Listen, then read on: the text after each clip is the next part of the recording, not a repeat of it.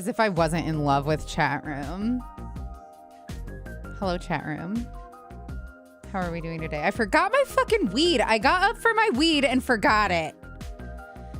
Hi, everybody. This is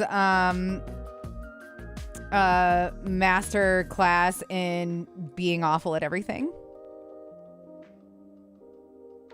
That's what I do. I be awful at everything. Why can't you just do that? Why can't you just do that sometimes, chat? Why can't you just be awful at everything like me?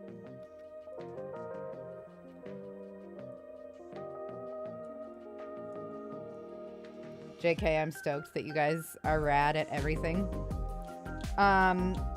It's good to see you all. Give me just a moment. I'm gonna go grab my fucking weed. I'll be right back. I have a little bit of a headache, and I think I just have a sneaking suspicion that a hit might help. I don't know. Call me crazy.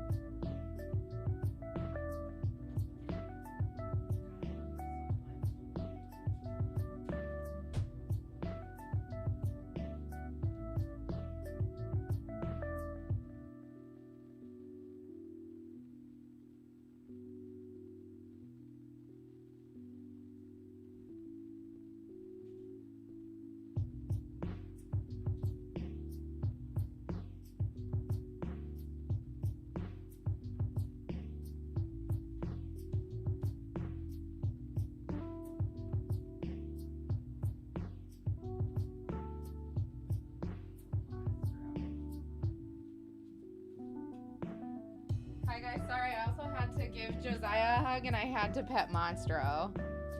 Life is hard. Give me just a second, I'm so sorry. Hi Oz, how's it going? Good to see ya. Can you guys hear me right now? I never know how far away from the microphone I can be. So I always just get real close. Just like to get real close.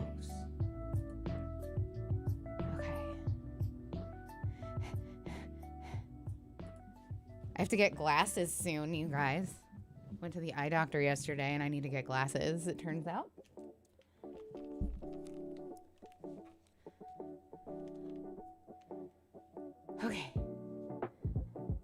Okay. I can't promise I look cute. I did 2 very sloppy French braids today and haven't looked at myself in cam or mirror since taking a selfie.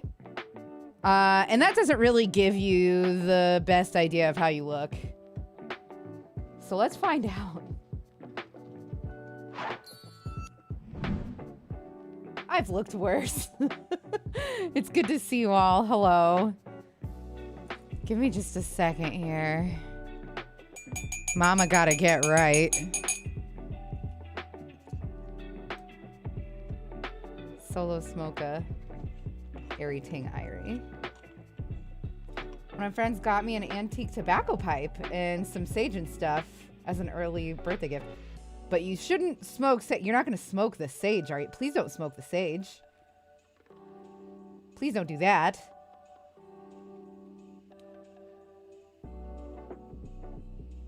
Smoking pipes are cool, though. I really like them. Smoking... I can't condone smoking. Like, it's bad for you. It's not good for you to smoke. It's not good for you to inhale the smoke of anything. It's not good for you to inhale anything that isn't oxygen. It's not good for you. But, man, I really like it. I don't know what to say other than that. Like, I can't condone it. I can't say you should do it. But I can say that I really like to. I always wanted one of those long Japanese pipes. I think they're super cool too. Also, hi Ethan, it's good to see you. Dark Wolf Sweden. Bjorn. I fucking love your name, dude. It's a good name. All right.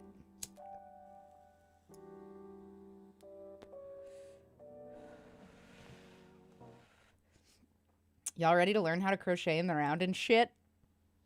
Because I'ma teach ya. I'ma teach ya.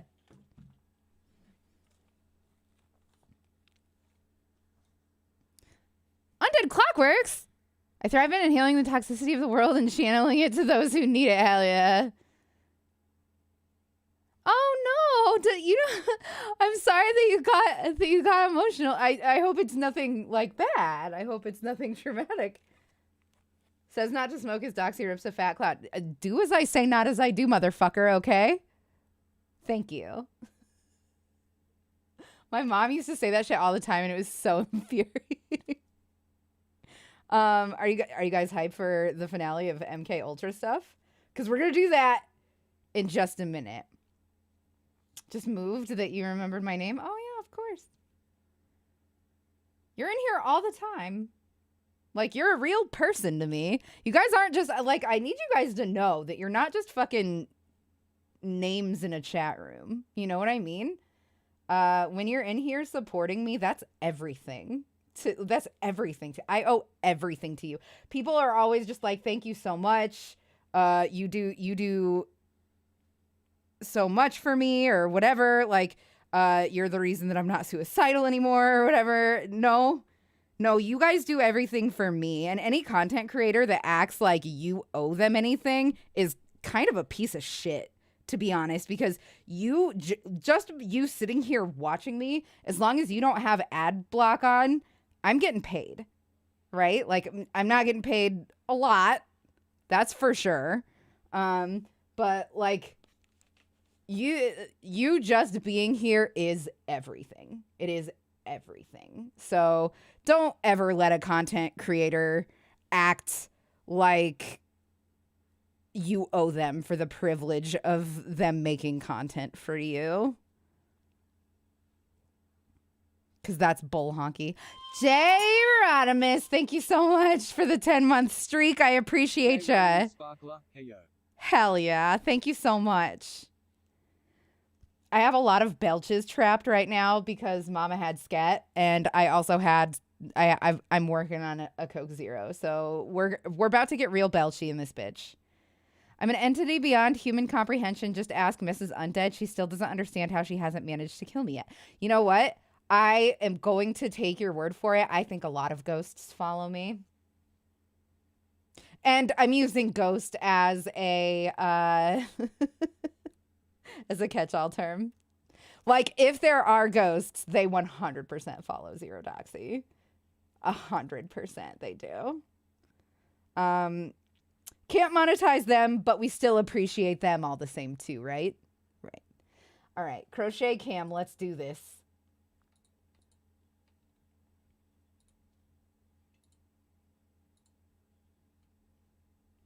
I forgot to plug it in. Wowie zowie. That's embarrassing.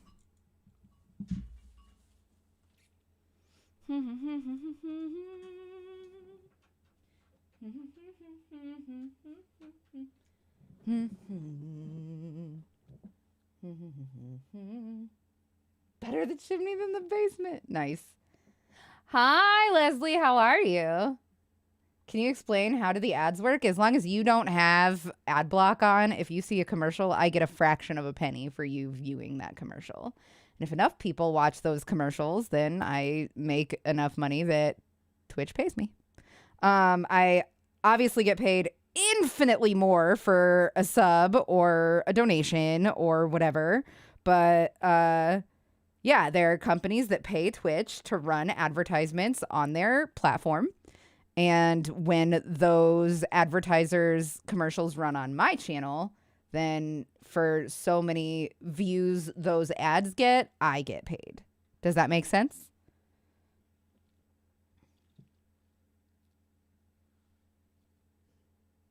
It is Amazon.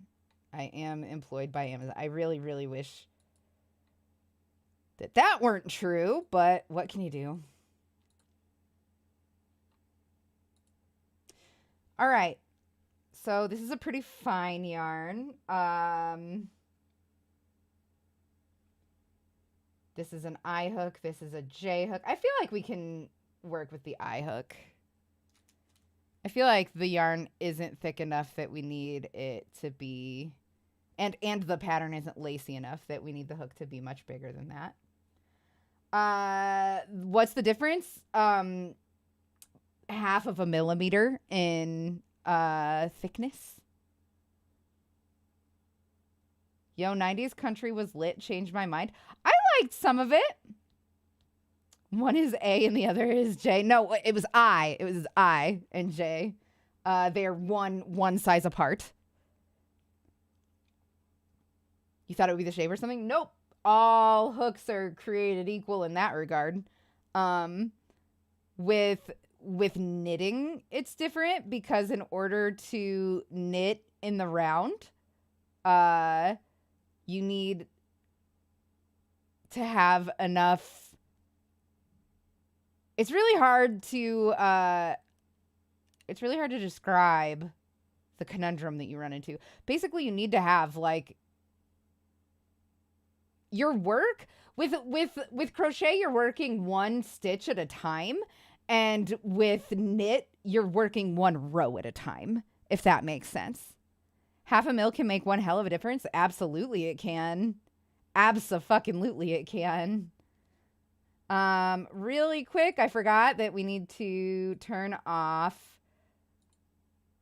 autofocus, and we need this to be at right around 23 is what we were looking for. Hell yeah, there we go. Okay. And now we're in decent shape here. Okay. So I'm going to teach you what's called the magic ring. This is one of my favorite tricks in crochet. I have no clue about this sewing, crochet, knit talk. Man, I highly recommend getting into crochet. It's one of the most zen activities that you can fucking do. Like it takes a lot of effort to learn, but once you do, it is a gift that keeps on giving. Okay, so you guys remember how to make a slip knot, right? We did this yesterday. Your stuff will be here on Monday. Okay, I will make sure that we are doing a creepy crochet on Monday. I promise, J-Rod. I mean, as long as we're live. Like if for some reason I can't stream, then I'm not gonna do it. Or like, I don't know, if fucking Cher reaches out and is just like, do you believe we can stream together? Then I'm going to be like, yeah, we can stream together. Do you mind crochet? And if she's like, no, then I'm going to be like, okay, we'll figure something else out. And I'll let you know. But I promise that outside of extreme circumstances, we will do a creepy crochet on Monday. Okay. So you guys remember how to make a slip knot. You pinch the tail in between your thumb and your middle finger, wrap around, cross over, wrap around, and pinch all 3 threads, right? And then we stab in through the front and pull the bottom loop through. Now, with a magic ring, we're not going to pull this all tight. We're not going to drop everything, grab the threads, and pull tight. What we're going to do is we're going to grab the working yarn, not the tail, the working yarn. When I say working yarn, I mean the thread that is connected to the skein or ball or cake of yarn. The tail is the end, obviously. It has a terminal on it. So with the magic ring, We have pulled the bottom loop through. We're going to draw up a loop, right? And we're going to try to keep this nice and open. And then we're going to chain 1. And then we're going to work our crochets around this ring. And what that does is it makes it so that this is an adjustable open ring that we can change the size of just by pulling on the tail. We can make it shut tight like a butthole or wide open like a butthole that's just been fucked. Yeah. Work is stored in the balls? Absolutely. Okay, here we go. So we've chained 1. I have found that most patterns want you to do double crochets in the magic ring, but I have also found that makes your work really tight and weird, or at least it does mine. So I like to do either half double crochets or single crochets.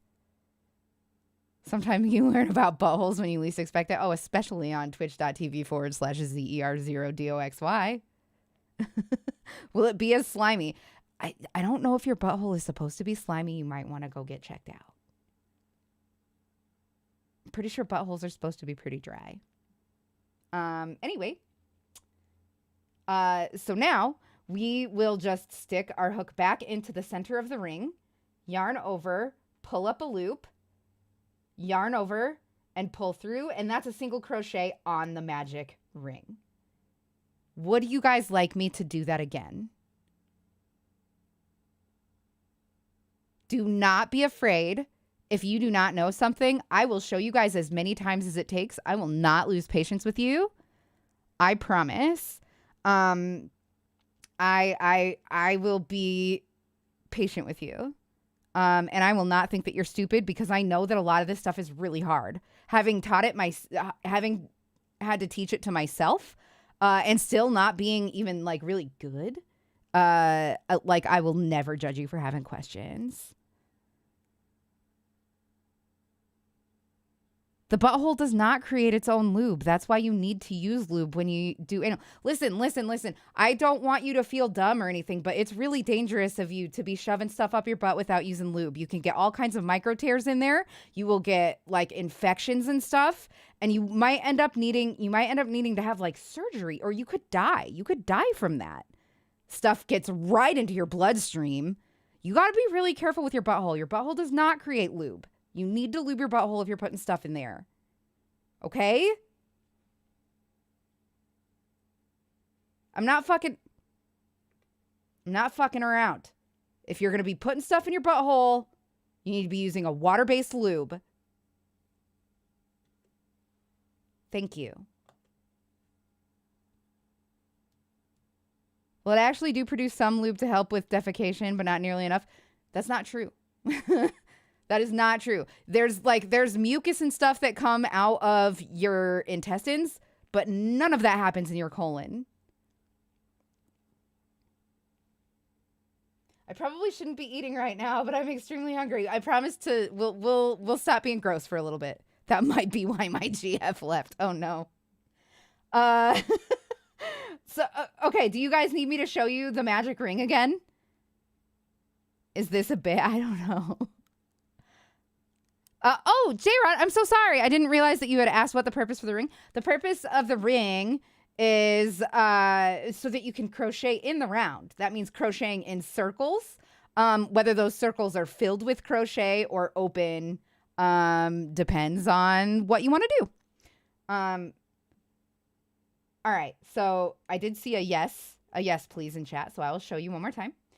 So normally we start exactly the same as normal, where we're beginning to make our slip knot, but we're going to crochet around our slip knot so that we can adjust the size of the hole. And that will make sense once you follow what I'm doing here.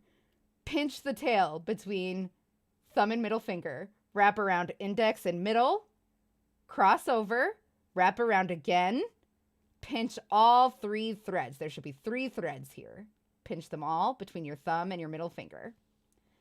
Now, You will work the hook into between your fingers, between the threads. Pull the bottom thread up through the middle. And instead of completing by pulling tight, what we're going to do, yeah, you can use twine. 100% you can crochet twine. And instead of pulling tight, we're going to grab our working yarn. We're going to yarn over and pull it through and chain 1.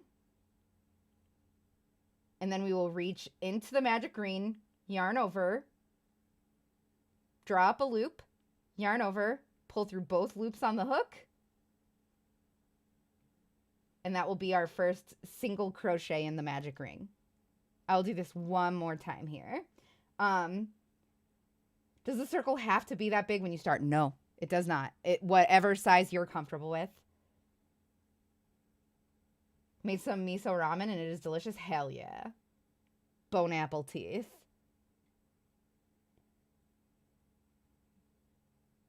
Slipknot Wiggles fruit salad is my jam. Oh, Slipknot featuring Wiggles fruit salad is my jam. I'm from Iowa, Ethan Hodge, so people talk to me about Slipknot a lot, even though I don't really love Slipknot.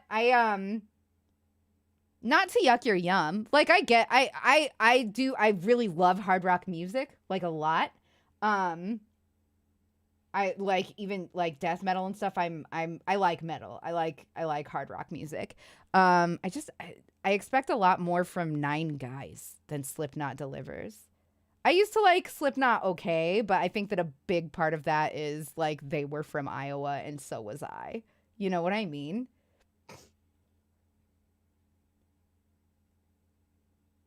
But I definitely understand the appeal of Slipknot 100%. I really do. Okay, here we go. One more time.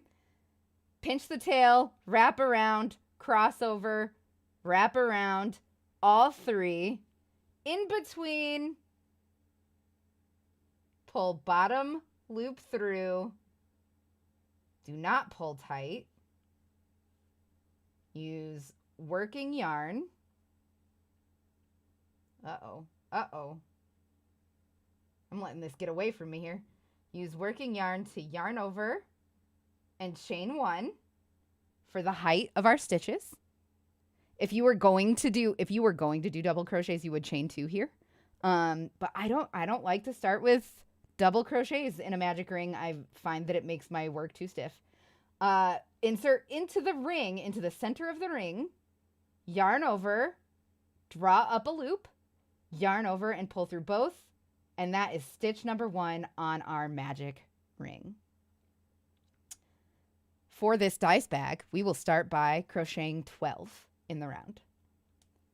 So insert, yarn over, draw up a loop, yarn over, pull through both loops, and that is stitch number 2 on the magic ring. Insert into the magic ring, yarn over, draw up a loop, yarn over, pull through both loops, stitch number 3. You get so fast at this. I'm gonna be honest, this looks interesting. Go grab yourself some twine. And anything that would work is a crochet hook, and I will 1,000,000%, I will go slow enough for you to follow. You can tell me to hang tight. If you guys want, we can come up with a cute little signal that you can easily put into chat quickly for me to stop as soon as I see it.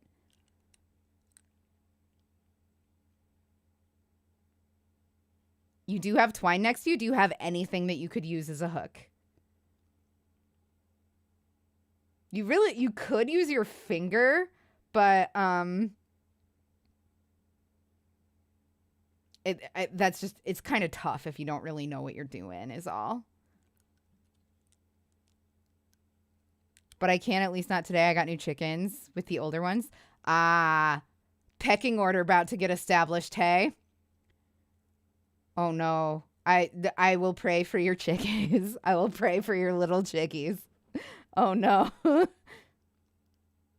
If you use your finger for crochet, please don't kill your circulation. Angel Yumu definitely has a point.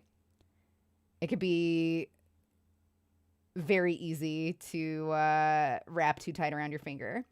Anyway, one thing that we did not cover yesterday, because it's really a lot harder to demonstrate. I'm going to pull this a little bit closer to the camera here. Do you see these loops around the magic ring? Like I'm talking about right here. Like 1, 2, 3, 4, 5, 6, those loops. That's what the bottom of every stitch looks like.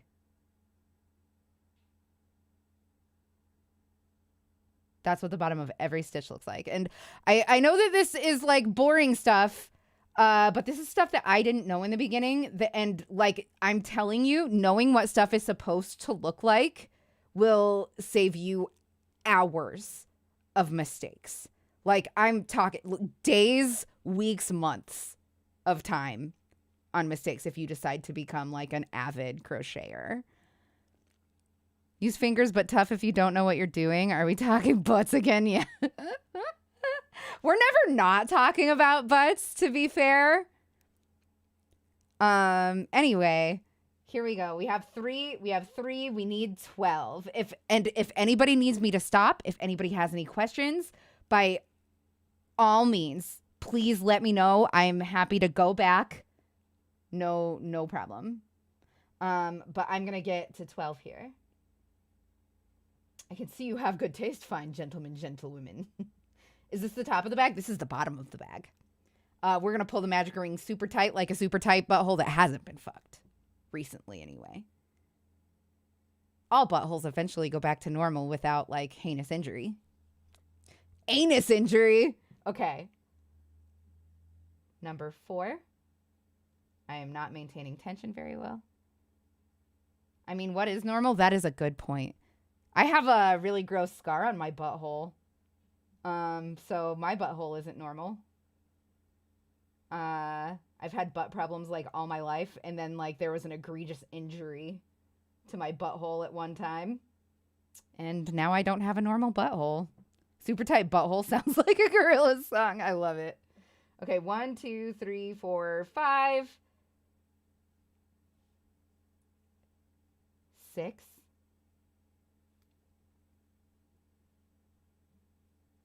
I am holding this so stupidly. 7. 8. Kitty, kitty, kitty, kitty, kitty, kitty, kitty. 9.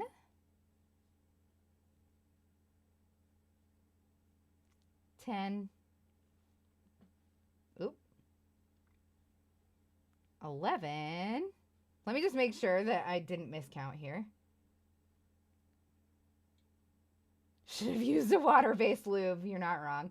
1, 2, 3, 4, 5, 6, 7, 8, 9, 10, 11. Yeah, we do need one more. All right. We're almost to my favorite part. And 12. Now, the cool part about the magic ring, the thing that makes it magic, is you take the tail and you pull it and pull it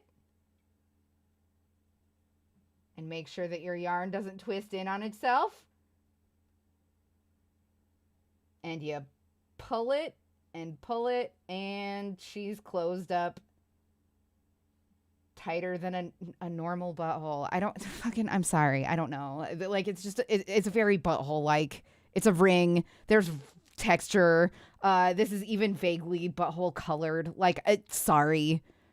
What am I supposed to do here? Like, what would you have me do, Papa? All right. So now that we are all the way around with our 12 stitches, we need to use a slip stitch to join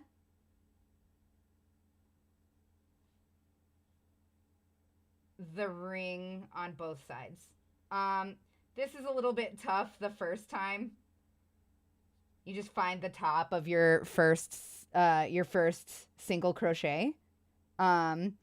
and you pull, or you insert it through under both threads, under the whole V of the top of the crochet or the stitch, whatever you want to call it. Yarn over, pull through. There'll be 2. Yarn over, pull through both. Whoops. What am I doing?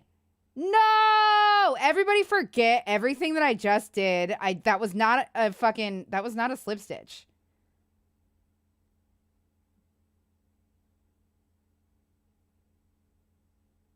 I just gave myself a new core memory. I'm so sorry. Okay, come on. You have been lied to. I'm a real asshole, you know that? A real asshole. Okay. So we're going to go back to where we pulled the ring tight.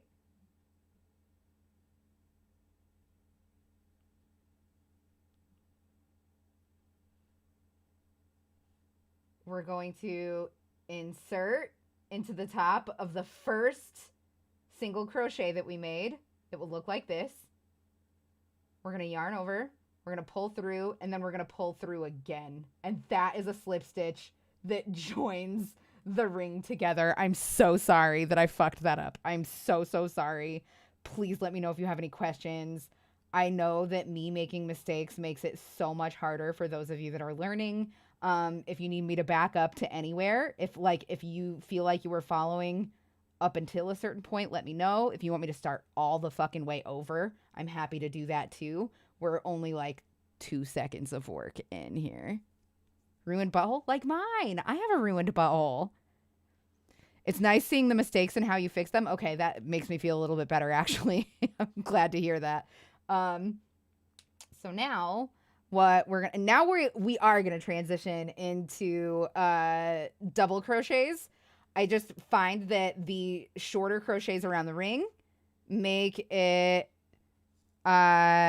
just a much nicer, much more relaxed circle that's not too stiff and hard to work with. Instructions not clear, needle stuck in butt. Yeah. I should have known that we would have ended up there.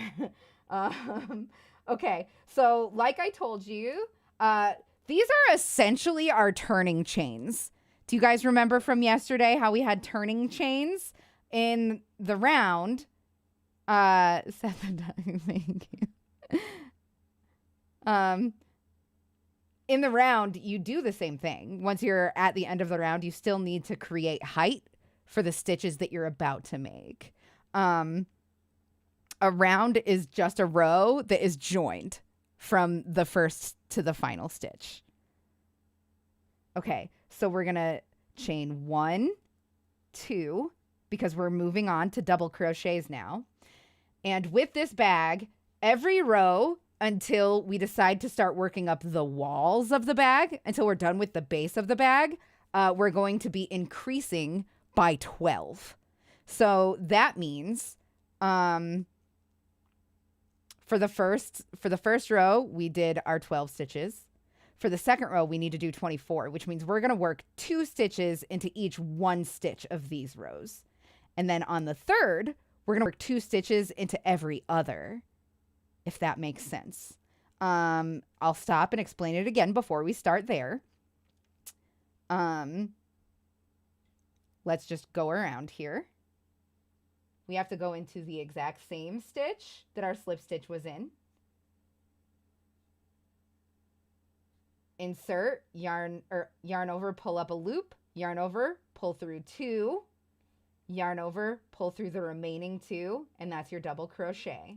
Remember that from yesterday.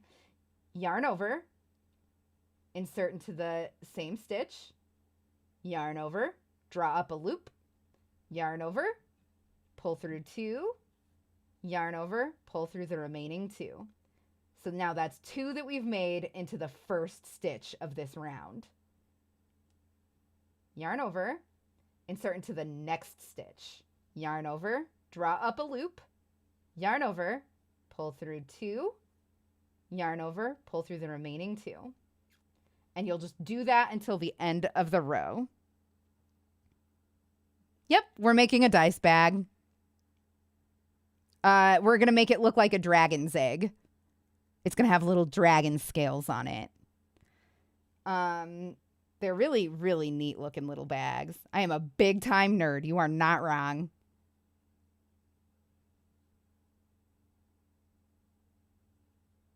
Okay. So does anybody have any questions?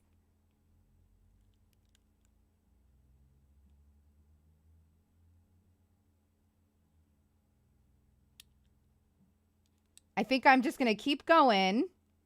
I want to make this now, and I want new dice. Hell yeah. We can do it again on Monday. I feel like, I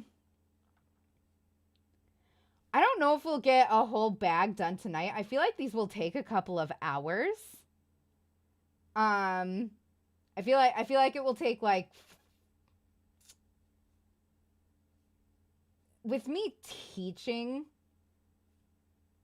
and with all the mistakes and stuff that I make, it will probably take me 6 or 7 hours per bag. I am slow compared to most other crocheters. But that's because I like to take my time. I like to maintain my tension. I like to make sure that everything looks good. I like to, it's hard for me to keep count, so I have to go back and recount a lot of the time because numbers are really important with crochet. Math is a part of it. And you don't have to be amazing at math, but you have to be able to follow basic multiplication, which almost everybody can do. I like how you fixed the bag. How do I fix my life? Yo, if I knew, we would not be sitting here with only 20 people watching me as a partnered streamer or stream on Twitch. My bad. Sorry. I appreciate how you take your time when you rated that one channel that was just hauling ass. It looked nuts. Yeah. The capital of Nova Scotia is it Halifax? I live very close to there. Okay, so we've got 1, 2, 3, 4, 5, 6.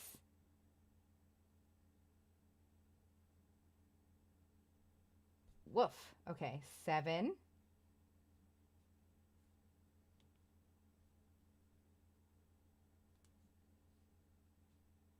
8.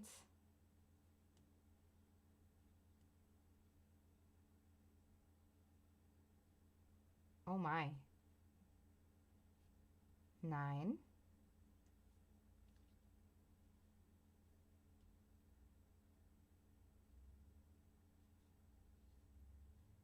10.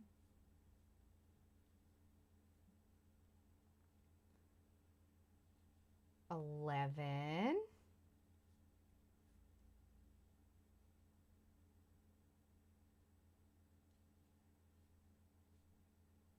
12. It's okay. I often watch 1 or 2 person crochet streams. You still have double digits. Yeah, but I used to get 500 viewers a stream and now I don't.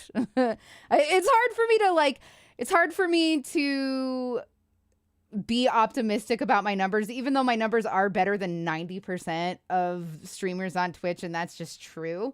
It just feels bad to have been relevant and to not be relevant anymore. You know what I mean? But I do appreciate your perspective.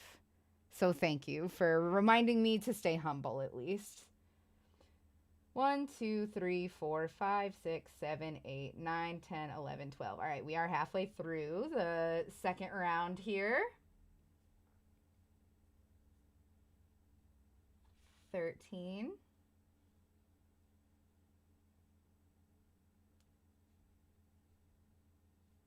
14.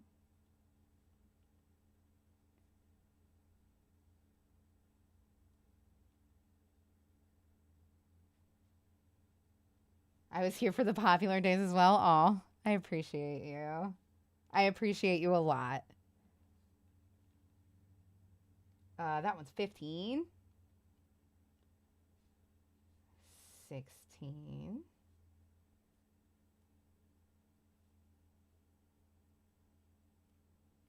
'You guys, you're gonna legit make me cry if you keep saying stuff like that. Quit it. Knock it the fuck off. Just kidding. I love you. Thank you. That's really nice. You guys are being so nice. Also, do you like my fun Canada shirt? Do you like it? I haven't worn it yet. I don't know why. I don't know why I never wear it. I've had it since this summer, and I haven't worn it yet.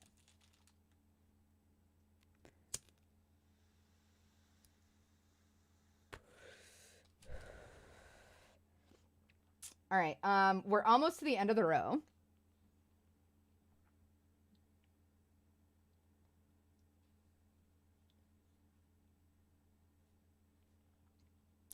Crochet Crafts!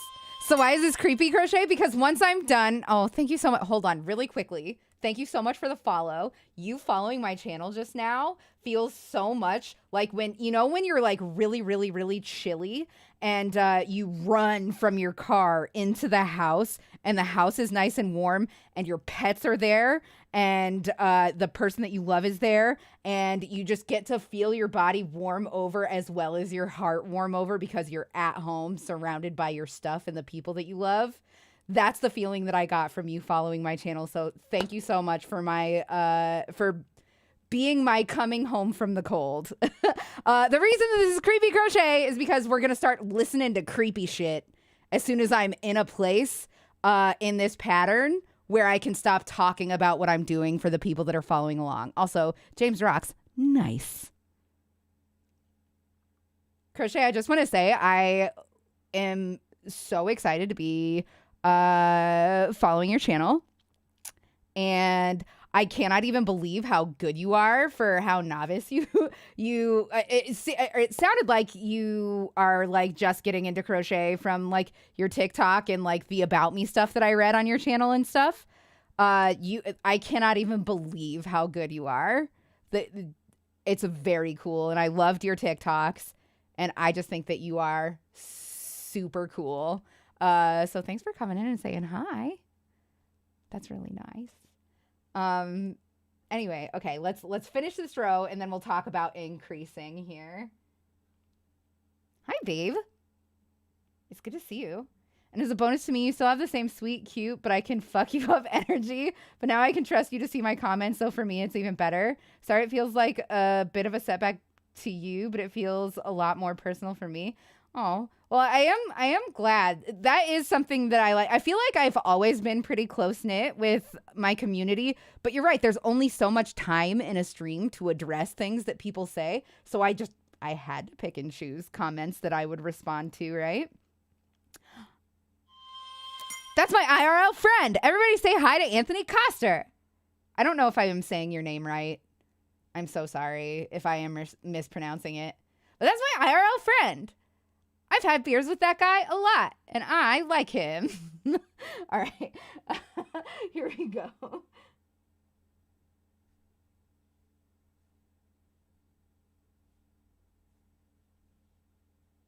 I'm just going to very quickly finish this row. Nice.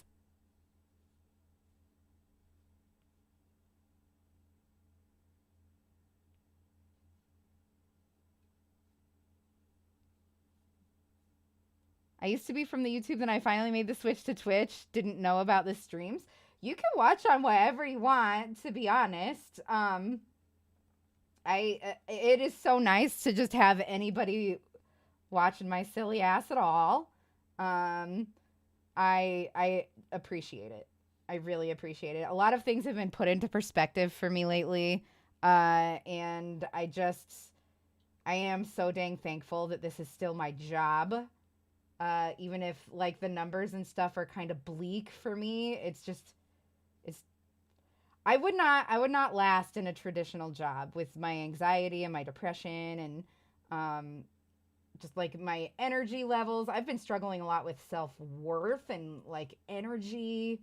It's just nice that I get to choose when I have a day off and stuff like that.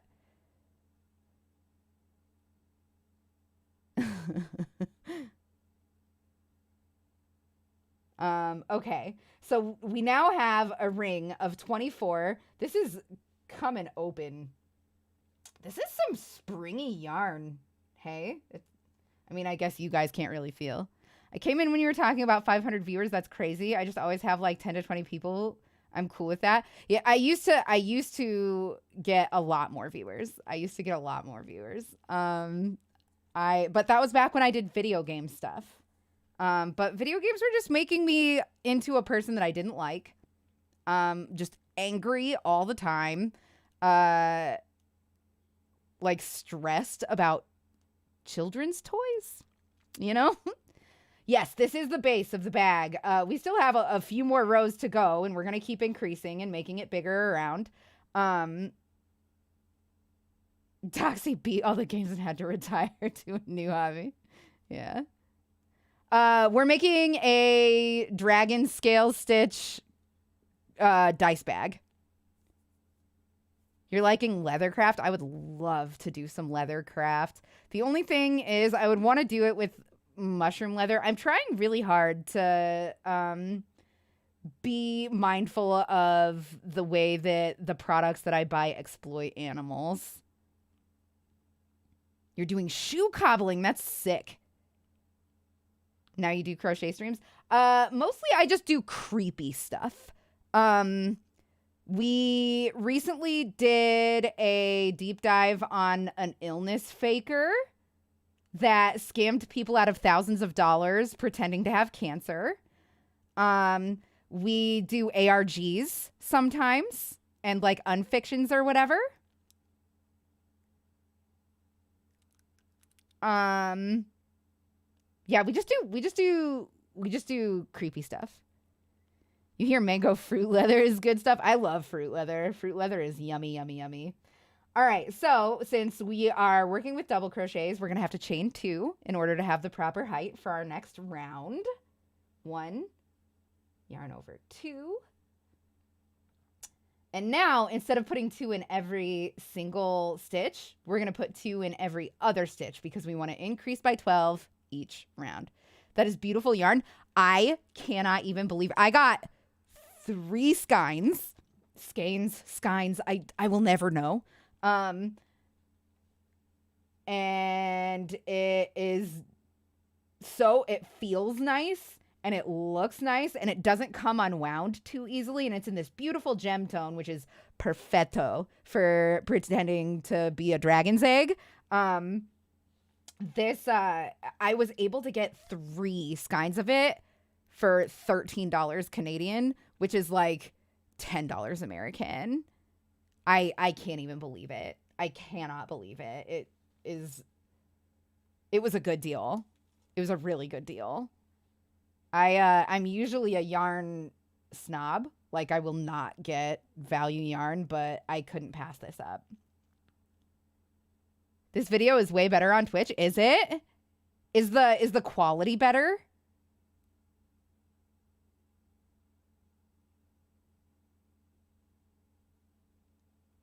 I feel that, Seth the Duck.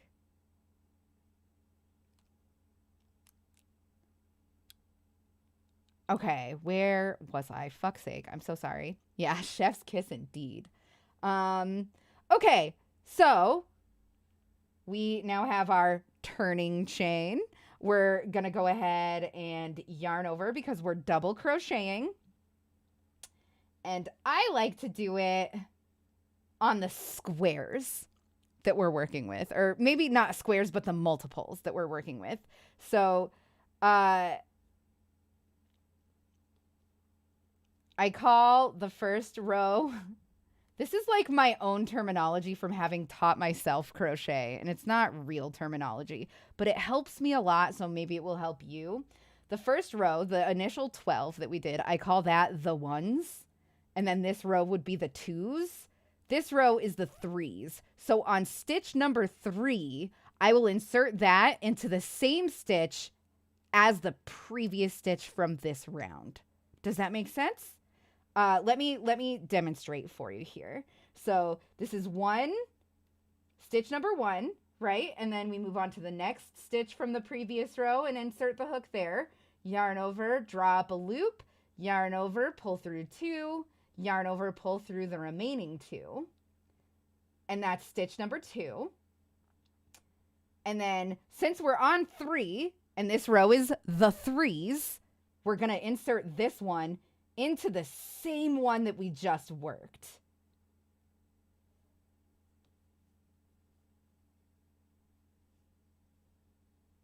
So now we're on stitch number 4, and that goes in by itself into the next stitch, 4.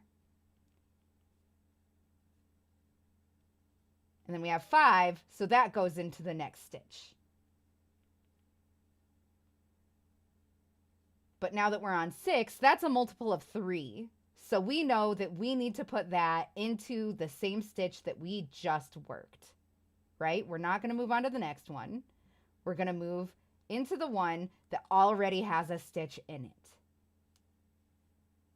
And that's why I call this row the 3s. That it's so stupid, but it helped me so much. From all the crochet streams that you watch, Skeen rhymes with mean. Okay. Interesting. Such a great teacher. Oh my God, thank you. I don't have any real experience teaching anything, and I feel like maybe I make mistakes sometimes, but I do try. Does anybody have any questions, by the way? Does anybody want me to go over anything before we move on? I know that, J-Rod, you're trying to learn, and Henriette, you have showed interest. So if there's anything that I've lost you on that you want me to demonstrate again, I am super, super happy to do that. Excuse me, pardon.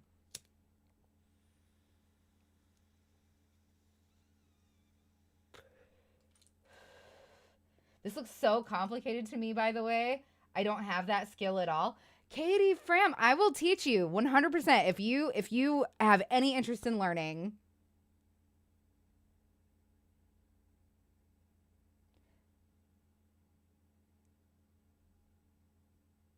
Yeah, I feel like it would be skein too. I feel like that too.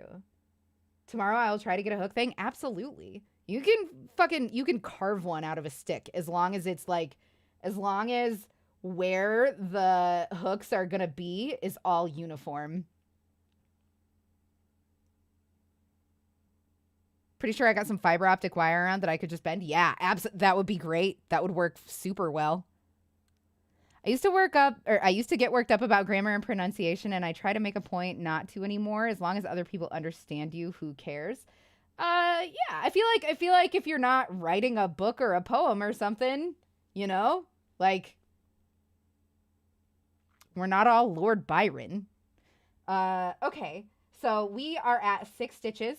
I'm going to do the next group of 3, and I will talk through it. But once we're through that, I'm going to just quickly and quietly get through the rest of the row.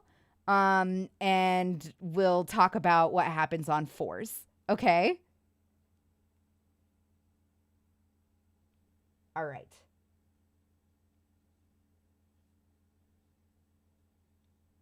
Seven. Oh, fuck. I just told you that I would fucking talk through it. What an asshole.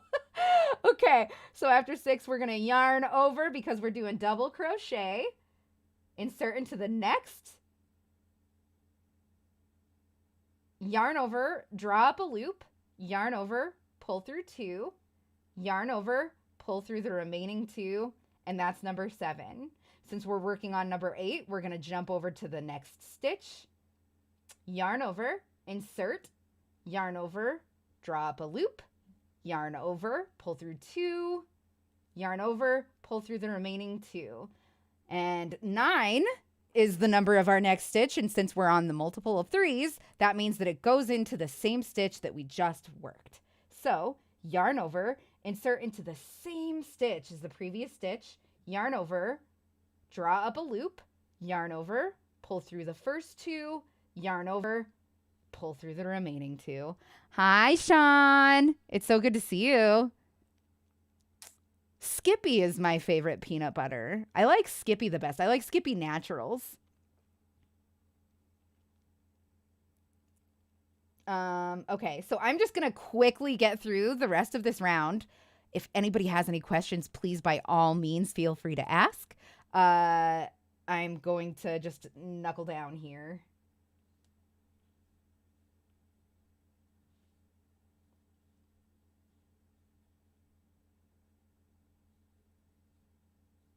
I hope that the 60 frames per second is doing its job here.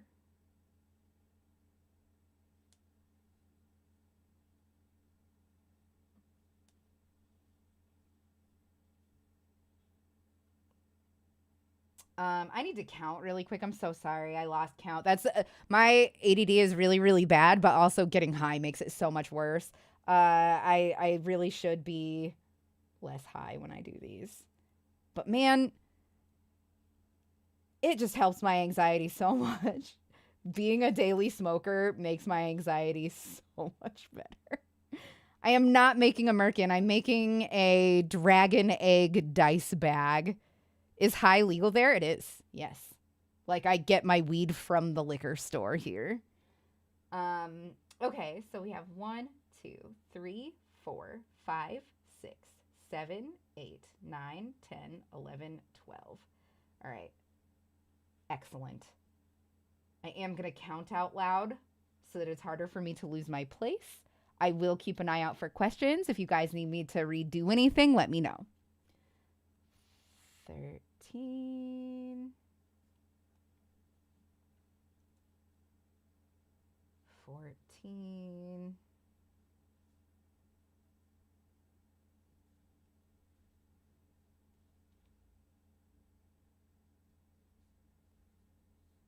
15. We're almost halfway there. 16. I'm only going to make things on air that I'm going to ship off for giveaways for people in chat. 16, right? Fuck. I lost my place. 1, 2, 3, 4, 5, 6, 7, 8, 9, 10, 11, 12, 13, 14, 15, 16. Okay.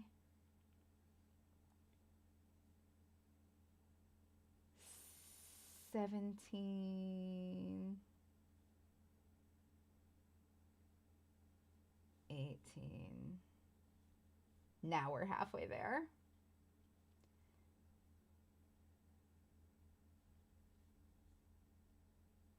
19.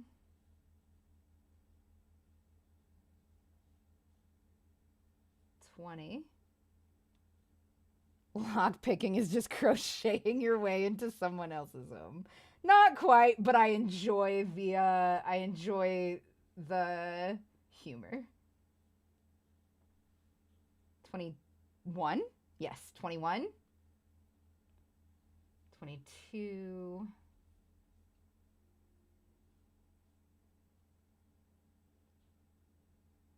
23.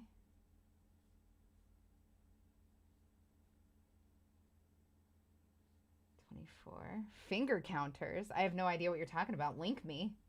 Drop a link in chat to one. Excuse me. 25.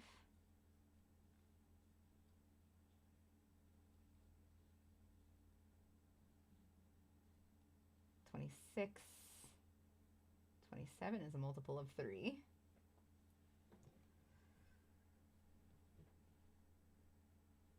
28. We're almost there. Just 8 stitches left. 29. 30 is a multiple of 3.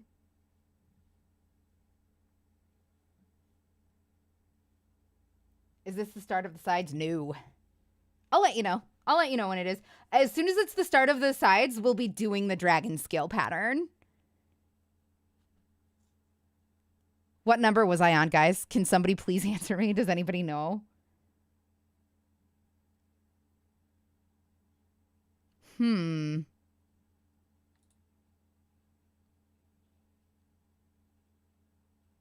How much are these? Why is it not showing me a price on this?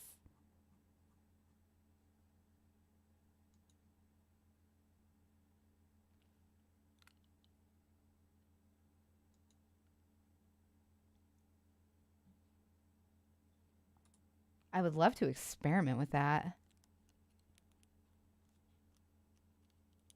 There's also analog ones. I feel like an analog one would be way too hard to use while crocheting. Set the Duck, I appreciate this recommendation. I'm going to be looking into something like that. That's a really good idea. Nobody remembers what number I was on. Okay, that's fine. We'll just count. Like this is literally what it's like for me to crochet all the time, every day by myself. It's just faster when I'm not explaining it. You know what I mean? Hi, Sleep Ninja.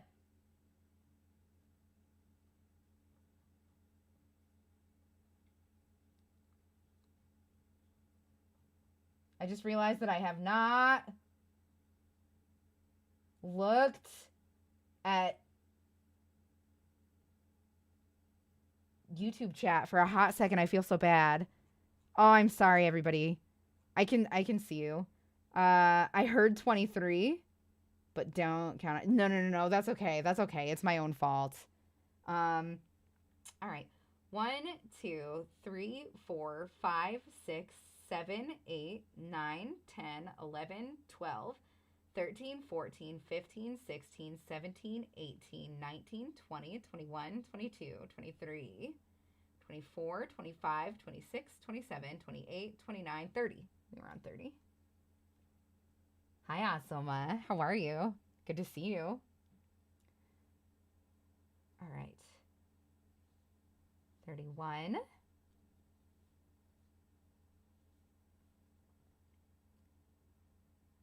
32. 33 is a multiple of 3.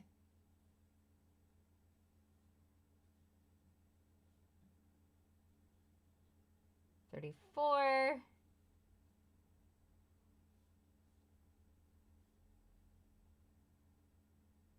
35. Uh-oh. 36. I was a little bit afraid of this. Okay, so this is something that is going to endlessly frustrate you. I promise you. If you're not using a pattern, like, okay, if you're using an ombre multicolored yarn like this, if you're not using a pattern that's written specifically for this yarn, it's going to be difficult. Nice. It's going to be difficult to plan for color pooling. Hi, southeast of my equator. It's so good to see you. I thought that ombre was a hair thing. Ombre just means fading from one color to another.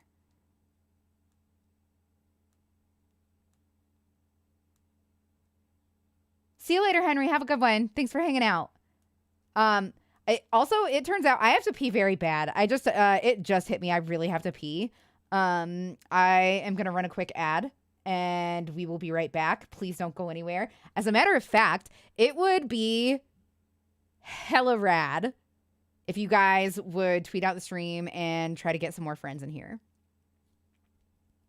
I would love that very much. I'll be right back. Don't go anywhere.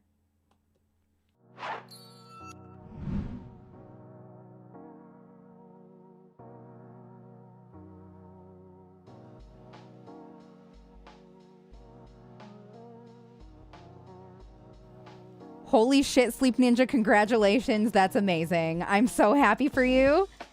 I am so happy for you. Okay, I have to pee.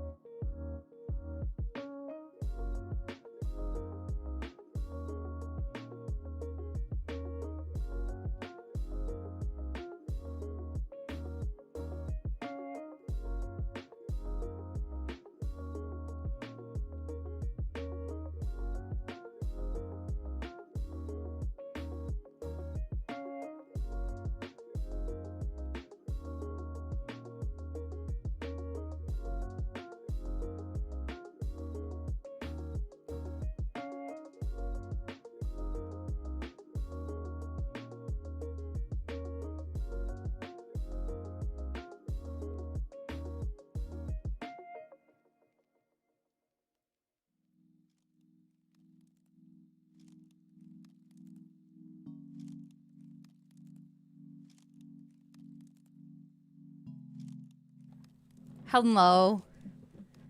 Hello, it me. I'm like out of breath. I apologize. I'm so out of shape. I have been doing my yoga and stuff. I have been working out. Just getting older sucks, you guys. I don't like it. I don't like it at all. Hi, Monstro. Hi, bud. Sorry, my cat is trying to hang out. So I'm going to grab him. Excellent. I have him. I agree. Don't ever age. It's the worst. It really is. I don't enjoy it. I'm not having a good time with it. I'll be psyched when I have gray hair, I think. Because I just think that silver hair is fucking pretty. And I can imagine turning 22 must be very stressful for you. You're sweet. I am nearly 40. I very much wish that I was only 22. That would be amazing. No, I don't want to hear. Okay, we don't have to talk about this. It gives me existential anxiety all the time. So, yeah, never mind. Aging is the best. You'll get used to it. So much fun all the time. Woo woo woo woo woo woo.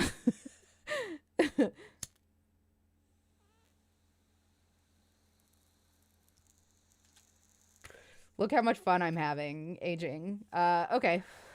So, like I was saying, I think that we're close enough to the beginning that I can start over and pull the length that I need to off of this tail in order to get this little discolored stitch to all be the same color as the rest of this disc.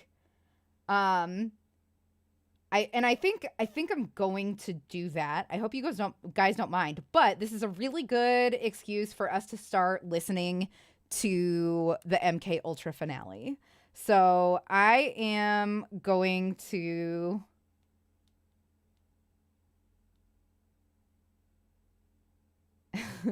I am going to go ahead and start that.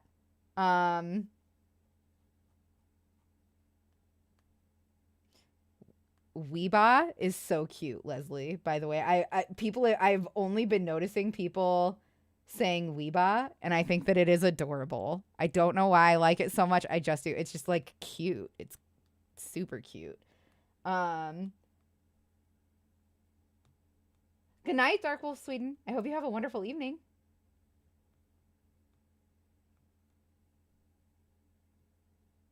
Yeehaw? No, Weeba. W-E-B-A. It's just shorthand for welcome back. I think it's the cutest of all time. Okay, so I'm going to go ahead and start this episode. And I'll get back to where we are. Actually, I'm just going to keep increasing until we get... Oh, good night, Seth the Duck. Have a good one. I'm probably going to do 2 more rounds off of this. Just adding 12 each time. So we were on our 3s, then we'd be on our 4s, then we'd be on our 5s. So every time it's 4, we work it into the same stitch. Every time it's 5, we work it into the same stitch. Anyway, yeah, I'm going to get to work on this. I'll let you know when the pattern is about to change. Hi, Monstro. You're very precious. Oh, no. All right. Is the volume good for this? Should I turn it down a little, maybe? Feels like maybe here is a little bit more reasonable. Hello, everybody, and welcome back to the Chilluminati Podcast, episode 83. As always, I'm one of your hosts, Mike Martin, joined by my 2 co-hosts, Alex Fasciani, who's doing, you can't see it, but he's like Superman. How does it sound when I'm trying to talk over it? Am I louder than it? I will not Superman fly. I'm fine on the ground. I'm good. Yeah, I'm fine on the ground, too. I'm afraid of heights. I hate it. But that hasn't stopped the heights of our Patreon from climbing ever higher. The values, the benefits, the good you're adding to the world. It's unbelievable. You're going to go to this website and you are going to become the next president of the United States on January 21st. Yourself. What? That's not a conspiracy. That's the truth. So head on down to patreon.com/ChilluminatiPod and you too can become the president of the United States. You are making promises you cannot keep. Right after this episode for 15 minutes. This can't be done. You will be as far as I'm concerned, you will be the president. You'll get at least one vote. You will get one letter from Alex signed, "Thank you, Mr. President." I'm still too ambitious. I will find a different dead identity for each person in that tier. I need your input on something. Chat room.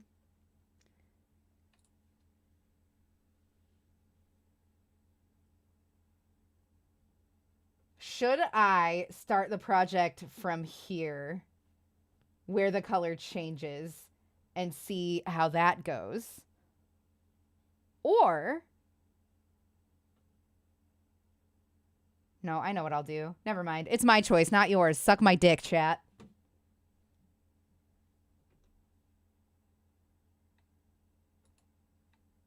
Just kidding. I love you. And I will vote for each one of... I don't want to have to report you, but I will. I will. You don't have to report me. You don't have to. I want to do live shows when the pandemic's over, and I mean, I don't want to replace you with some stranger. You want to just like find some YouTube video of me? Man, I'm fucking everybody in YouTube chat is at Hard Rock doing Cafe real good. That's what I like to Lubbock, hear. Texas. Amazing. I'm going to take down the government. Present it.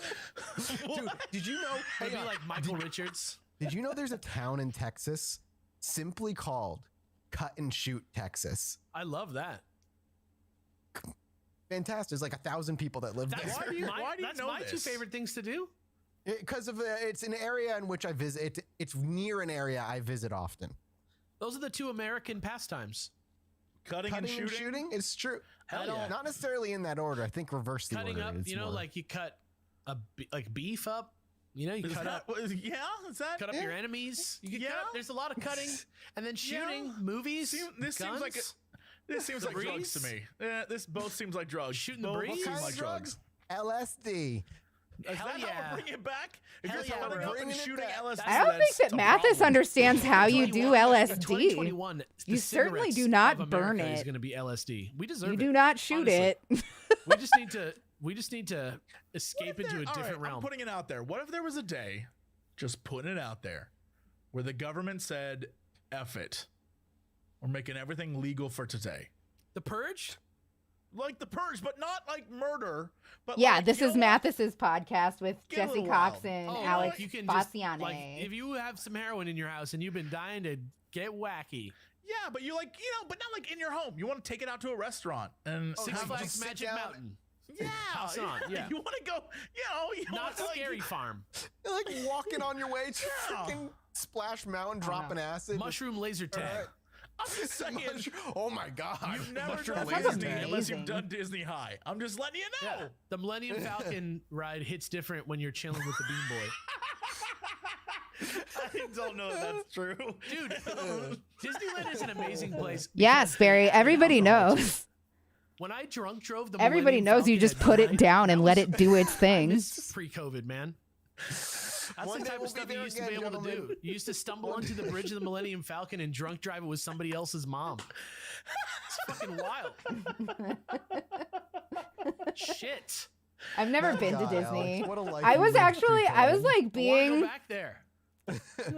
You'll never be the same, Alex. I remember I was being the biggest loser. Hold on, I'm gonna tell you guys a quick story.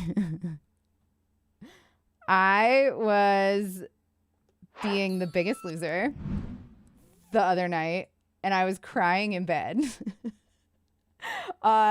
eventually led to me laughing at myself in bed because I had never been to Disney, and like with like the channel numbers waning and stuff, like just all of my insecurities and stuff.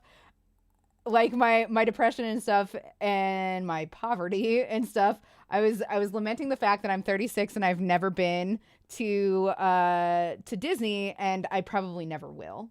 I probably never will be able to go to Disney.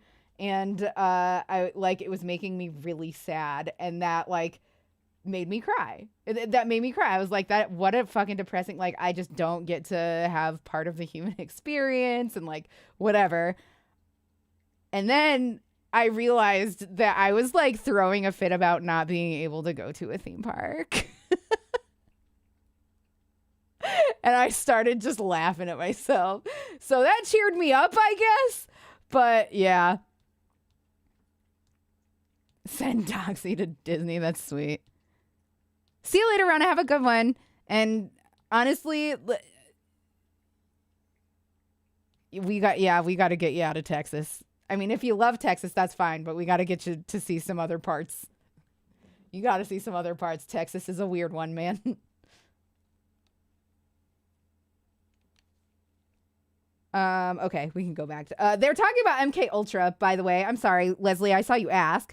They're talking about MK Ultra, which was a project by the United States government that is quite unscrupulous and involves psychological torture and experimentation, I suppose. Yes, it was a U.S. brainwashing program. They were trying to figure out how to use drugs to brainwash people and ended up causing a lot of damage in the process. I remember squirting that lime juice into my eye like it was yesterday.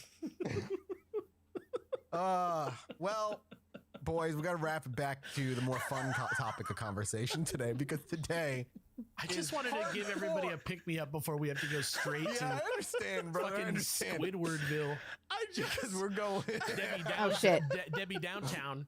A lot of specifics there, like a lot of not just real specific moments you picked out. What do you mean? Experiments with drugs? That's all I know about it. That's all you There's really real need. specific moments you chose. It really happened. It's real. I did it. No, I believe you, but It there's did just happen. there's emotional context to it that we don't get to have that you do.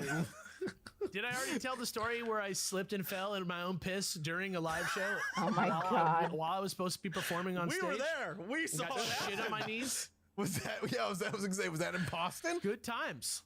Don't worry. I think every man, I'm going to put this out there. Almost every man, I can't say every, almost every man has had to go into a bathroom where the floor was covered in something. It's like Jumanji happened in the bathroom. Like you just like, is you're like looking for like a gross. big snake to be somewhere. Like, I don't I know we're gonna listen. I'm gonna make this story short, but this is like Boy Scout era. 12-year-old Mathis, Camp God. Yahweh. I'm going to picture the kid from Up. Is that okay? Yeah, that's totally fine. okay, Camp great. Yahweh. So all Boy Scouts from around the world go Boy to one Scouts camp for going like to a Camp week. Yahweh? Seems, Yeah. that seems Like, really all right. like Chilluminati adjacent. Yeah. Right? No. I can't remember. It was like I can't remember the exact name of it. It was like Yagu or something weird. Camp Yahweh is just... Camp It's Wagyu? God camp, right? Look it up. Seriously, Boy Scout camp begins with a Y. It's weird. But point is, I too went to the bathroom. I ran into a stall. I opened the door and I stepped in something and slipped and fell into it, only to realize it was human fecal matter. And I was just... No, all right. I think I have you all topped really quickly. What the fuck, Yarn? At No. a Polish train station. Went to the... It was like midnight. Went to the bathroom. This is upsetting. I'm so sorry, guys. Floor covered in liquid. Don't know what it was. Went to the bathroom and was just like squatting over the toilet because it was not okay. And then looked around, no toilet paper, so I had to hobble my ass to another stall. No.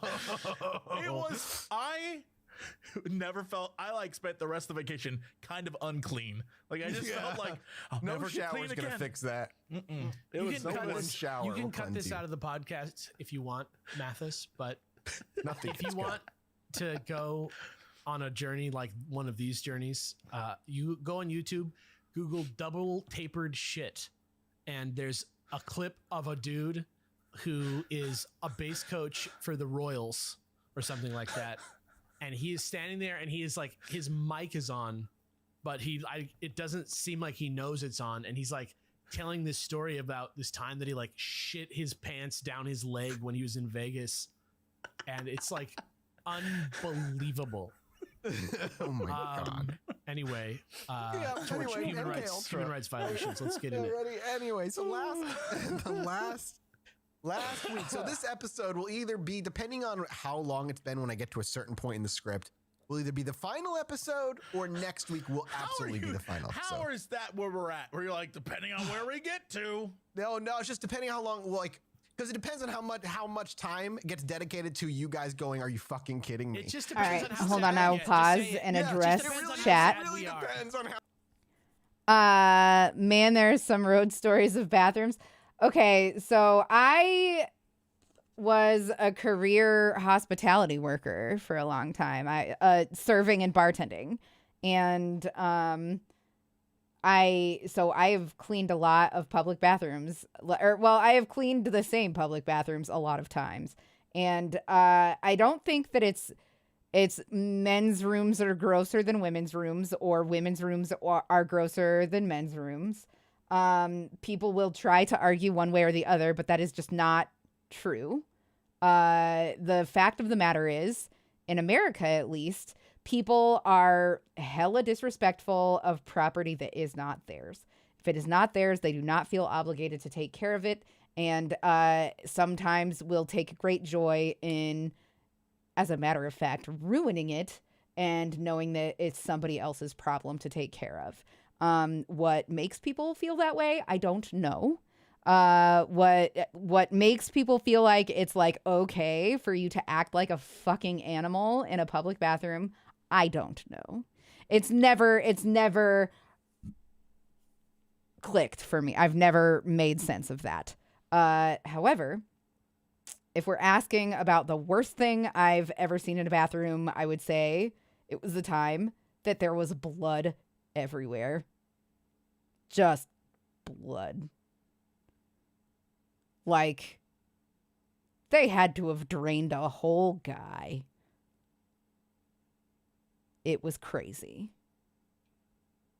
I think it was probably a head injury, and honestly, blood just spreads really, really well. Maybe a stab wound. Definitely a wound of some kind from a place that bleeds profusely, like the head or like the hand. Or like the neck, maybe. I don't know. But I was pretty sure that what I had walked into was a murder scene, but it was in a bar and nobody saw a dead guy go out. Single unflushed turd in the bowl that was like both solid and impossibly large. Like, how did someone pass this turd? I've had an inhumanly big turd before. It was like the size of a goddamn game. Okay, not that big. But I would say like legit the size of my forearm. Maybe bigger. And I have had a sphere poop before. I'm here just listening while I do stuff. Hi, AJ. We're talking about gross stuff. Now I'm embarrassed. Because you're like up here. Anyway, let's get back to the MK Ultra. Hello, Glowstick. How are you? Welcome. Everybody make sure to make Glowstick feel welcome. Thanks for coming and joining us. I'm sorry that you came in when we were talking about turds. How long we wallow in certain aspects of the revelations that are due for today. Because while last week was the revelations of like the depths they would go, and then the eventual death of one of their own and the subsequent cover-up the government had. And you would think that would eventually put reins on the MK Ultra program. What today is about is to see the absolute explosion that MK Ultra had following this death and cover-up. The tentacles in which they crawled into every aspect of government and so many different conspiracies and actual like assassination attempts, which is where we're going to open up with today. And MK Ultra truly starting grew. at assassinations? We're starting at assassinations. Cool, all right, just so everyone has the bar. Isn't that basically where we ended anyway last time? Yeah, that's kind of where we were kind of transitioning into. But today you could watch that there was no true punishment right away for MK Ultra. It just grew like a cancer and did not stop. Now, what the last thing we covered as a brief kind of refresher is at the end, I joined in here little talking about memo poop. that Oh let yeah, everybody we do know that the here. Materials and methods he was researching or wished to research. Our as MK Ultra was iconic growing. Which were, but emote I'm not gonna is list all a of them, heart just that name a is a few, butt though. that is Materials which will farting. promote intoxicating effects of alcohol, Let me but show not it. actually We call it a alcohol. fart slide. Substances which will enhance the ability of individuals to withstand privation, torture, and coercion during interrogation and so-called brainwashing. Can I ask a question? God, I'm already ruining this. That's fine. Alcohol that produces intoxication but is not alcohol. Right. Isn't that just alcohol? Why doesn't it need to be alcohol? Why can't they just use because alcohol? things they could quickly like prick somebody with and then give them like intoxicating. Like, bam, they're drunk. Yeah, and they don't know you're drunk. They need to be taken and away. They don't know that that I kind forgot I of primed you the when other you day. said Yeah, I liquids that are appreciate alcohol, it. But like make you drunk. I was like, why not just use alcohol? I just can't. No, I didn't say liquids. Anybody else has a Materials Prime which sub prevent laying or around? capture I or am create poor or promote. as shit. Just Feel can't get free over to the use list. it. It's like Thank the you. things that they're gonna We're only going to cover like it's the nuts. laser beam from Goldfinger, the scorpion thing, the spear that he shoots out from Mortal Kombat. I'd like Kylo Ren's lightsaber, Damien's powers from the Omen when he kills that lady. Thing. I want to make the thing. Godzilla nuclear breath. Yeah, if we could just get that. Yeah, that way. I mean, it's as absurd as you're honestly being. no like, idea. If there was even Azuma. a sliver of a potential that those things could be made real under this program, I've been they'd trying be trying to do only it. have screen time and when one I'm of my working favorite ones: substances lately. which alter personality structure in such a way that the tendency of the recipient I to almost become never dependent hobby upon another use my person computer is anymore. enhanced. You know, like that a kind of cult shit. leader formula. Yeah, like cult leader formula. Yeah, that is No. an excellent way to put it. That is Make- like Tony, I don't feel that Cthulhu, way. like Cthulhu shit, like I for do real. feel like I And that was the Don't beginning of enjoy 1955, and that's where we pick up. See, in the my beginning, in attitude 1955, towards video Gottlieb was games actually as I get further than older. drafted because a few assassination plots were happening or were already attempted, one of which was actually one to kill Prime Minister Zhou Enlai of China. They attempted to assassinate him by actually bombing a plane that was to take Zhou to the Asian African Congress at Bandung, Indonesia. It actually exploded in midair. They did get the explosion off American CIA people, but it was determined to have been caused by a time bomb triggered by an American-made MK7 detonator. But Zhou had actually changed plans in one of the last minutes, was on an entirely another flight, and avoided the assassination attempt in 1955. But they just killed other random people? Oh, yeah, whoever was on that plane died. Everybody on the plane died. yes, I do feel like I am acting very toxic How when many gaming. dark sides do we fucking have? Dude, just- People of the world, And I please don't remember like that it. Fred Rogers is also an American. Please. Don't forget buckle about in Bruce because for Springsteen. every Fred Rogers, there's like 30 of these assholes. We also have the guy from Smash Mouth. Please. That's true. Guy Fieri is un-American. Yes. Guy Fieri Is it a is coincidence? also- Here's a Chilluminati topic. Is it a your coincidence that friends I want said to the guy support from you. What do Smash you Mouth mean? and then Jesse said Guy It's- Fieri? Because I don't think They're I've ever seen almost him. the same. I They don't look even- very similar. It seemed like they're the same dude. Well, the CIA was frustrated, but not deterred. They wanted to kill Zhou. So they figured the next best plan was to try and poison him. And therefore, that's when they reached out to Gottlieb of MK Ultra and enlisted him. Now officially entangling both the CIA and MK Ultra. Oh, you mean like in The games? chemist concocted a poison Like to be nobody placed in will a play rice games bowl with that you. Zhou would eat from. But shortly before the attempt was to be made, news of it reached Deputy Director of the CIA General Lucien Truscott Jr., and Truscott felt that the agency's role in I'm trying to assassinating revive Zhou my would become Discord. You clear could join and my cause Discord great and try trouble to for find the people United to play some States. video And so games with. the attempt was pulled last minute. Like When was 5 this jobs invented? plus Sniper that. rifle 1955. that shot snakes. Pew! And their snakes were their fangs gave off hypno poison. Yeah. It was air hypnosis' next greatest weapon. I'm not like we're not like we're laughing like that's like not what's happening here, but that's like just exactly what's happening here. No, yeah. It's funny enough. But also in 1955, a new player came into the fold for MK Ultra, a man by the name of George Hunter White. and he was moved from New York to San Francisco. And rather than see this as a deficit to MK Ultra, where he was initially working and then moving him to San Francisco, as White ran the safe house out that way, Gottlieb took the opportunity to instead use him to expand MK Ultra into San Francisco. This operation had a similar goal to MK Ultra Prime, but with an added twist. So this is like a sub-branch of MK Ultra. It doesn't actually go by MK Ultra, but it is being controlled by MK Ultra. They wanted to feed, so this new place being run by White is where the place they wanted to feed drugs to unsuspecting civilians and observe their reactions, but add sex as a spicy twist to the whole thing.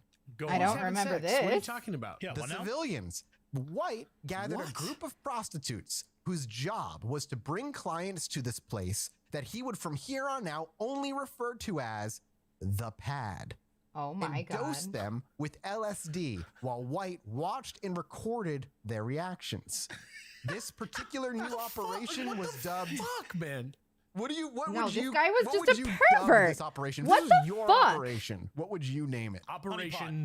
No, we are not going to pretend that this guy wasn't just fucking getting his rocks off there. Like, this had nothing to do with experiments. This guy just liked to watch people get fucking lit and fuck.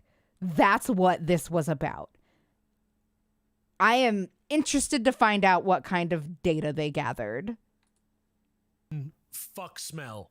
Okay, honeypot and Operation Fuck Smell. Gross. This was dubbed Operation Midnight Climax. Nice. Are you fucking kidding me? Nice. No, I'm not kidding you. That is the name of the very good. operation That's that a White good gave name. Team him. America World Police. Like what the Like, fuck is straight happening? up, it does sound like something And from so, Team to America. help with the Nice. recruitment of prostitutes, White contracted a man by the name of Ira Ike Feldman, who had I knew that was retired going to to be flat and California at the nasty, time. and that's why I brought up His first undercover another job one. was to go undercover for the Narcotics Bureau. I need to He stop worked a getting sting coke. where he It's posed as a pimp, a where bad he habit. reports that he had a half a dozen girls working for him at the time, and another where he used a drug-addicted prostitute to entrap her johns and paid her in heroin.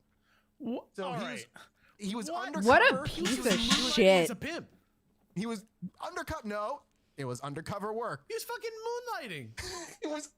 It was legal because it was undercover work. Did he Also, fund can we cancer just- research with his fucking profits? They're Can we just asking take the a same moment questions I did. They're just to funnier than how me. Every time someone from, I don't know, today, but even in the last 10 years is like, I miss when America was a better nation. The 1950s is when we really, like, we're talking about the 50s right now. Like, yes, this guy had all these whores, and then he was, He was using working them for and the paying them in Narcotics drugs Bureau. to entrap the Johns, and you're like, what the shit? We tried to kill this guy by blowing up his plane, but then he wasn't on the plane, but we still blew up the plane, and everybody on the plane died. I have a God bless feeling us. they may be wrong in their assumptions about the 50s. So So he's very much my the God. Larry was Flint of his excelling time. I at this don't undercover know. pimp job at this Leaving for a bit if particular I'm time. not back. You guys have And a so good one. White See you later, decided Leslie. to Have a good one. cover Thanks for all hanging Job, out. dude. What the I fuck? can't believe that they were like, all right, get me the former Oh my undercover goodness, anonymous pimp. cheerer. Thank you so he's- much for the he's 200 actively biddies. an undercover pimp at That's this so time still. nice. I Thank said you. former because I was referring to it in terms of modern day, All right, and all I'm right, not all sure. right. So this dude is an undercover pimp. He has multiple women working for him. I can't figure out how they structured this. He was like, I'm taking your territory, slap. Like, I can't, how he came in there and did this, I have no idea how this has happened. But then the fact that he then reports back, like, My question is, he's like, they're like, we need to have like a sex experiment. And he's like, well, funnily enough, sir, I happen to be running this sick ass operation on the side where I got about 8 or 9 bitches underneath me, baby. Why does that make you feel dirty? I meant to put this up They call front. it the I G remember I Moment. saw the Choco People Starlight. versus Larry Flint, but I also feel We are like I going to remember. lightning blitz through a few topics that should be and will and Awesome, some of them will be full on. That's so nice. episodes in Thank the you series- so in the show. much. Gifted a tier 1 sub to Mr_Carpet. That's really, really nice of you. I appreciate it so much. Files Unknown Sparkler, Asomatus Games gifted a tier 1 sub to Files Unknown. I'm gonna let this keep going before I start this back up. Hi, babe. Sparkler, Will you Asomatus say thank Games you gifted a tier to 1 sub Azuma, who Rebecca. just gifted 5 subs? That's very nice, Osmo. Thank you. Mankey says thank you too. I feel like I have a hangover. It's Yago Billy Sparkler. Probably 'cause you were Summer's Games drinking so gifted a much tier last 1 night. sub to I It's Yago haven't Billy. drank in months. I hahaven't touched alcohol. Likely story. Well, that's not true. I had Void Sparkler. sips of those Summer's beers Games that you gifted a brought tier 1 home. sub to Humanoid true. Void. Mankey says thank you too. Says thank you. There he is. All right. Hi. Hi. Did you need something? No, I was just saying hi. Okay, I love you. I love you too. Thanks again, Awesome. That's really nice. Oops, finger slips. I think that you're trying to send me to Disney. Is what's happening here. We will have to go through some like Whitey Bulger is going to be brought up in this episode. Whitey Bulger's in this? We can't talk much about it. It's a whole What do you other mean, episode. Whitey Bulger? You can't just be like, Whitey Bulger's in this and be like, let's No, move on. you'll see when we get there. You'll see when we get there. He's in this episode. But we're only going to be able to barely cover how he's involved. Because we're gonna one day we will talk about Whitey Bulger. We will, but right now, Can we do a team watch of that Johnny Depp movie? sure, absolutely. Anyway, so White got word that Ike was excelling as an undercover pimp. And that's White, He not decided. No, not Whitey. The other White. This is the White that's running Operation the new Midnight kid in town. Climax. Yeah. So he decided let's bring Feldman in. Let's bring Ike in even further to MK Ultra. So he decided Ike's assignment was to recruit prostitutes who were unwitting MK Ultra contractors. Here was the terms of their contract. Unwitting contractors? Each prostitute was I already paid did between that. $50 and $100 each time they brought a I'm a client big dumb back idiot. to Hold on, guys. the Sorry. pad. They were also, on top of it, We're on given a, threes. quote, get out of jail free pass, unquote. Literally, they were given a card when they were recruited for this that gave them White's phone number to call if they were ever busted by the police. They were then to give the card to the police officer who would then go to call White, and the prostitute would then be set free. This is the plot of like a 60s Batman episode. It really Close, is. 1955. Mayor, they're having these ladies of the night are trapping these men. Batman? Nope, these This are is double crochets. A half double Also, crochet now, Joker. is Adam when you West, yarn dude. He over sounds like it is a he double doesn't sound like crochet, Batman. right? He sounds like he's lost. And then you drop a loop and you'll have 3 loops on the hook Holy there. bachelor pad, And then you yarn Batman. over and you pull There's a bunch of instead of horns here. instead of just Climax, pulling Batman. through 2 and then Holy pulling midnight through 2 climax, again, you Batman. pull through all 3 of them and that's the Everybody end of a it. Batman villain? That's a You half should say double. that, Robin. These are doubles. They're longer. One Yeah, day Batman. My penguin whores will deal with you. Yeah. One MK No Ultra judge. officer I'm later on happy went that to you say, asked. Quote, if I'm we very were scared happy that enough you of a asked. drug not to try it ourselves, we sent it to White in San Francisco. End quote. You just feed Really these quick. whores. Because I just want to The say, reason- to be honest, you guys, I'm like if that's the way it is, then that's the way it is, and that's great. I'm a little bit bummed that I'm not seeing more questions because I feel like I've made it so that you feel uncomfortable asking questions and getting clarification. Yeah, I definitely if you ask questions, that tells me that you are smart enough that you want to learn the right way.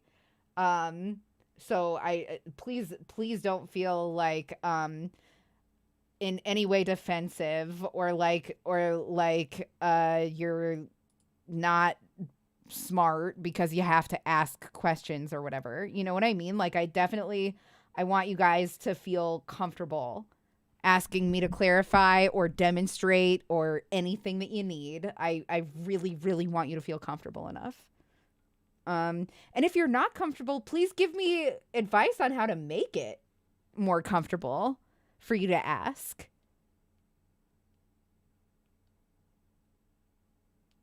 Yeah, no sweat. Southeast of my equator. It's good to see you, by the way. Okay, let's. White was notorious within the agency to not be scared to test anything on anyone. You see, the operations in New York were still, in some weird, twisted way in their own mind, operating by a set of guidelines. There were certain drugs they wouldn't use. Like Fight Club? Like what guidelines? But like if certain drugs had too high potential to kill or maybe hurt, like they were already killing people, I'm aware. Listen, this is why I said it's twisted in their mind. But white in their mind in San Francisco was the play zone. Anything they weren't comfortable testing went to Sacramento or San Francisco with White, and that's where he. Yeah, absolutely, J-Rod. White, Feldman, and other agents observed that a man will often speak within these drug tests. They observed that a man will often speak to the woman next to him after sleeping with her. So they began assigning their prostitutes specifically to stay with the clients for several hours later after the deed had been done. Quote, to find a prostitute who is willing to stay is a hell of a shock to anyone used to prostitutes. It has a tremendous effect on the guy. It's a boost to his ego if she's telling him he was really neat and she wants to stay for a few extra hours. Time out. 1950s prostitution is hilarious. Like, golly gee, mister, that was certainly a neat time I had with you. Wow, jinkies. You sure? That's really how it went. You mean it? I make you feel special? Gee, Alice, nobody's ever said anything like that to me. I mean, you have to keep in mind they're also on LSD. Also, you're a praying mantis, Alice. What's the deal with that? That's what I'm saying. Like, they're also on LSD as this is happening. By the way, that is not how LSD works. Most of the time, he gets pretty vulnerable. What the hell's he going to talk about? Not the sex. So he starts talking about his business. It's at this time she can lead him gently. Not so basically, in 1955, they discovered pillow talk, is what it seems like. And LSD, I guess, would just make it a little easier. But yeah, they're trying to see if they can get these civilians, to start divulging personal information. How deep and how much personal information can they pull from them? What do they deem personal information about these men? Do they know about them? Like they're talking about like business details. What are they willing to divulge about their job? How much of it is true? Like, that's a good question. I mean, if it was somebody that you knew, like if it was like somebody you knew, yes. If it was like a target, you could be like, you could report back what he says, and you would be able to. You had a baseline, right? Yeah. So here's the thing: we don't know if they ever went to go because, again, we don't have the documents to follow up on some of this stuff. But at the same time, surprise. Yeah, they could be fucking lying. Has MK Ultra at any point since its inception been remotely scientific in any way? I like to think that at least some of the people had scruples, but I'm going to say in general, it's a big NO. Exactly. So I don't know. I wouldn't put it on them to actually do their research afterward. Agree. Regardless of how it went down, Gottlieb was actually pleased with the results. Fun fact, and he ordered it even further expanded. White opened another safe house in Mill Valley. Fun fact, Scientologists believe they can't clear LSD out of your body, so if you are in danger of being recruited by them and sent off to the Sea Org, just tell them you took or take LSD.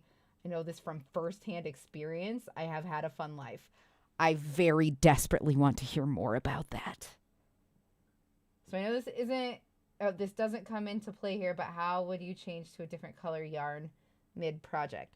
You just start using that yarn. You finish whatever stitch you're on that is in the color that you're working, the last stitch that is in the color that you're working, and for the first stitch that is in the color that you're changing to, you just begin with that. Like, here, I can show you really quick. We have this even shorter piece of white yarn here. I would just drop the working end of the purple here, and I would pull this through in a slip stitch. And then I would begin crocheting with the white. And then later on, when you sew in your ends, you'll be able to hide the tails. No, you definitely never tie a knot. Never. That would make a flaw in your work. Finding knots in your yarn is like the worst. Y'all, I'm going to run a quick ad. I'll be right back. Don't go anywhere. 3 minutes.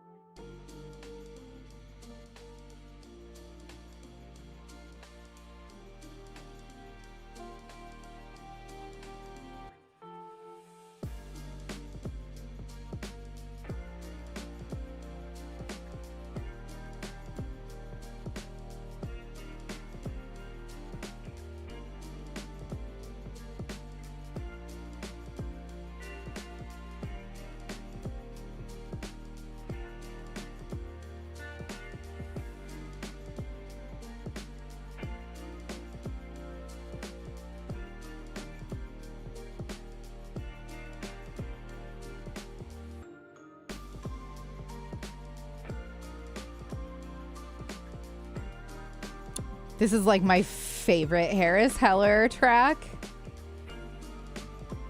I love it so much.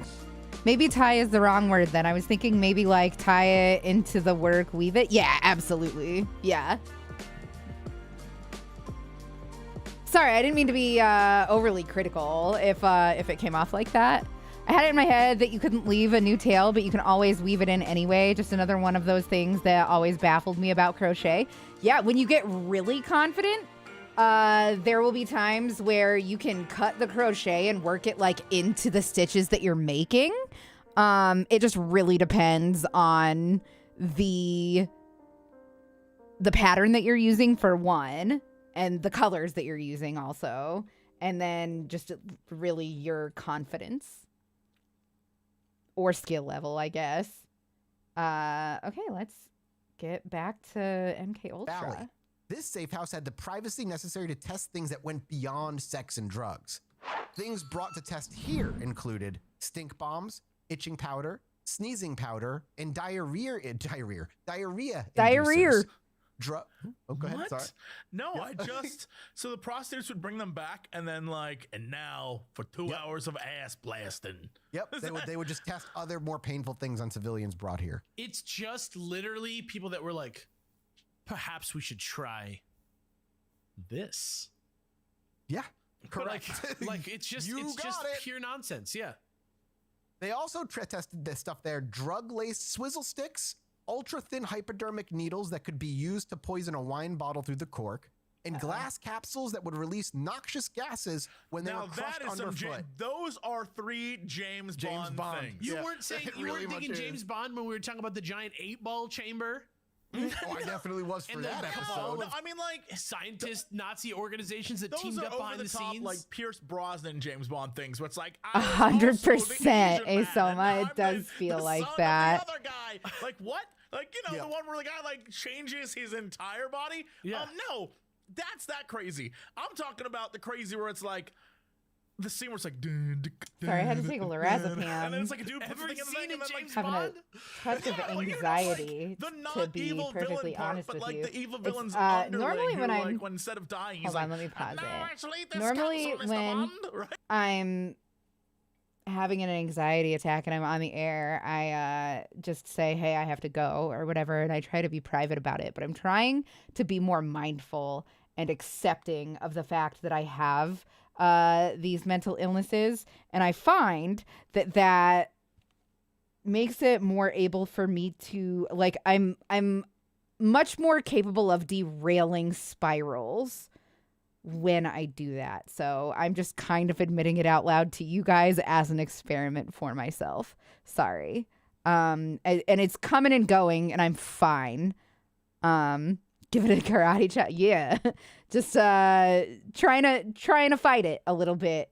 So I appreciate your patience with me while I kind of don't say anything for a little bit.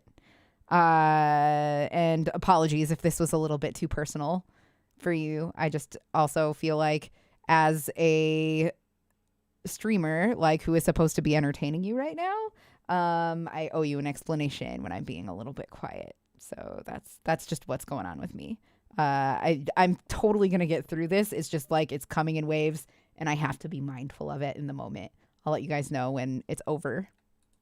Hey, right. That's what I'm talking about. Some spy jinx. Yeah. I'll just coin like a phrase. Not like the guy at the end where he's like, my plane is also a satellite, and the satellite is also made of lasers, and I'm also my own brother's son, Mr. Bond. Yeah, you're like the shoe boot. You're talking like a boot with poison on the knife. I'm talking about that kind of shit. the stuff before the end of the Bond movie. Yeah, I get you. Well, continuing on, Gottlieb was just. I'm just saying there was a Bond movie where y'all North are Korean lovely man and turned supportive. into a white Thank dude, you. and then no one suspected nothing. It was insane. It was insane. Was that the Pierce Brosnan one? Yeah, it was the last Pierce Brosnan one. It's the one where he gets the glass in his face. Remember? Yeah. Okay. Yeah. I remember that. And there's I remember there's a ice car chase. Yes, and a guy gets killed by an ice sculpture. Yeah, and a man gets sucked out of a plane, and it's just. I can't. What a movie, dude! What a masterpiece of cinema! I can't handle that movie. It's too much. There's it's a all level based on fact, as you've learned now through MK Ultra. Apparently, it's all based on fact. And just a reminder, I'm just saying that man was so committed he changed his dick. He's so committed. He was like, I want you to recreate all of me. It's crazy. That's crazy. We've lost Jesse. We've lost you, Jesse. Come back to us, man. We should just do Chilluminatis about fantasy worlds, and Jesse would just that's what we got to do. Go insane. We got to do real life shit. Gottlieb now completely empowered by the fact that he got away with a literal accidental, or well, maybe not accidental, murder. And also remember, he's at the top of the CIA chain. He has no oversight. The expansion continues. Continuing in 1955, Georgetown University Hospital in Washington announced plans to construct a 6-story, 100-bed addition called Gorman Annex. Gottlieb got word of such a thing and secretly paid $375,000, or in 2020 money, $3.6 million to the building project, disguised as a charitable donation with the following stipulations. 1/6 of the total space in the new hospital wing will be available to the chemical division of the TSS, thereby providing laboratories and office space, technical assistance, equipment, and experimental animals. 2, to justify the expense to CIA superiors, Gottlieb listed 4 justifications. Agency employees would be able to participate in the work without the university of the hospital authorities being aware of agency interest. Perfect. We're at 36. Agency sponsorship of sensitive research projects will be completely deniable. Full professional cover will be provided for up to 3 biochemical employees of the chemical division. Doing mindful breathing patients and volunteers for experimental use will be available under controlled clinical conditions. Very. These are the 4 justifications he gave to the CIA. Purposeful. Basically saying, no breathing. one will ever goddamn know. The in for 3, hold for 6, exhale for 6. We actually know very little about the experiments that actually for grounding went on myself. in the Gorman Annex. But it is known that terminally ill patients were among the I love you, bud. I'm sorry that you have to deal with that. 2 decades after it closed down, CIA Director Mansfield Turner would say when pressed for details, quote, "There is no factual evidence of what went on. It is just missing. It is not that it didn't happen," end quote. Literally saying, we know it happened. We have no idea what went on. God damn. I mean, that was one of the 4 points, is he literally said, look, no one will know and no one's going to find out. And he was right. The man sold it well. It was completely correct. At this time as well, magic mushrooms began falling into the fold. The so-called magic mushroom was actually brought to the CIA's attention by a married couple, Valentina and Gordon Wasson. Why would they tell 2 trips to Mexico in search of the elusive, quote, God's flesh mushroom, which had not been successful. But on their 3rd trip in 1955, they met up with a young native person who took them to a Mazatec woman named Maria Sabina. Sabina was known as a guardian of ancient wisdom who used mushrooms to commune with the infinite. On the 29th of June in 1955, Sabina passed out very excited for you to have Crochet in your corner soon. It's huge for me. Gordon recalls the experience as thus, quote, "We were never more wide awake, and the visions came whether our eyes were open or closed. The effect of the mushrooms is to bring about a fission of the spirit, a split in the person, a kind of schizophrenia with the rational side continuing to reason and to observe the sensations that the other side is enjoying." I want to do literal this. mad scientists at this point. They just the mind is attached by an elastic cord to the vagrant sense. They're just doing all kinds of drugs. Okay, I had to pause it. Has Jesse Cox never done magic mushrooms? He just strikes me as the type who has experimented with that. I want to take Jesse Cox on a magic mushroom trip so bad.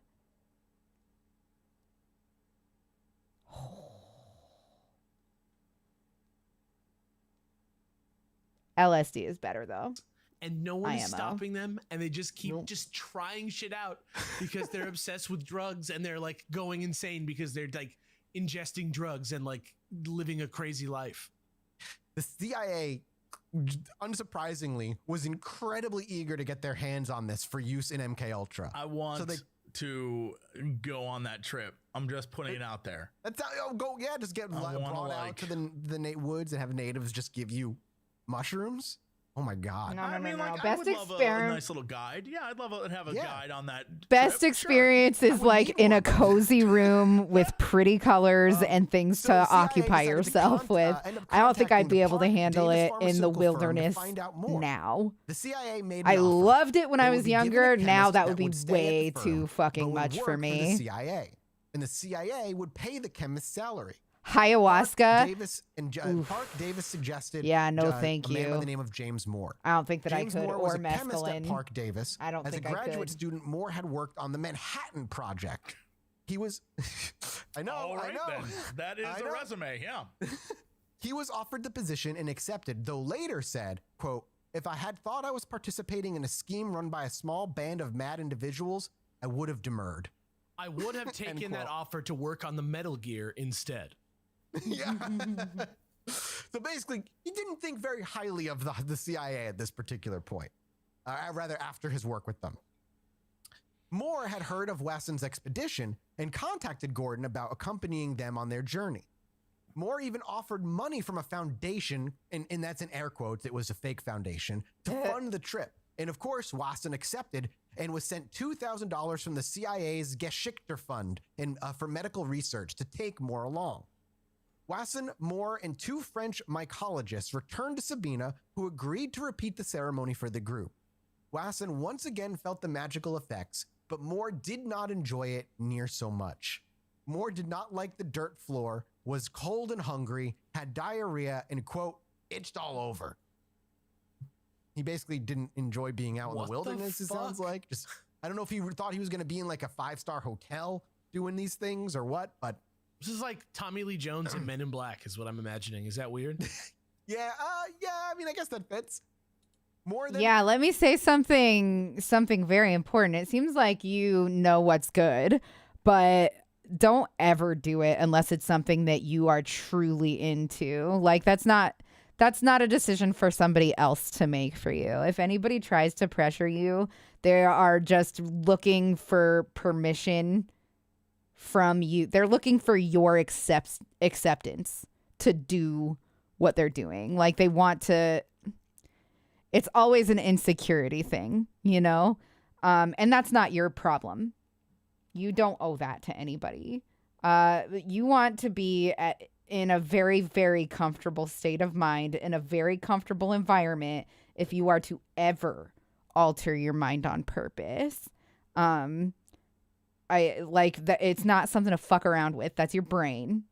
That's your brain. It's in charge of everything. It's in charge of your perspective. It's in charge of your senses. It's in charge of all of it. So don't ever do it unless it's something that you truly feel like you want to do. That said, I find that it truly is an expansion of one's mind and perspective. I do feel like it's something that everybody should experience. I feel like it just puts you up a couple rungs on the ladder of good personness. You know what I mean? You have an expanded, you become more open-minded, essentially. And I think that it was a very important experience for me, at the very least, to experiment with drugs. And I think that had I not, I probably would have been literally a psychopath. I don't know. I've always been like an empath or whatever. But like,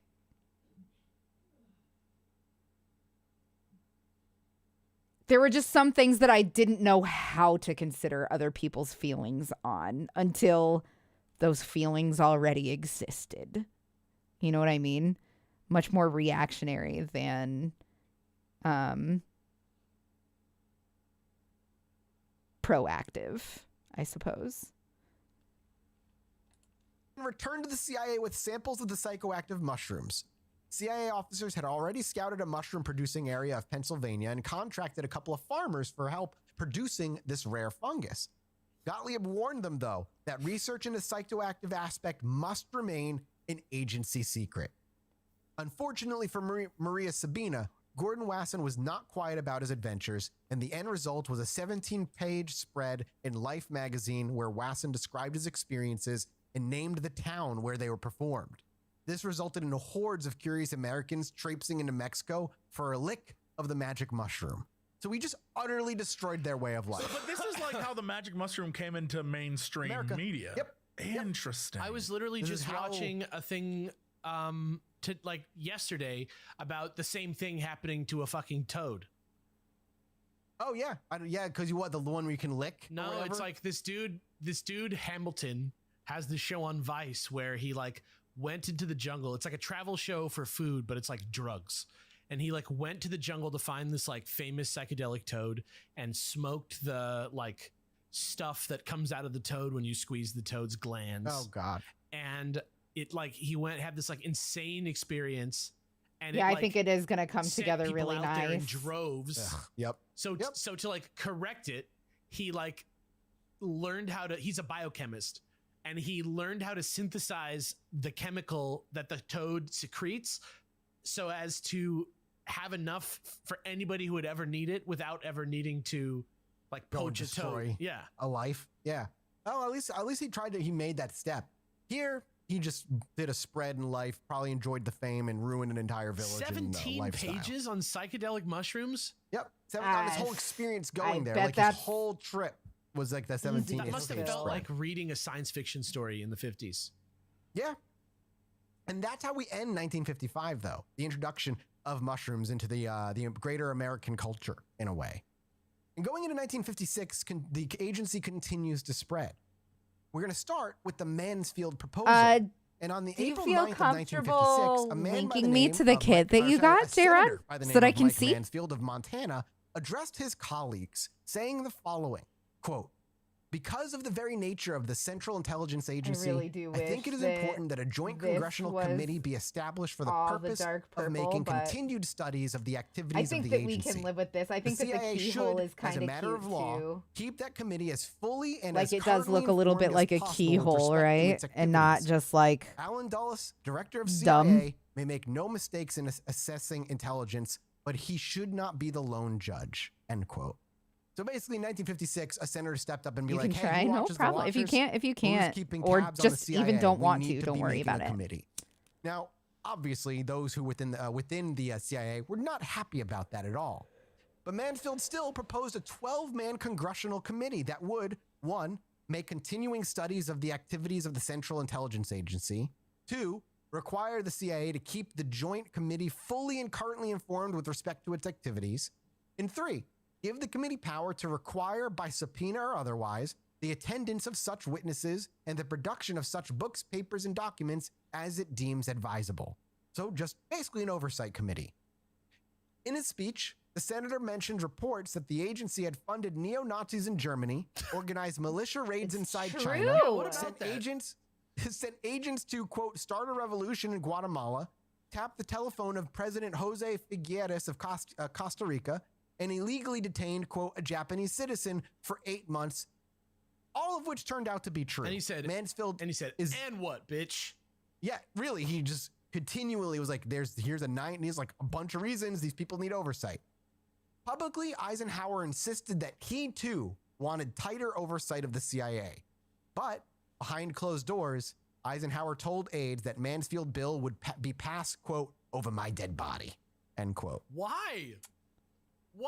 Because he didn't think that God, it was needed. Politicians are the worst. It's just Eisenhower they're named the an fucking 8-member worst. committee, the president's board of consultants on foreign intelligence activities, that he said would monitor the CIA and let him know if anything was amiss. Now, probably to your surprise, what are you making? SR47. I am making a dragon egg dice bag. I'm so sorry if you asked that a long time ago. His armed services the YouTube chat doesn't refresh as often as the Twitch chat does for some reason. Establish a new subcommittee to review the agency's activities, which I don't understand how that passed. I don't know how that went by. The dude, one of the agency's most powerful supporters was like, "I got this, guys. Don't worry." Of course, in a letter to one of his colleagues, Russell made it clear that he did not intend whatsoever to review to be any more intrusive than what his committee had been already doing all these years. So basically saying, don't worry, nothing's going to change. After 3 days of debate, there was still support for Mansfield Proposal to the CIA's dismay.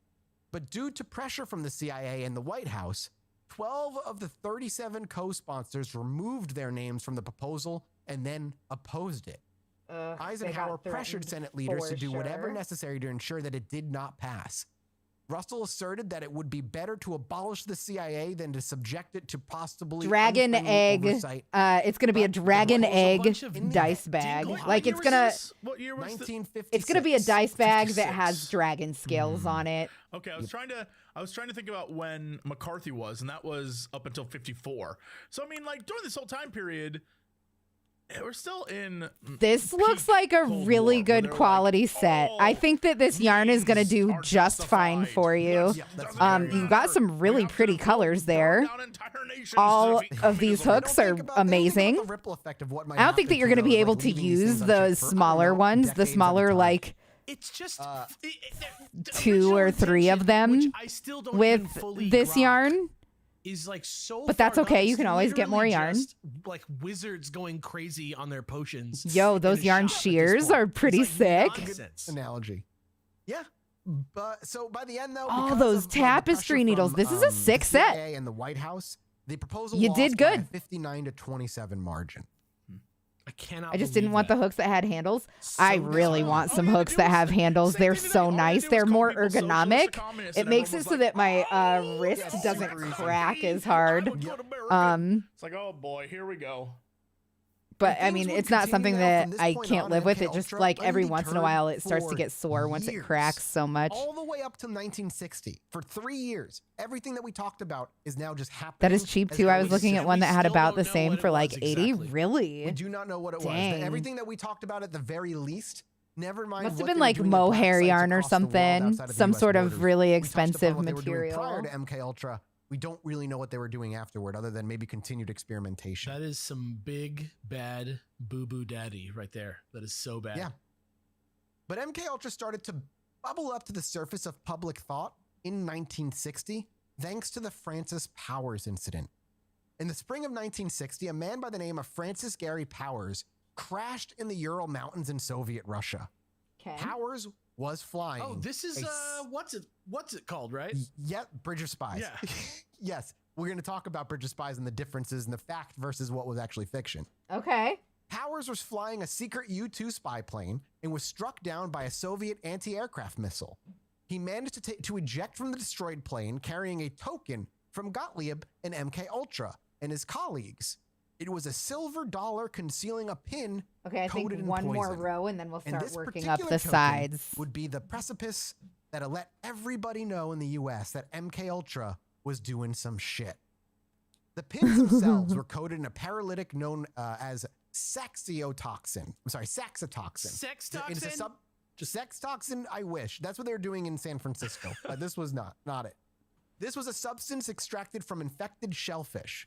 It is related to the algae that causes red tides and other waterborne infections. What? How far till the yarn changes again? Honestly, I don't know such as the because one it's concealed coming in the silver dollar. Right out kills of within seconds. the skein here. These pins were given to all spy pilots, but contrary to the scene from the 2016 film Bridge of Spies, they were not instructed to use them immediately upon discovery. Yarn butthole indeed. Because he didn't use it.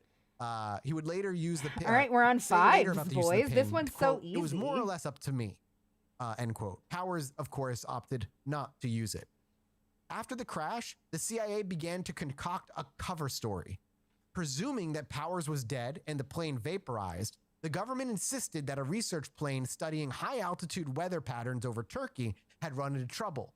The pilot lost consciousness due to a lack of oxygen, and the plane had continued on autopilot, drifting into Soviet airspace where it subsequently crashed and disappeared.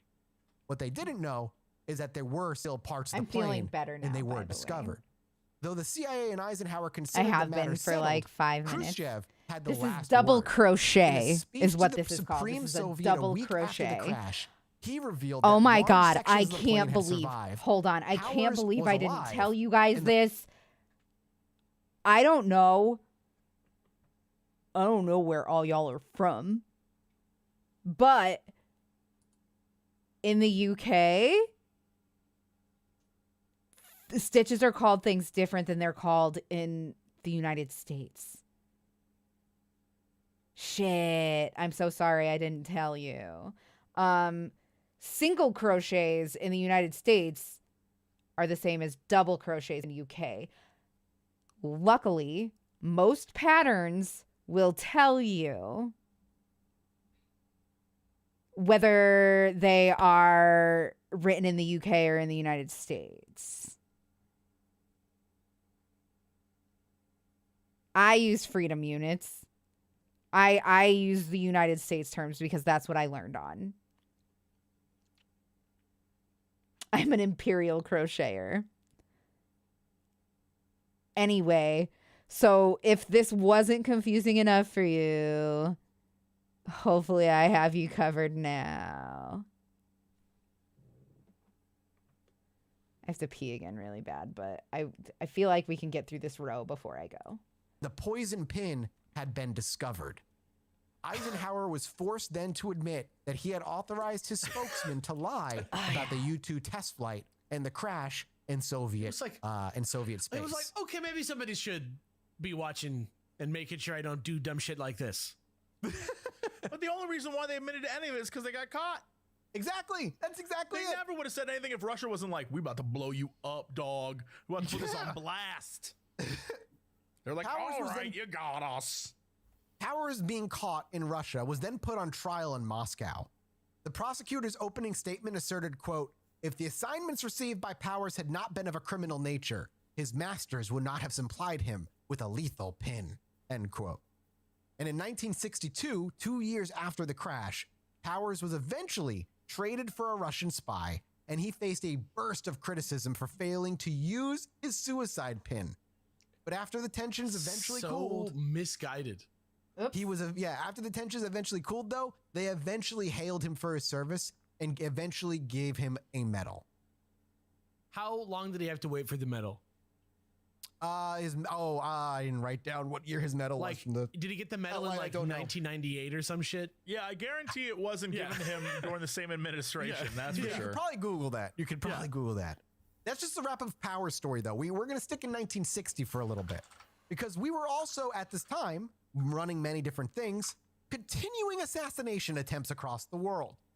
On August 18th, 1960, Alan Dulles and Richard Bissell made an unscheduled trip to the White House with an urgent cable from contacts in the Congo.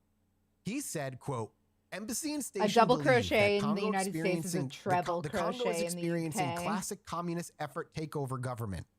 Anti-West forces rapidly increasing power in Congo, and therefore may be little time left, end quote. Officials feared that Lumumba, who was the one ruling, the prime minister ruling over in there at the time, was about to deliver his country to the Soviets. During the meeting, an official note taker recalled Eisenhower turned to Dulles and said the following, quote, something to the effect that Lumumba should be eliminated.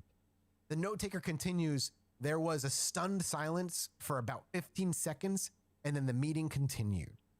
It's like the Born Identity. Yep, it was like a meeting. You know, you could see Eisenhower kind of pacing and just being like, that's it. We have to kill him. We can't have we can't have Costa Rica or the Congo fall into Soviet hands. As soon as Bissell returned to his office from the meeting, he called Leopoldville and began brainstorming ways to remove Lumumba's obstacle. At first, a sniper was considered, but as the prime minister was living in seclusion and no reliable sniper was available, poison was then the next thing brought up and was given the green light.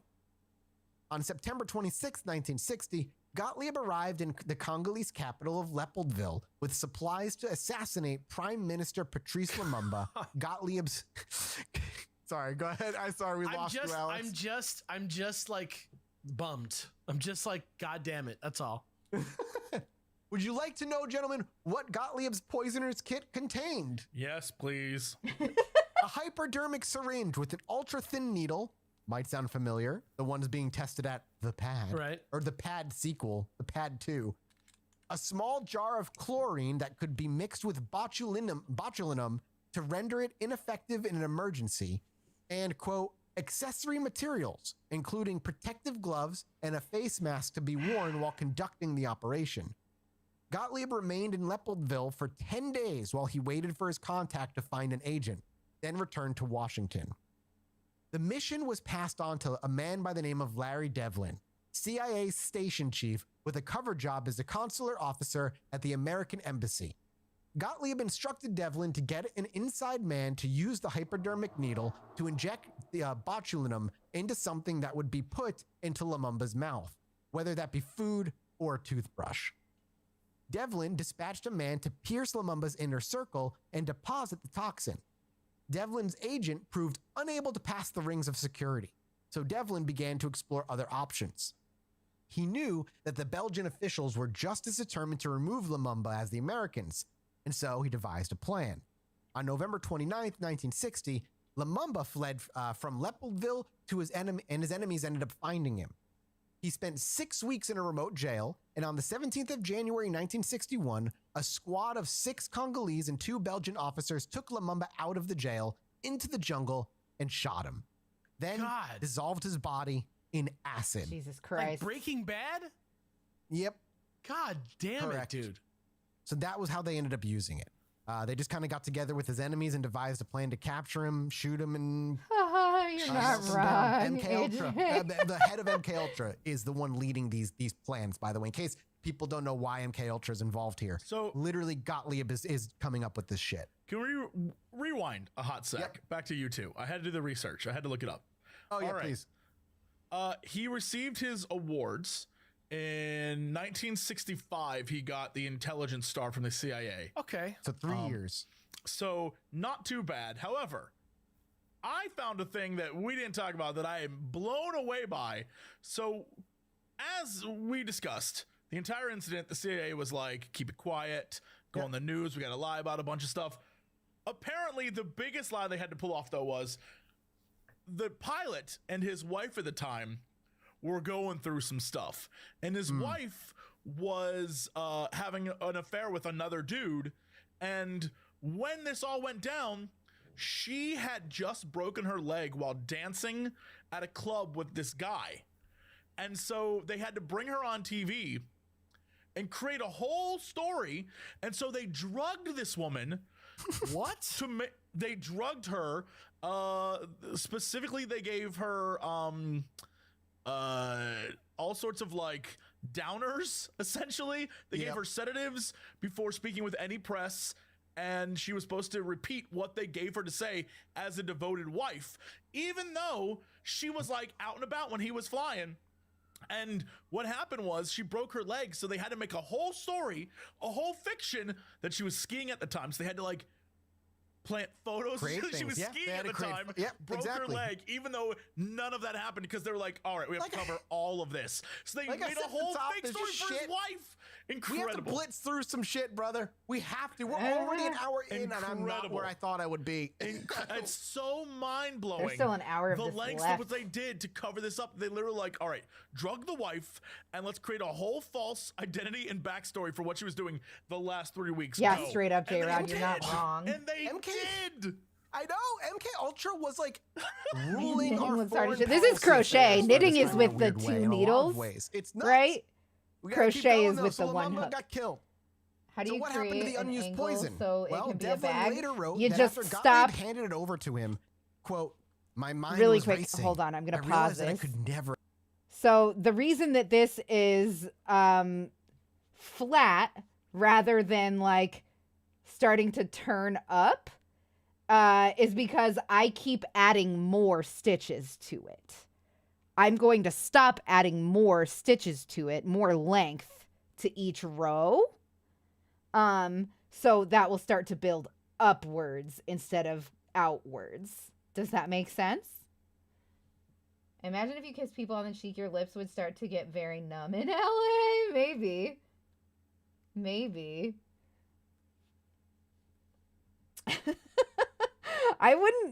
I wouldn't risk it with a bunch of strangers. I do kiss my friends on the mouth. I didn't realize that was a weird thing until I started to become more well-traveled. I did not know that people didn't just kiss each other on the mouth. Or assassinate Lumumba.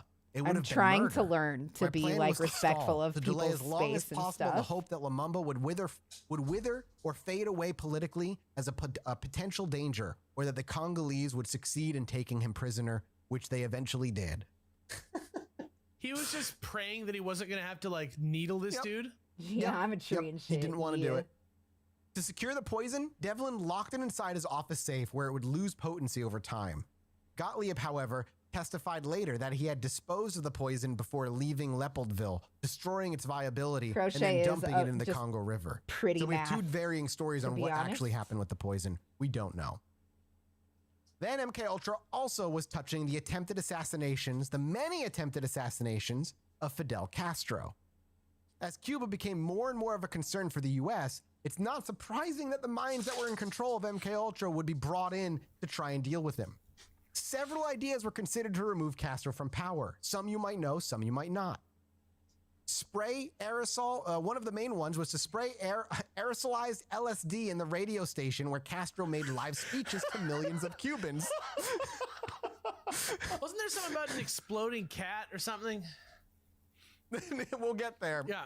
The idea was that this isn't just an Alex thing. This is what a do you real mean an Alex cat. thing? What's an Alex thing? That's what I mean. A cool thing? We're not gonna. I don't think we're gonna touch on the exploding cat. I have heard of the exploding cat though. There's something. There's something about. All right, you go. I don't want to hear about the exploding idea cat, about the aerosolized honest. LSD was that Castro would become disoriented and incoherent during one of those speeches and would lose popular support. This idea was discarded as impractical. Oh my God, Taylor Scorpio, thank you so much. That's so nice. The next idea was even further kind of interesting. Again, just running around and stemmed from his making people's night. And that if he lost That's so nice. Thank you so much. I'm so sorry to do this. I've been holding off until the end of this road to get up and go pee. I have to run a quick ad break. I'll be right back, guys. Don't go anywhere. We'll go for another hour, I promise. We're going to finish this episode. Yeah. Be right back, guys.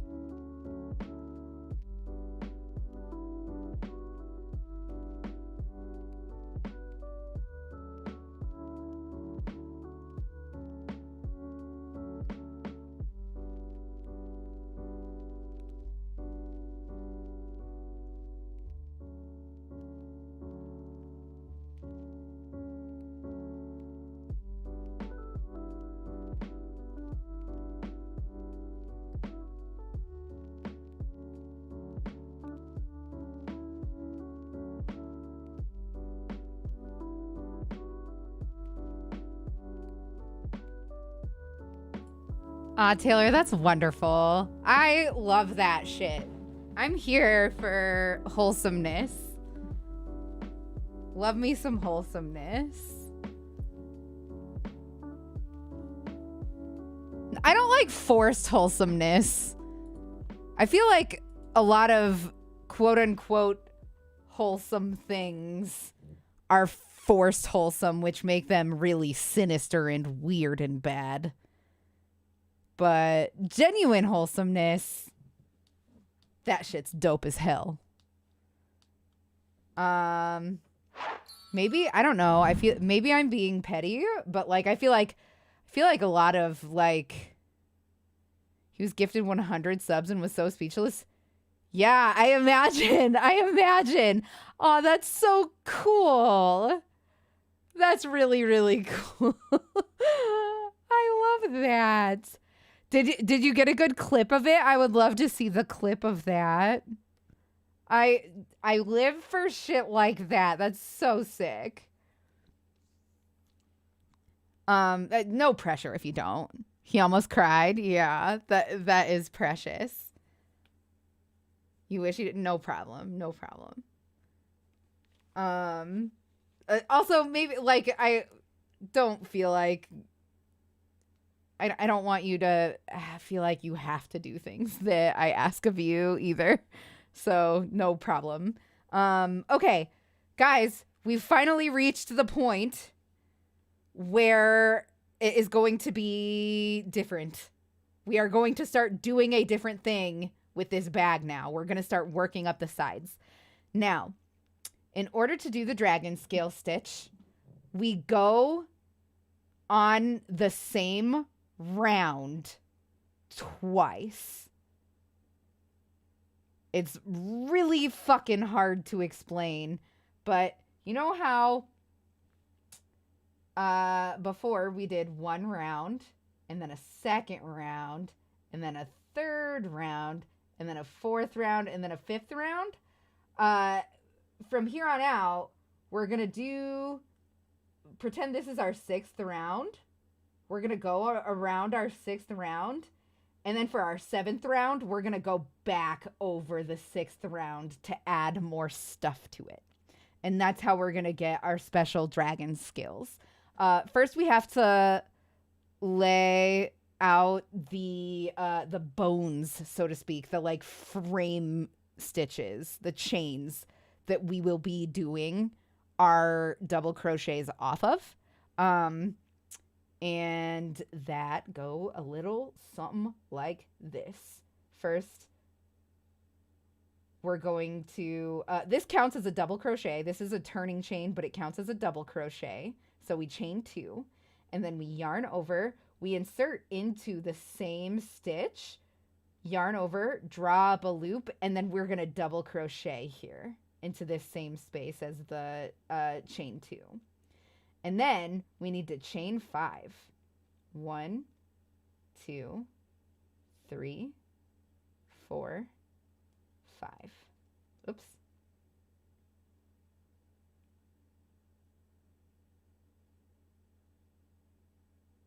Shit, am I wrong? Oh my gosh, Taylor, thank you so much. Taylor 1996 _ Scorpio cheered.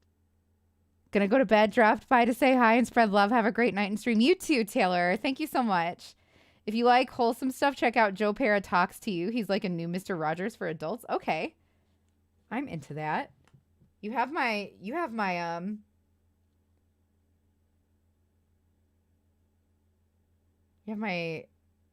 interest.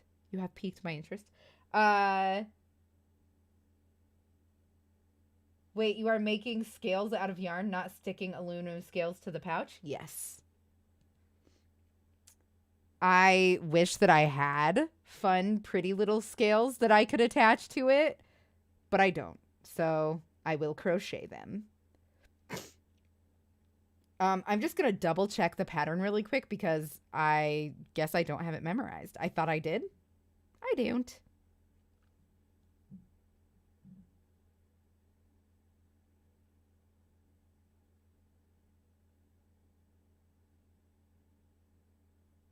Okay,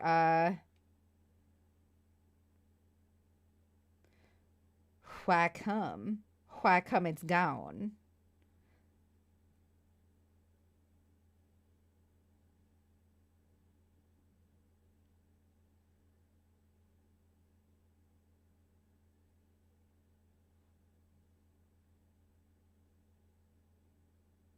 Oh, right, because I have the PDF of it.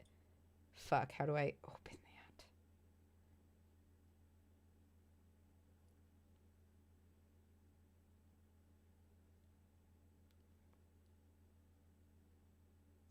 Cool. I found it. We're good. So I'm so sorry, guys. Why is this happening?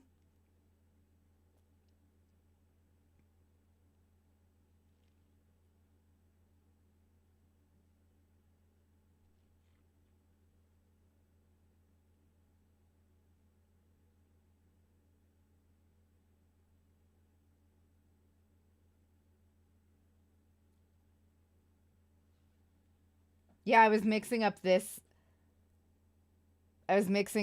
pattern with a different pattern. We're not supposed to do this chain 5. I apologize. Let me undo that. So we're chain 2, right?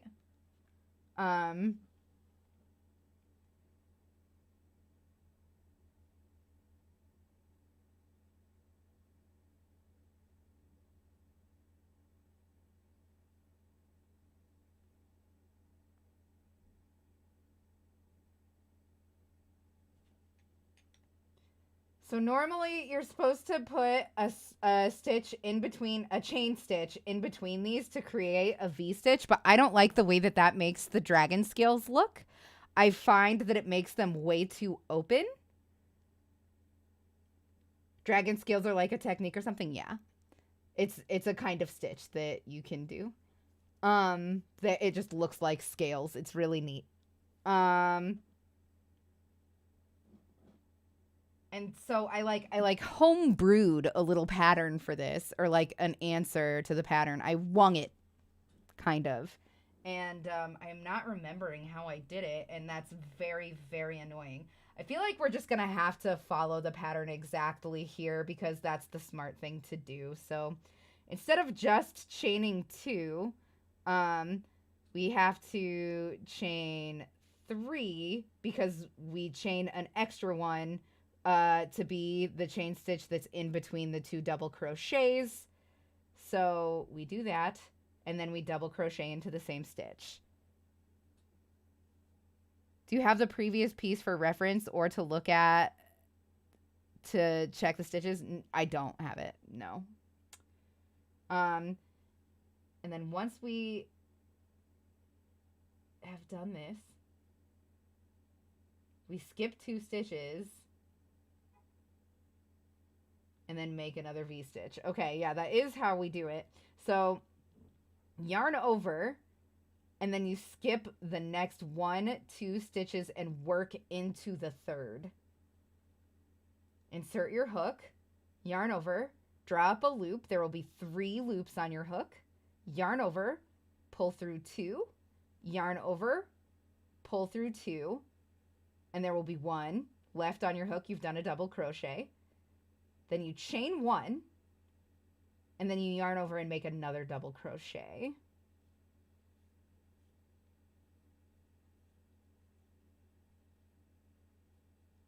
And then yarn over, skip 1, 2 stitches, and insert into the 3rd.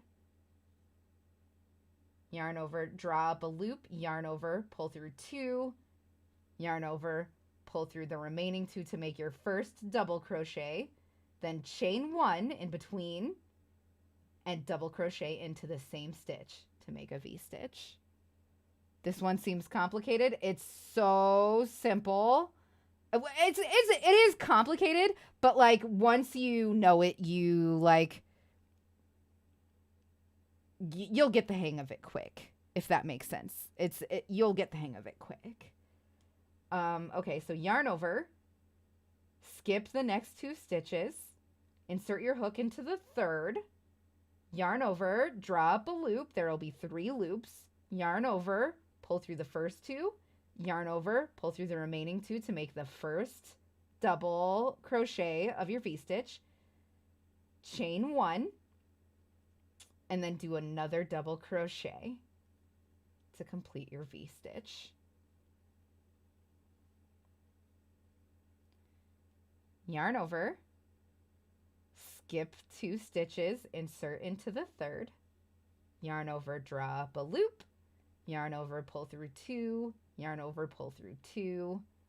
That's 1 double crochet done. Chain 1, yarn over, insert into the same stitch, yarn over, draw up a loop, yarn over, pull through 2, yarn over, pull through 2. And we just got to do that all the way around. So I'm going to just very quickly do that. And then we're going to talk about how to go back around this round to make the dragon scales. So 1, 2, 3. We can listen to a little bit of the podcast while we do this, actually. But first is his beard, my friend. The plot became to sprinkle thallium into Castro's boots, which he left outside his hotel room often to be shined. This would cause his beard to fall out, leaving him open to ridicule and political weakness. However, this plan's obvious weakness was that no one knew when Castro would be traveling, and even if he stayed at a hotel that the CIA could penetrate, his security detail would likely not let just anyone handle Castro's boots. And so they aborted this plan as well. They're like, they keep getting foiled by like, oh shit, yeah, guards. Fuck. Yeah, right. Yes. So frustrated that they can't destroy his political career, they thought, well, maybe we'll just try killing him outright instead. The first idea was to poison Castro's cigars. The plot was to contaminate a box of 50 cigars and get them to an operations team who could then get them to Castro. This plan got so far as the cigars actually being tampered with and sealed in a box. Oh, man. They were passed on to a CIA office worker who locked them in a safe. No way was actually ever found to deliver them to Castro, however, and 7 years later, one tested cigar was still found to have a 94% potency to it. That's the holy grail of memorabilia right there. Yeah. To be very clear, this happened 1 year after. Have you ever gotten a power. callus from crocheting? Yep. I was have. Gonna wait and let's see what this guy's about. They were like, no, nobody is. But only because I was on a deadline to finish a huge project for Christmas. We were like, poison his food, sneakily kill him. It's just crazy. The next plot tickles the greater subject of Alex's next great project. Another plot thought up under the Kennedy administration was to put a bomb in a rare seashell and plant it where Castro liked to scuba dive. This idea was rejected as impractical. Quote, none of the shells that might conceivably be found in the Caribbean Ocean was both spectacular enough to be sure of attracting attention and large enough to hold the needed amount of explosive. The midget submarine that would have had to be used to emplacement of the shell was too short an operating range for such an operation. It's so cockamamie. Every single one is cockamamie, dude. That's like Hitman, that's like Hitman rules. Yes. Yeah. Oh my God, that is a Hitman plot. Yes, it is. In a big Scuba way. diving to replace a shell to attract the attention of We know he's going to go diving here, and his favorite thing is the black and white spotted snail. But this one's going to be explosive. It's so good. Another plot under the Kennedys was to me have these lawyer 1950s James evil men Donovan is negotiate they for the were release of actually American not prisoners very in smart. Cuba. The CIA I would feel give like Donovan people a in tainted general diving weren't suit very to present smart to Castro. in the 50s. This plan was foiled when the lawyer decided to give Castro a different diving suit. Quote, Technical Services Division bought a diving suit, dusted it inside with a fungus, which would produce Madura foot, a chronic skin disease, and contaminated the breathing apparatus with tubercle bacillus. What? They were going to give him a skin disease and tuberculosis? Yep. From a diving suit? That's so fucked Literally, up. the reason it didn't go through is because the Donovan was like, I'm going to give him a different suit. This is a stupid suit. Other possible options considered, but didn't fully go through the planning phases were something highly toxic, such as a shellfish poison to be administered with a pin, bacterial material in liquid form, bacterial treatment of a cigarette or cigar, or a handkerchief treated with bacteria. So, a lot of bacteria out there. Attempts to remove Castro from power through chemical means continued until the Johnson administration decided to proceed with political and economic means of destabilizing Castro's regime.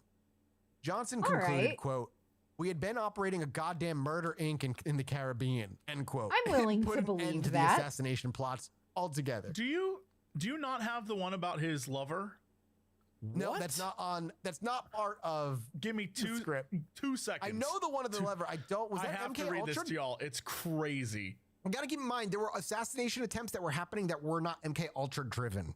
All right, this has to be though. So because you said they were using botulism toxin, right? Did I say that they were using botulism toxin? Well, all right, here you go. One of his lovers, Marita Lorenz, in 1993 told Vanity Fair that while she was Castro's lover in the late 50s, she was recruited by the CIA and tasked with assassinating the Cuban leader. She was given 2 botulism toxin pills to drop in Castro's drink, right? So her story goes. Just one would have killed him in 30 seconds, but she got cold feet. I knew the minute I saw the outline of Havana, I simply couldn't do it, she told Vanity Fair, describing her emotions upon landing back in the Cuban capital. Even if she had wanted to kill him, she botched the job. Apparently, she stored the pills improperly, and they became gunky and unusable. But Castro found out. He leaned over, put a 45 in her hand, and he was like, "Oh, I do know the story. Yes, kill me." And she couldn't do it, and he didn't even flinch, and he said, "You can't kill me. Nobody can kill me." What the fuck? I do know the story. That's crazy. Insane. Yes, that's okay. So it's important to remind you, the CIA was doing their own things, and they were tapping MK Ultra to come up with other things as well. So that was a CIA plot, not an MK Ultra driven one. I just want to let you know that the way the story ends is he's like, "You can't kill me. Nobody can kill me." He then smiled, chewed on his cigar. I felt deflated. He was so sure of himself. He grabbed me, and we made love. Get the fuck out of here. So good. I love it. I was like, well, I'm not that going is a to James not have Bond sex moment. with That's Castro. messed up. Oh God. Okay. Anyway, so that ends the MK Ultra's plans to try and assassinate Castro. I love Doxy. After the failures of the U2 fiasco, the Bay of Pigs, a oh failure my to predict the God, construction of the Berlin Silnev, Wall, I am so Kennedy sorry if fired I Dulles said that from wrong. his I was position just assuming, as but CIA thank you director. so Now, much I for don't the know bits. That's Now, so I don't know how nice. far you are into the Kennedy thing, thank you. but this does tangent and spiral off I to one of appreciate the it a conspiracy lot. there's that this is what ended up getting Kennedy Yeah, the like assassinated. revenge plot one. Yeah, like Do a you revenge, love because remember, MK Dulles was Ultra and the Dulles was one Chilluminati that basically said, podcast? "Okay, Because MK that is Ultra, also what you is can do whatever up. the fuck you want, and nobody's gonna stop Right. you." Now he's being booted. Kennedy was like, He's being what are you replaced. doing? Okay. You can't do that. Gotta pause He's it being replaced because by it John is now McCone, time who had been the chairman of the Atomic Energy to Commission. talk about dragon McCone scales. began his regime. This won't take too long, I promise. Excuse me, I'm so sorry. Oh no, I did not realize that now I do not have any Coke. It's sad. It's sad to not have Crack-A-Cola. Okay, so what we're going to do, we must chain 2, which is going to count as a double crochet, I believe. I have to see it happen. And now you kind of flip your work over. It would be on the very, very dark part of this yarn when we have to do this part. And you're going to slip your hook into the V-stitch that we made. And we're going to put 4 double crochets on this double crochet right here. And they'll be coming off the side. Imagine being weak to bullets. You have to see it. I just said you have to see it instead of you hate to see it. Okay. Pull that through. All right, so that is, yeah. So it's like we have 2 double crochets, even though one of them is just a chain 2. And we just do that 3 more times here.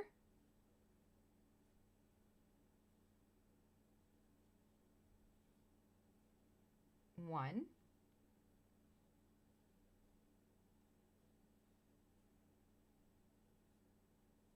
2.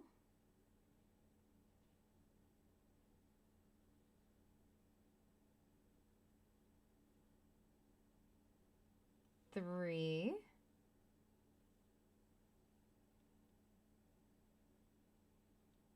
And 4.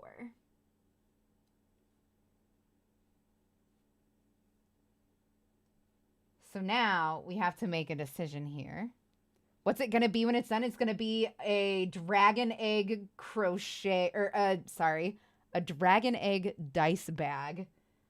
I'm pretty good with energy bolts and blunt force drama. Wait, what? I'm reading the Stargate 1 5th edition RPG book right now. So pretty. What system is it based on, AJ?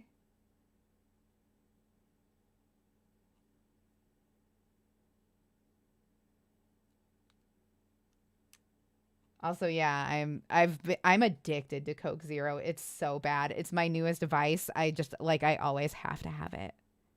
I love it so much. Okay, so we have a decision to make.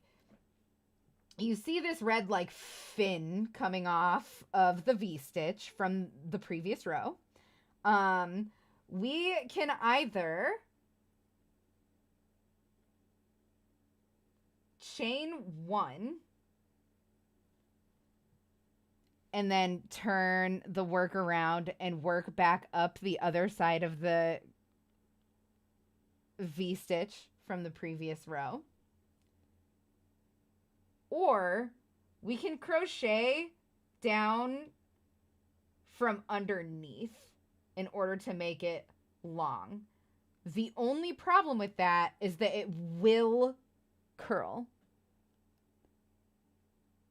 I tend to love the way that it looks when you crochet one down, but only for the first couple of days that the project exists, because after just a couple of days of handling, this will permanently curl up and you won't be able to like uncurl it. So I think that for our purposes here, since this is going to go out in the mail, we're going to minimize those chances by just chaining 1 instead of crocheting a stitch downward.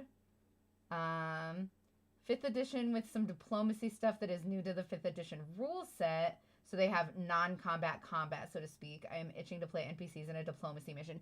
That is my favorite shit. I love being diplomatic characters. That is my favorite shit in an RPG. And I feel like that's why I end up playing healer so often, is because you can do a lot with charisma and healing.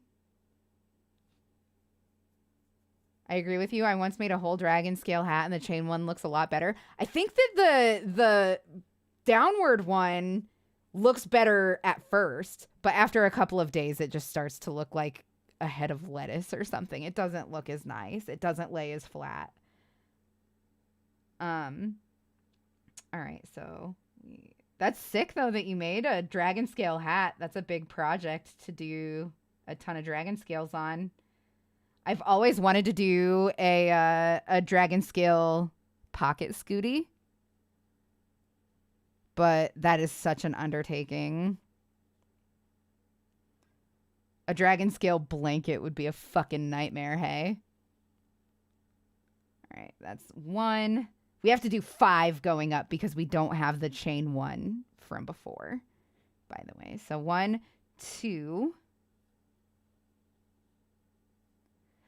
I'm sorry. Pocket Scooty is a scarf that has a hood and pockets. You want to make a dragon scale blanket now? It would be so fucking warm, but I feel like you would work on it for literally a year. Dragon scale takes so long.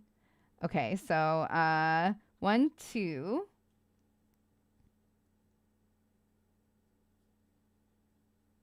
3.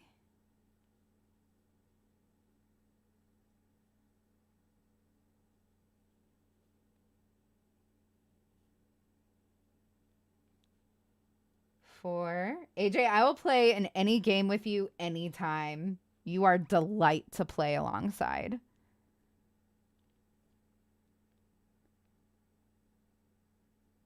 One, 2, 3, 4. We need one more.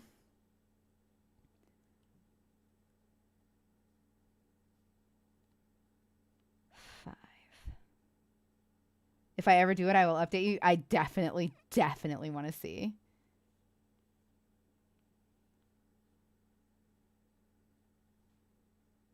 All right, so that is one dragon scale done. And this is why I don't like having the chain 1 here, because I feel like this is like, it stretches wide open and I don't like that. But another dragon scale will hold it a little bit closed and you'll see what I mean later. We should have 16 of these little V's going around. We need to look on the inside of our work again here. This is how we've been holding our work for the past several rows. And we're going to take this finished dragon scale and we're going to slip stitch it to this next V. And then we're just going to start doing double crochets into the next V. Does that make sense? Did everybody follow? Do you have any questions? Can I address anything for you?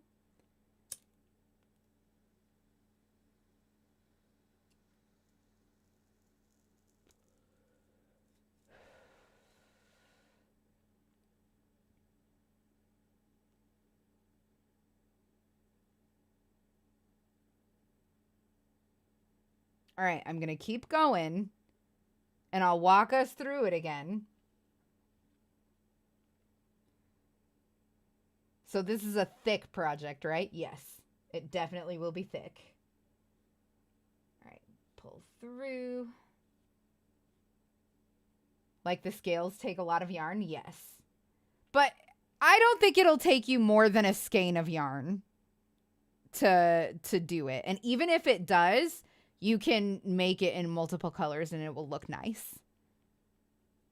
Like it's a fantasy object. If this is not the project that you want to do, let me know. But I do think that this is easy enough for a beginner to do.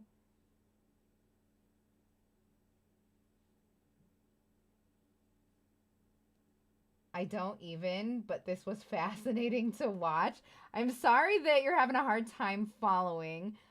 Next Monday, I told J-Rod that we would start a project from scratch so that he can follow along because he has a kit coming in the mail. So if you can get yourself some yarn and a hook by Monday, SR47, I promise to be patient enough to have you follow along with me. I will redo anything that you need me to until you have it down. Well, that's the thing, J-Rod. You won't be able to follow through halfway through a project, right? So we'll have to start a project from scratch, which is fine. That's absolutely fine by me. We'll do something really small. We'll do like a dishcloth, or I'll teach you how to do a bobble stitch. Bobble stitches are fun. 1, 2, 3. We need 2 more here. OMG, I just might. By all means, please do. I love spreading the good word of crochet. 4.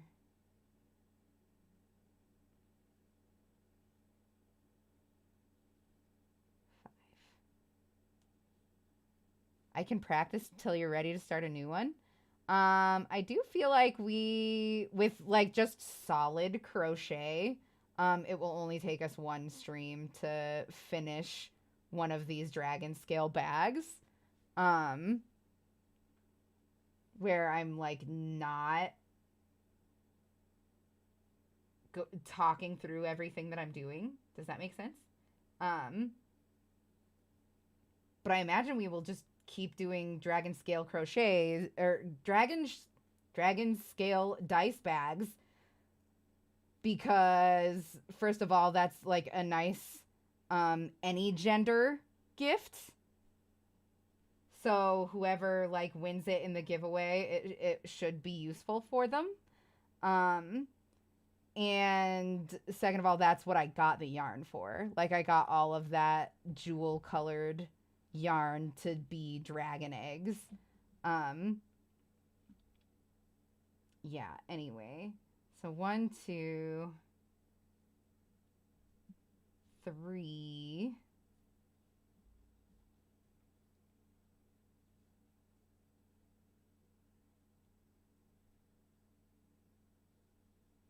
4.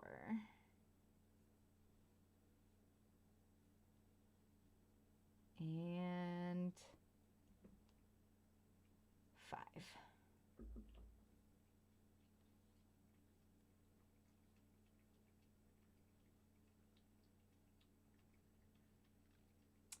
That's 2 dragon scales done.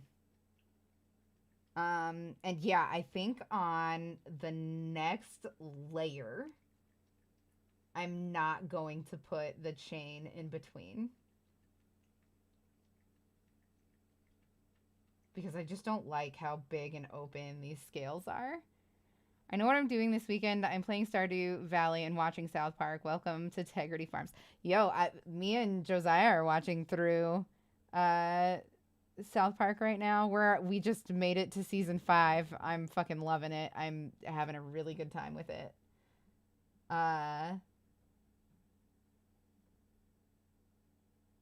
Anyway, yeah, I'm going to go ahead and hit play on the podcast again. By all means, please ask me questions if you need to, guys.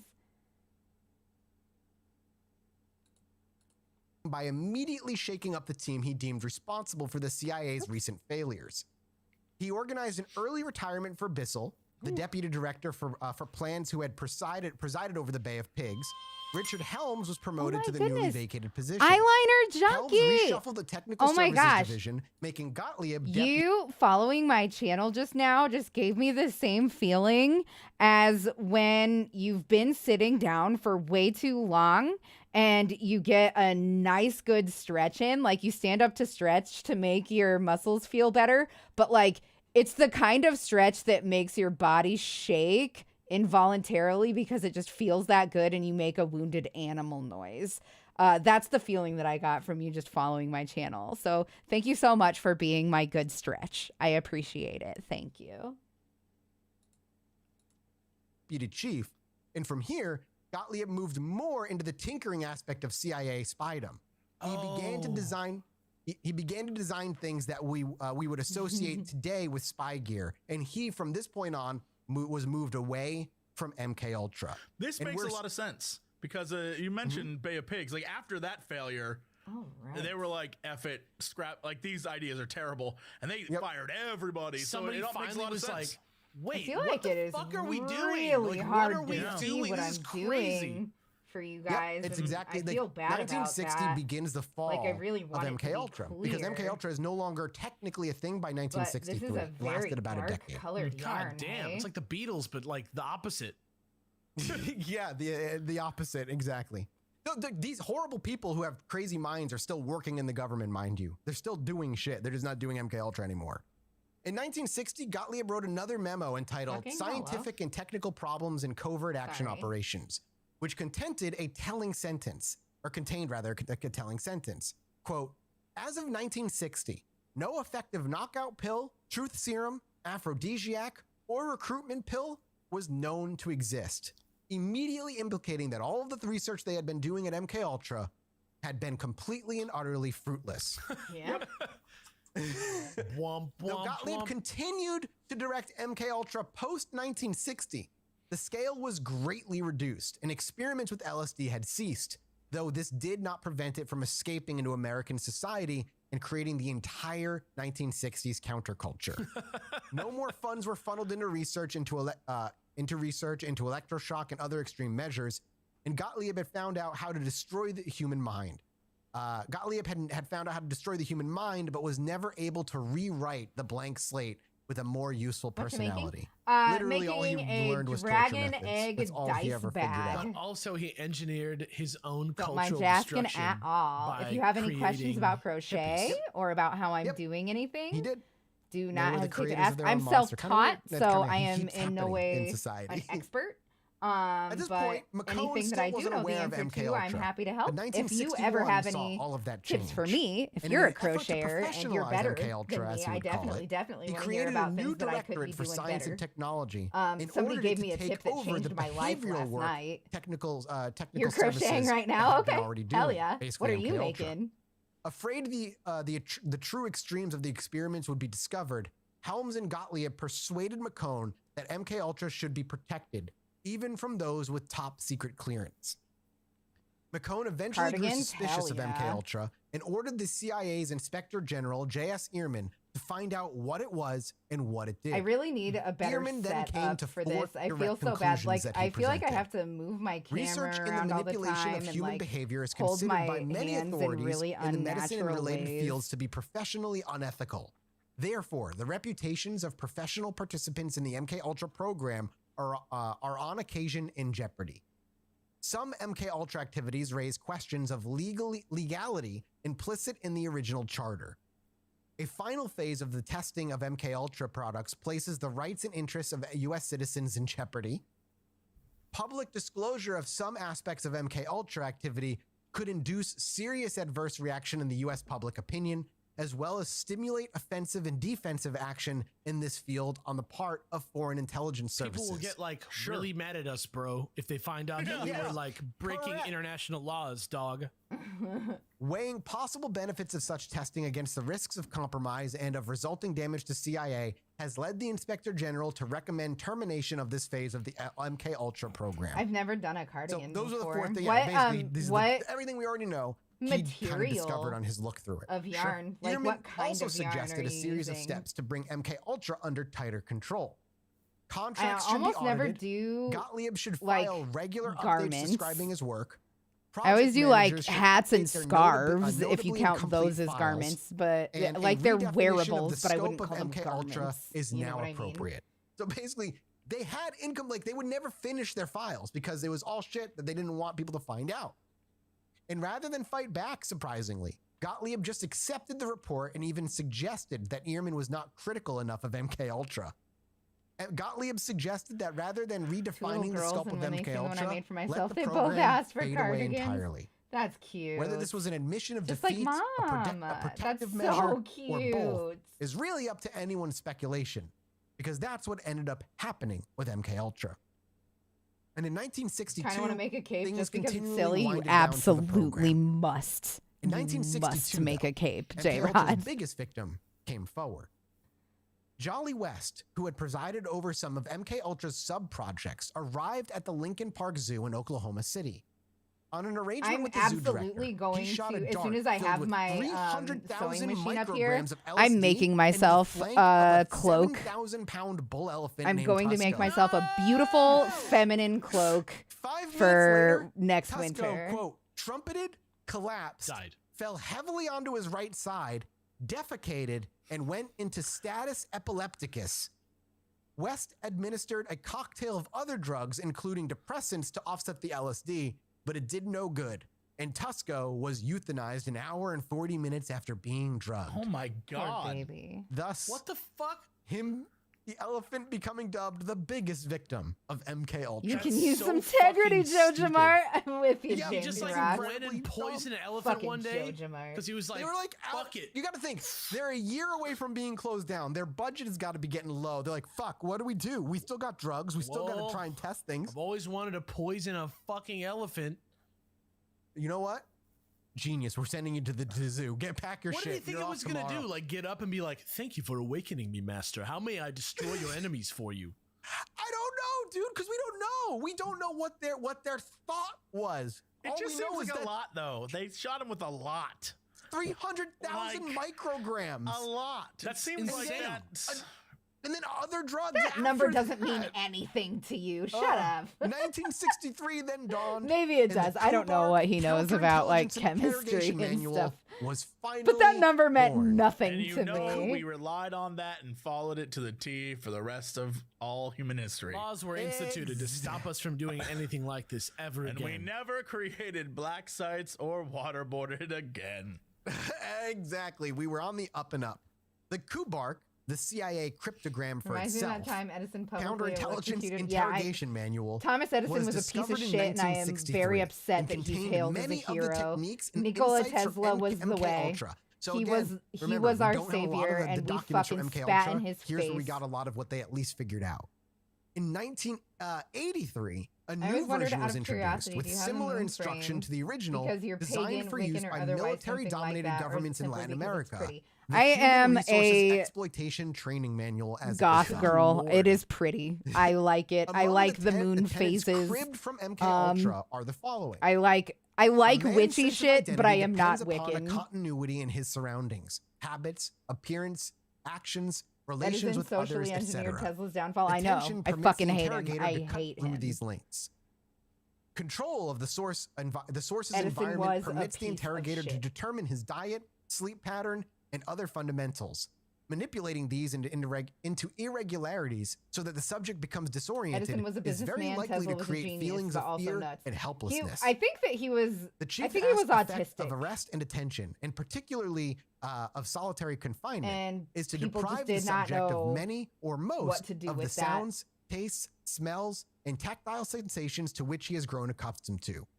Results produced only weeks after or months of imprisonment in an ordinary cell can be duplicated in hours or days in a cell which has no light, or artificial light which never varies, which is soundproof, in which odors are eliminated, etc. Be able to an environment still more subject to control, such as a water tank or iron lung, is even more effective. Drugs can be effective in overcoming resistance not dissolved by other techniques. Agree. The principal coercive techniques are arrest, detention, the deprivation of sensory stimuli, threats and fear, debility, pain, heightened suggestibility, and hypnosis, and drugs. The official effect of coercion is regression. The interrogatee's mature defenses crumble as he becomes more childlike. The electric current should be known in advance so that transformers and other modifying devices will be on hand if needed. The profound moral objection to applying duress past the point of irreversible psychological damage has been stated. Judging the validity of other ethical arguments about coercion exceeds the scope of this paper. It's like the opposite of the anarchist cookbook. Yep. Over the final months of 1963, MK Ultra slowly faded away. Projects were ended and not renewed. The safe houses were closed. Gottlieb threw himself fully into his work in the Technical Services Division, moving on from poisons right into spy gear. And the MK Ultra contractors also moved around. Dr. Ewan Cameron wanted to cure schizophrenia, a strangely common justification for the experiments bankrolled by the CIA's MK Ultra. Cameron favored a method known as depatterning, defining the method as breaking up existent patterns of behavior, both the normal and the schizophrenic, by means of particularly intense electroshocks, usually combined with a prolonged drug-induced sleep. These are the things that, again, we spoke about a little bit over, and the details of which are just not all that important. We don't need to know the measurements of the drugs and whatnot and exactly how things went about. I can understand his behavior. Another person, Paris Isbell, was a director of Addiction Research Center in Lexington, Kentucky. And Isbell was interested in the effects of LSD. He had conducted truth serum experiments for the Office of Naval Research in early 1953. And he sent a request to the CIA for, quote, a reasonably large quantity of the drug for a study of the mental and other pharmacological effects produced by the chronic administration of the dithylamide of lysergic acid. Oh, these names. What now? Pardon? Oh, God. Let me try that one more time. Dithylamide of lysergic acid. And what is that? This is what they were using to study pharmacological effects produced by chronic administration of it. So you're just looking at what it did. His request was granted. It's a psychological drug, psychoactive drug. It's like another fucking... So they just want to like, our study is to see what it does to people. Really Yes, that's exactly correct. Bad idea to have That's coffee the whole right thing, now. fancily worded. Let's see what this does. Wouldn't it be cool if? Wouldn't it be fucked up if? Isabel's MK Ultra contracts included testing whether LSD, mescaline, or other drugs could make users more susceptible to hypnosis. Agreed, J-Rod. Preclinical pharmacology studies required to develop new psychochemicals. And study oh my God, these words are so hard. You got this. Psychotomimetic drugs, a class that produces delusions and delirium. It's basically a type of psychotic that does that. Agree entirely. Isbell went on to write or co-author more than 100 scientific articles, many of them reporting the results of his experiments. In his early articles, he refers to his inmate patients as volunteers, completely lying about who he was testing these things on. The inmates were not told what sort of drug they would be fed or what its effects might be. And to attract them, Isbell offered rewards, including doses of high-grade heroin to feed the habit that the inmates were ultimately there to break. He literally were feeding drug addicts the drug of choice to get them to do their LSD experiments. That's awful. It's just Jesus Christ. In prison. It just doesn't Jesus make Christ. sense that anybody ever needs to do this.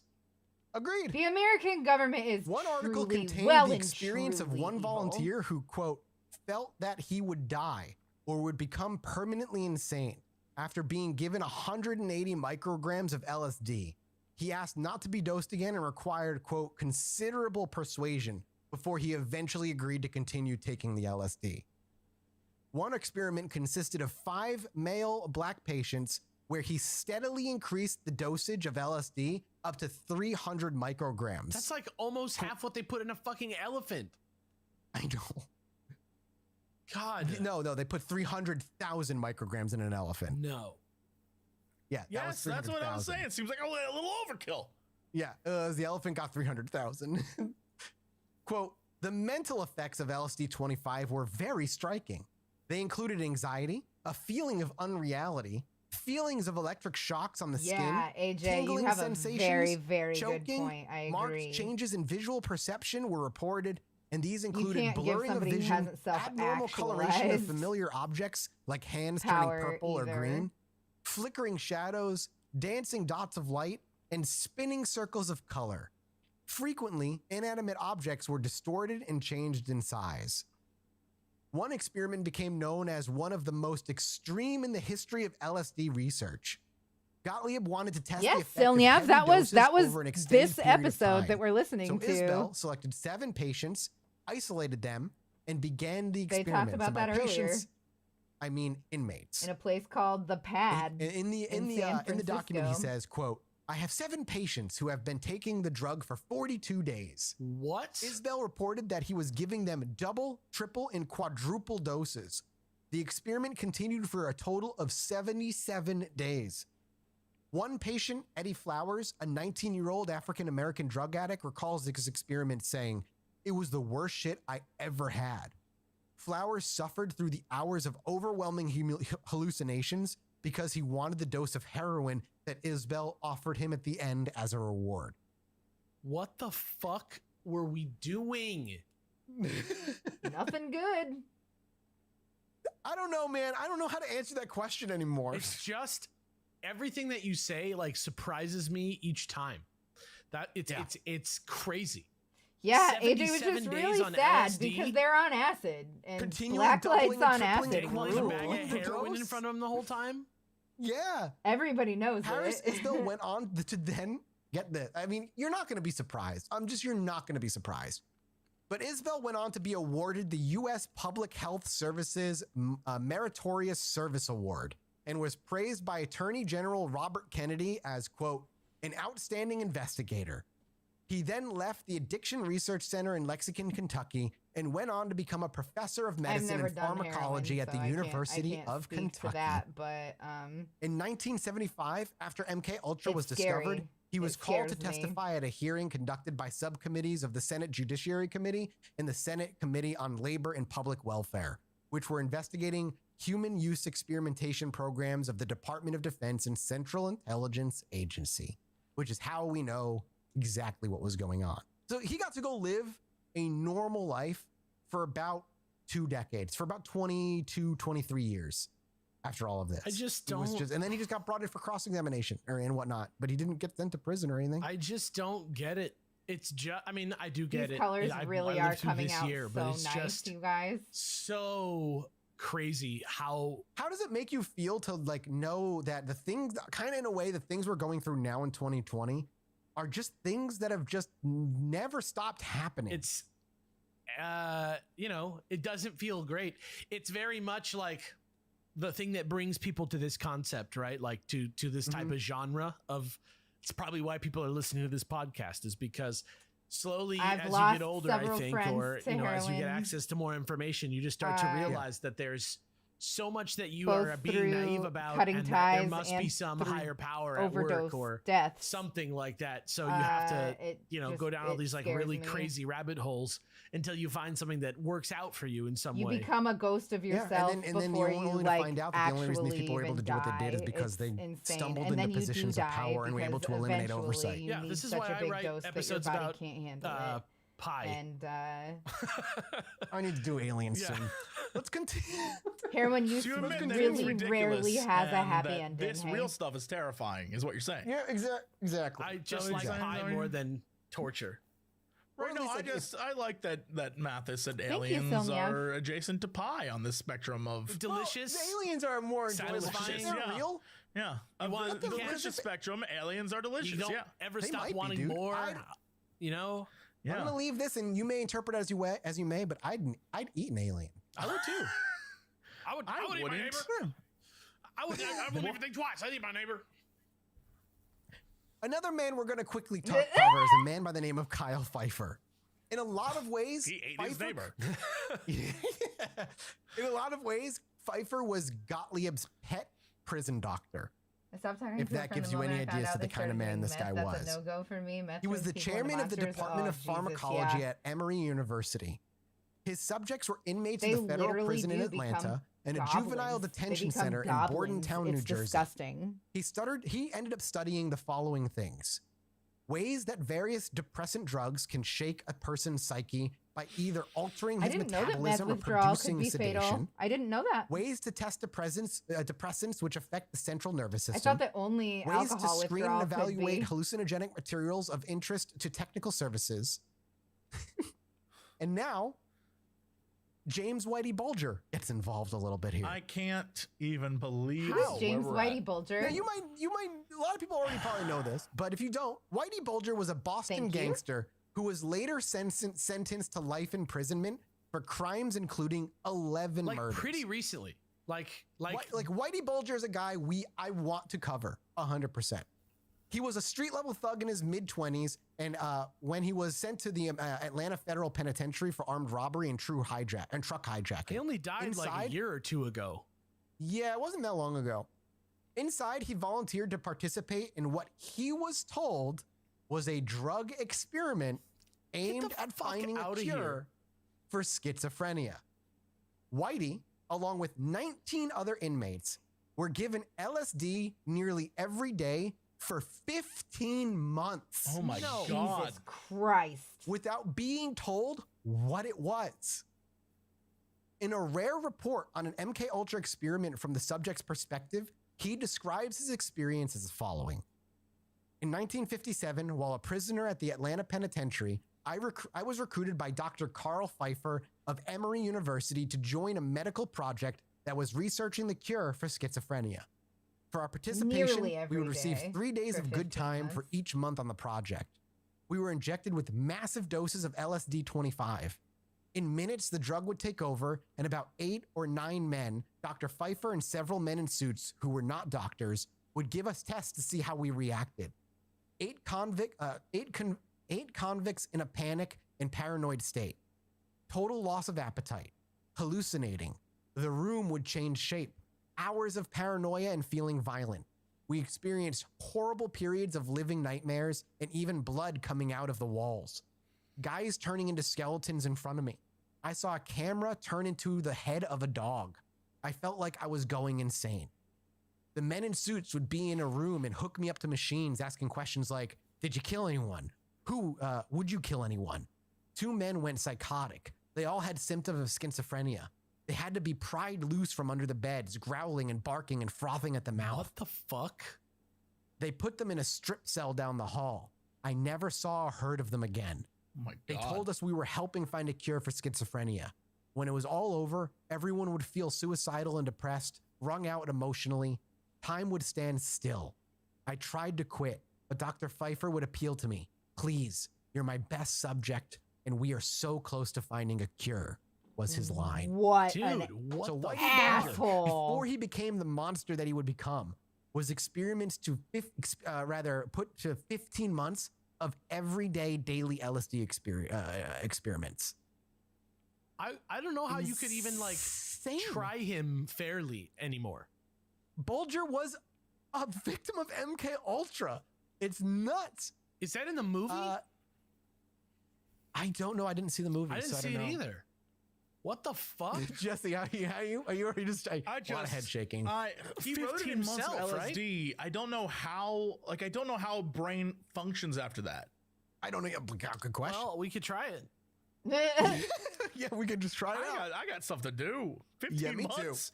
I got something to do. I mean, I'll take Yeah, I about do too. It's 15-month called break. LSD, baby. Let's do If it. you give me a 15-month break, I promise I'll go right back. I'll go right back to what I was doing a year ago. Yeah. Just let me pause everything 15 months. Let me just like take a LSD time. I'll walk out. come out a changed next man. day. I'll be fully dressed, ready to go back into the world. Did Alex make COVID Well, happen when he Pfeiffer said that? became prominent for his research into schizophrenia. But in 1971, he destroyed records of the LSD experiments he had conducted on prisoners in the Atlanta Federal Penitentiary. This did not save him from the 1975 Rockefeller report releasing the information that his experiments in the 50s were not designed for curing schizophrenia, but for the CIA. And James Whitey Bulger caught wind of this and was enraged to learn that the project that had destroyed his life was not in the effort of helping him, but in the interest of the CIA. He told a subordinate he was going to find Pfeiffer and kill him. Bulger was not given the chance as the FBI captured him for other crimes before he could. Good Lord. One last person we're going to cover is a man by the name of Harold Abramson. Harold Abramson, an LSD pioneer, entered the MK Ultra oeuvre. How do you say that word? Oeuvre? Oeuvre. Oeuvre. It's a French word. It's like oeuvre. When he began shepherding Gottlieb's forays into self-experimentation with LSD. What's his name? Abramson? Harold Abramson. In mid-1953, Gottlieb gifted Abramson $85,000, or in today's money, $830,000 of MK Ultra money for the conduction of experiments with LSD and hallucinogenics along the following lines: disturbance of memory, discrediting by aberrant behavior, alteration of sex patterns, eliciting of information, suggestibility, and creations of dependence. All things we've already heard a few times over. Good You just see Lord. that they're just kind of just having a bunch of people do it all in different areas of the world. Disturbingly, Abramson was fascinated with the effects of mind-altering drugs on children. Oh my God. He closely monitored experiments, including one in which 12 pre-puberty boys were fed psilocybin, the psilocybin Like magic mushroom. shrooms. Yep, and another in which Psilocybin. 14 children by the ages of 6 and 11 were diagnosed with schizophrenia that were given 100 micrograms of LSD each for 6 weeks straight. What the fuck? During the 1960s and 70s, Abramson, the first American to experiment with LSD, organized several international conferences on LSD. And in 1967, he published a book I almost called cried. The Use I of beat LSD it, in Psychotherapy but and that just almost made me Alcoholism. cry thinking about He those also kids. worked in studies for That's which he was nuts. actually trained, as That's he never nuts. studied psychiatry or pharmacology, and co-founded the Journal of Asthma. He died in 1980. So Not fucking we were soon just enough, the was U.S. it? government was directly funding child experiments in the U.S. Just straight up.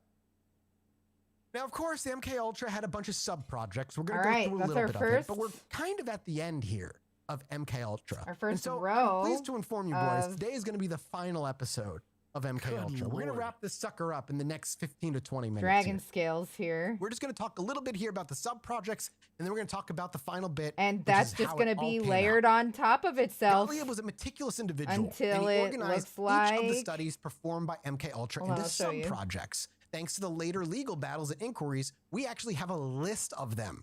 Until it looks like this. There are 149 MK Ultra sub-projects, many of which appear to have some connection with research into behavioral modification, unsurprisingly, and as well as drug acquisition and testing or administering drugs serendipitously. I feel like we can get one more row. Thank you. Yeah, I just got a lot of words happening today, and I'm losing it, dude. It's been a long one. They belong to 15 different categories. Research into the effects of behavioral drugs and alcohol. 17 sub-projects probably not involving human testing, but we can't be sure. 14 sub-projects definitely not involving tests on human volunteers. 19 sub-projects probably including tests on human volunteers, but while not known, some of these sub-projects may have included tests on unwitting subjects as well. 6 sub-projects I think it is going to look really good with this yarn. Subjects. I shall invent a time machine, and also, our mission is to travel back to 1980 and beat the shit out of that guy. Including 2 involving hypnosis and drug combinations, acquisition of chemical drugs. It does look like a little pine cone, the hey? acquisition of them. Basically, the way this all breaks down is that every single aspect of MK Ultra had a sub-project attached to it. There was not a single point in MK Ultra that was not being watched over by Gottlieb entirely. He built all this stuff. He had polygraph research happening as well, studies of human behavior, sleep research and behavioral changes during psychotherapy, library searches and attendance at seminars and international conferences on behavioral modification, and so on. So it's not all just drug stuff. He was doing just other normal sleep studies as well, but it was all under the MK Ultra umbrella. I'm sure there's just oh my God, I fucking boundary. love you, Matt has it's just games. He said umbrella. Sometimes it's not human torture. We can group crochet a time machine. Amazing. Dark ones. Oh my God. Yep. The last ones we'll talk about here, the one that are kind of important. There was sub-projects involving funding support for unspecified activities connected with the Army's Special Operations Division at Fort Detrick, the medical under CIA Project Naomi, the Army assisting CIA in developing, testing, and maintaining biological agents, and delivery systems for use against humans as well as against animals and crops. Druid dice bag, there was single sub-projects in such areas as effects of electroshock, harassment techniques for offensive use, analysis of extrasensory perception, gas-propelled sprays and aerosols, and 4 sub-projects involving crop and material sabotage. 1 or 2 sub-projects on each of the following: blood grouping, research controlling the activities of animals, energy storage, and transfer in organic systems. Let's see if it does better without that stimulus and response in biological between systems. And finally, 3 sub-projects canceled before any work was done on them, having to do with laboratory drug screening, research on brain concussion, and research on biologically active materials. Listen, I'll crochet team hats. You guys get the science down. I'll crochet team hats so that we all match. Okay? I could bang out multiple hats a day. Now we're just going to talk about how it all came out. The discovery happened in 1970 under the Nixon administration. Nixon feared the outbreak of a global pandemic and ordered all government agencies to destroy their stores of bioweapons and chemical toxins. Army scientists complied, but unsurprisingly, I want spicy pine cone. He asked the chief of his chemical divisions, Nathan Gordon, for an inventory of CIA stocks. Gordon reported the medicine chest at Fort Detrick contained 10 biological agents that could cause diseases, including smallpox, tuberculosis, equine encephalitis, and anthrax, as well as 6 organic toxins, including snake venom and paralytic shellfish poison. Gordon and Gottlieb were both disturbed at the prospect of losing all their work. So Gordon suggested that they secretly move all of their poisons from Fort Detrick.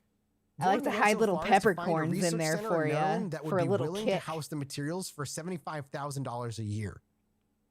Gordon and Gottlieb met with Helms and Tom Carmenesis. Did you guys know that pigs like spicy food? Plans a few days later, and it was agreed that the agency had no realistic option other than to follow the president's orders and destroy the stock, but not for a lack of trying.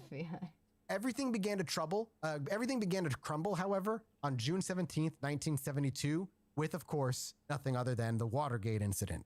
What? A security guard at the White House, a security guard at the Watergate complex in Washington noticed a piece of tape over a door lock at the office of the Democratic National Committee. He called the police and several intruders were arrested. Why did he do that? The intruders turned out to have connections to the White House and the CIA.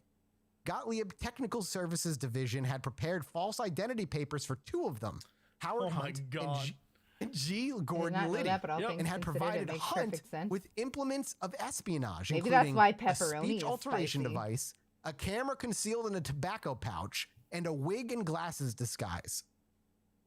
Nixon sought help from the CIA disguise? Yeah, it's like a Groucho Marx. That's exactly what I'm picturing. Straight up, yeah. Nixon sought help from the CIA to contain the fallout from the Watergate break-in. Helms refused to create a cover story that would exculpate the White House.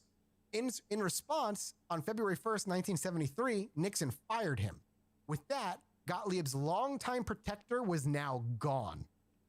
As Helms was packing to leave, he summoned Gottlieb for a farewell. The talk turned to MK Ultra, and they knew that no one could find out what they had done. In one of the last acts as director of the CIA, Helms ordered the destruction of all MK Ultra records. And on January 30th, 1973, 7 boxes of documents were shredded. God damn it. Around the same time, Gottlieb told his secretary to open his office safe, remove files marked MK Ultra or secret sensitive, and destroy them. She did exactly as she was told. Helms' replacement, James terrible American. Schlesinger, arrived and was determined to make changes. Gottlieb became his first target. Gottlieb's biggest project was MK Ultra, and it was no longer well regarded. He was Helms' protege, and the Helms era was now officially over. His reputation was tainted by his involvement with the Watergate burglars. So, Schlesinger changed the name of the Technical Services Division to the Office of Technical Services. And Gottlieb remained chief, but it was clear the end was near. And in April, Schlesinger called John McMahon and told McMahon to come and run OTS. And on May 9th, 1973, he sent out a cable to case officers all over the world. It said the following: I am determined that the law shall be respected. I am taking several actions to complement this objective. I have ordered all the senior operating officials of this agency to report to me immediately on any activity going on or that may have gone on in the past, which might be considered to be outside the legislative charter of this agency. I hereby direct every person presently employed by the CIA to report to me on any such activities of which he has knowledge. I invite all ex-employees to do the same. Anyone who has such information should call my secretary and say that he wishes to talk to me about activities outside the CIA's charter. 2 days later, Nixon announced he was moving Schlesinger to a new job as Secretary of Defense. But it depends very much on the pattern and on the yarn. William Colby. Soon after he took office, Colby was given a thick, loose-leaf book that would forever change the CIA. Colby died in a weird way too, though. Yeah, said. Yeah. The 693-page closed-typed document were the responses to Schlesinger's cable to report illegal activities within the CIA. While there were many references to what MK Ultra was doing, Gottlieb's name only appeared one time in the 693-page document. It said the following. How is that possible? Because Gottlieb was good at what he did. In January 1973, Dr. Sidney Gottlieb, advising that he was acting on instructions from DCI Richard Helms, I love the name ordered Sidney, the destruction by the way. of all records associated with drug research and testing. On the 31st January 1973, 7 boxes of progressive reports from 1953 to 1967 were recalled from the archives and destroyed. In addition, 25 copies of a booklet entitled LSD-25, Some Unpsychedelic Implications, were destroyed. This document came to be known as the CIA Family Jewels, and it was agreed that it should remain a secret. For the next year, the Watergate scandal absorbed the American consciousness and led to Nixon's resignation on August 9th, 1974, and his replacement with Gerald Ford. And we don't know what the Family Jewels is? Well, we do that report with all the information with the Family Jewels. The Family Jewels. Okay. Yeah, that is the Family Jewels. For a girl, you like it? I like it for either. Several months later, Colby was contacted by investigative reporter Seymour Hersh, who had stumbled onto one of the Family Jewels, a project known as MH Chaos. MH was the prefix used for projects with worldwide reach. MK was specifically Sounds like a Square Enix game. MH Chaos was the project under which the CIA had compiled dossiers on thousands of American journalists and anti-war activists. So scary. Horrifying. Worldwide? Worldwide. That is... Colby did not deny the story. Though the story that eventually made it to the New York Times made no mention of the drug experiments of MK Ultra, it led to the series of investigations that blew open MK Ultra. The revelation of MH Chaos led to Congress to propose establishing a special committee to investigate illegal acts by the CIA, the first outside force since Mike Mansfield's attempt in 1950 to threaten the agency's secrecy. Ford opposed, as was senior CIA officers, but the political climate had changed and Americans were clamoring for transparency with the government. Ford decided to preempt Congress by announcing the formation of his own CIA commission. He wanted a bland report that would find some mischief, but nothing grand. He hoped that this would pacify Congress, but more importantly, calm the public. How does he That's not some see, one-term president thinking how does right he there. not see the implications of that? Dude, that question has been asked every episode of this series. And every day of my life so far. Yeah. To ensure a forgiving report, Ford appointed his vice president Nelson Rockefeller as chairman. Hours after the announcement, Ford contacted Helms and said that he was going to give the commission a very narrow mandate and warn its members that it would be tragic to exceed it. Quote, "It would be a shame if the public uproar forced us to go beyond and to damage the integrity of the CIA. I automatically assume what you did was right unless proven otherwise." Sounds like a recent phone call I heard today. Yeah, isn't it? That's crazy. Oddly prescient of the times that we are currently It's in. a perfect phone call. Very bizarre. Yucky. It'd be tragic if you went It'd above be and so beyond. tragic. Yeah, it might be a crime. I don't know.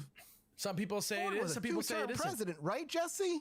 Yeah, wow, this is so crazy. It's funny to me that people speak the exact same way and never like. I'm not saying you're gonna get in trouble, but it would be an awful shame. Well, I mean, It's literally the example of like you have to be taught history or be doomed to repeat Yeah, it. it's Like, basically an American sedition by now. I mean, Sometimes tradition have a by now. tendency to color off depending on the quality of the yarn, which you can find out with a test in warm water. Yeah, absolutely. The Rockefeller Commission, officially known as the President's Commission on pre-washing CIA Activities within the a United small States, swatch appropriately is boringly always a named good so people wouldn't pay idea attention to it, was issued to on see how June the 11th, yarn 1975, itself and it was a reacts. mild as circumstances would allow.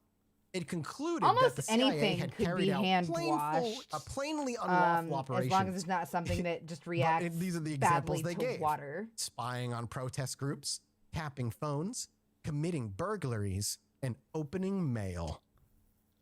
Stories that assassination plots against foreign leaders had begun to circulate in Washington, but the commission report said that that time did not permit for a full investigation. Oh my God, that is.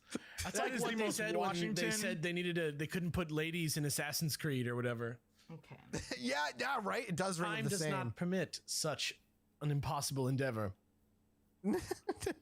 That's really the same. I though. wash It really everything is in cold water. ridiculous. I never It's wash nuts. in hot water. It's The report did useless. not It mention sets MK Ultra stains, by name, but and, it did say that the it CIA makes your had run a bills project higher. to test potentially dangerous drugs on my laundry is unsuspecting always United washed States in cold citizens. water. With Bembe Bultra. Oh God. I just Another can't that believe involved that you can say that, and people don't immediately react like, "What?" Yeah. It's really a lot of it. I wonder how much of it is the purposeful bland language that they use. You know what I mean? That is to bury it as 100% much it. as, yeah, That is they just put it in a way where 100% it. they use words that like, you know, people don't see very often. It's just like too much. And Let's be clear. We are still in the country where 6 hours before a vote's supposed to be scheduled, they drop like a 500-page bill, and they're like, "Read up. Oh, you didn't have time. Yep. Okay, we're voting." Like Yep. that's how we roll. Bad we just faith, are like, bro. yeah, the worst. bad faith. It is awful. Another that involves they did mention it by saying there was a project potentially to test potentially dangerous drugs on unsuspecting United States citizens. Another that involved giving drugs to prison inmates, and a third in which unsuspecting volunteers were given LSD at 2 secret sites. One paragraph dealt with the Frank Olson incident, though not by name directly. One paragraph. Yeah, one. That's it. We didn't even say the guy's name. But yeah, dude flew out of a window. It's God.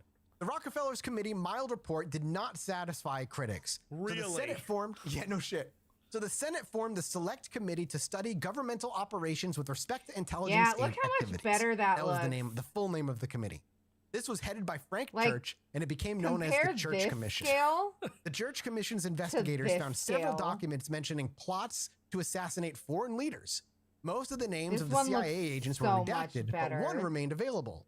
Sidney Gottlieb. Finally, that motherfucker. Hell yeah. I'm happy about that. The Church Committee investigators asked the CIA for permission to interview Gottlieb, but were told that he had retired and left the States. The investigators insisted, and the CIA's legal office relented and found Gottlieb. After Gottlieb was removed from his government position, by the laws of probability, there is a tiny chance that my dryer will crochet a perfect blanket. That's true. After he was done doing the spy thing, they dropped all their material belongings and started monkeys and typewriters and Shakespeare and whatever. For the he's got like nothing else to do in his life. He literally got to do everything he ever wanted by torturing people, and now he's doing that elephant. Hilariously, they actually ended up volunteering in a hospital in Uttar Pradesh, India, where Margaret Gottlieb became very ill. While she was convalescing in a hospital, Sidney was called back to the U.S. to deal with building scandals. What does that mean? Gottlieb retained Terry Lenznar on the advice of some former colleagues. That's the lawyer. Lenzner cautioned that they should ask for immunity from prosecution before proceeding with the committee's questions, and Lenzner outlined their legal challenges. The Church Committee was investigating assassination plots in which Gottlieb had been involved. Convalescing. In New York, the district attorney was looking into Frank Olson's death. Rehabilitation, okay. And Gottlieb no longer wielded power at the CIA. Thank you very much. Had few remaining friends there. So Gottlieb was kind of just in a bad spot. He agreed to testify to the committee, but not without immunity. Thus began a series of public hearings probing into all manner of unlawful or improper conduct by the CIA. At the first hearing, Colby revealed the existence of MK very Naomi, much. You guys are the wonderful. Partnership between the CIA and the Army Special Operations Division at Fort Detrick. Colby produced a summary of its work written in 1967 when Gottlieb was running the Technical Service Division. It said that MK Naomi had two purposes: to stockpile severely incapacitating lethal materials for specific use within there isn't on DoxyBot. I don't of TSD, very bare and to maintain an operational readiness, I don't know how to and unique use them. items for the dissemination of chemical and biological materials. Not wanting to fight Lenzner on the subject, the committee gave Gottlieb immunity. And on October 7th, 1975, Gottlieb began his testimony, and it came to roughly 40 hours in total.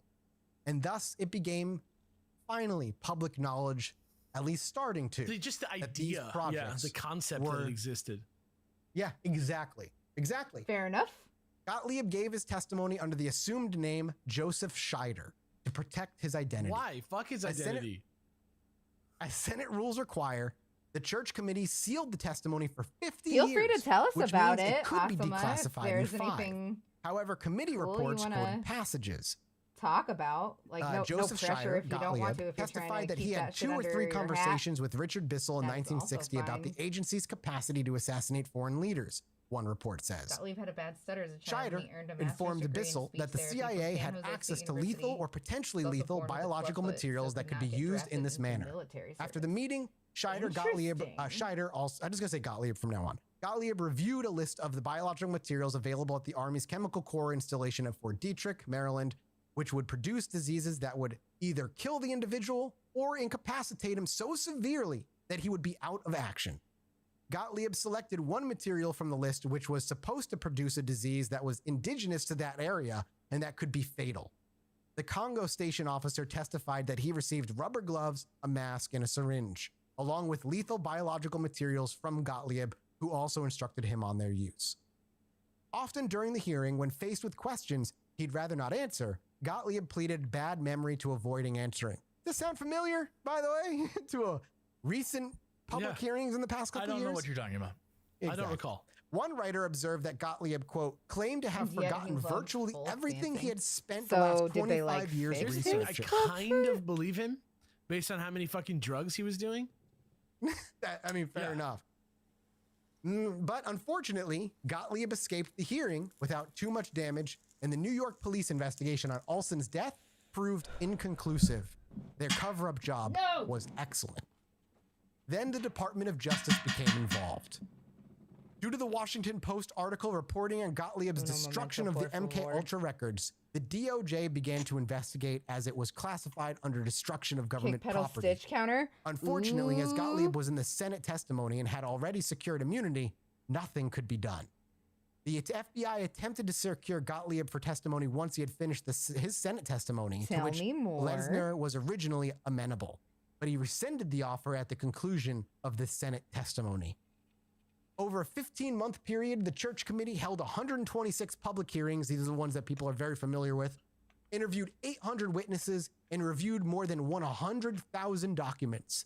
It focused on the more egregious of the accusation, such as domestic spying and international assassination plots. In its final report, the Church Committee concluded, intelligence agencies have undermined the constitutional rights of citizens. There is no inherent constitutional authority for the president or any intelligence agency to violate the law. The report also included a summary of what it had discovered of the CIA's mind control programs, including the earliest of the CIA's major programs get a kick pedal involving from the a use of drum chemical set and and every stitch biological will have a agents, sick beat. Project Bluebird, investigating the possibilities of control of an individual by application of special interrogation techniques. I have In a August stream 1951, deck. the project I was just renamed would Artichoke, need as we the know. pedal. MK Ultra was the principal I guess, CIA and, program like, the involving said software. research. And because MK Ultra records were destroyed, it is impossible to reconstruct the operational use of MK Ultra materials by the CIA overseas.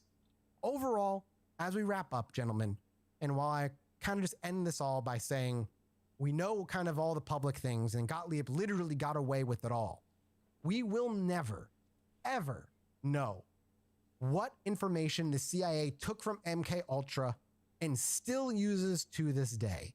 They All didn't of that get research any was properly destroyed, information. and it wasn't until another 15 years after it shut down that it became known within our government and then known publicly. That is where I'm just going to put a pin on MK Ultra and call this series fucking complete. That's why you should pay attention to what the government is doing, guys. That's why you should pay Legit, attention. though. If you want to get into like not wrong. the whole hearing, like the hearing itself is a huge amount of information. You can watch a lot of those public hearings, and to hear some of the very personal experiences of some of these victims is heart-wrenching. So if you do plan on going to listen to it, it's kind of hard. It's a little harsh. It's really, really Just harsh. listen to people on drugs in the 50s instead. It's much more entertaining.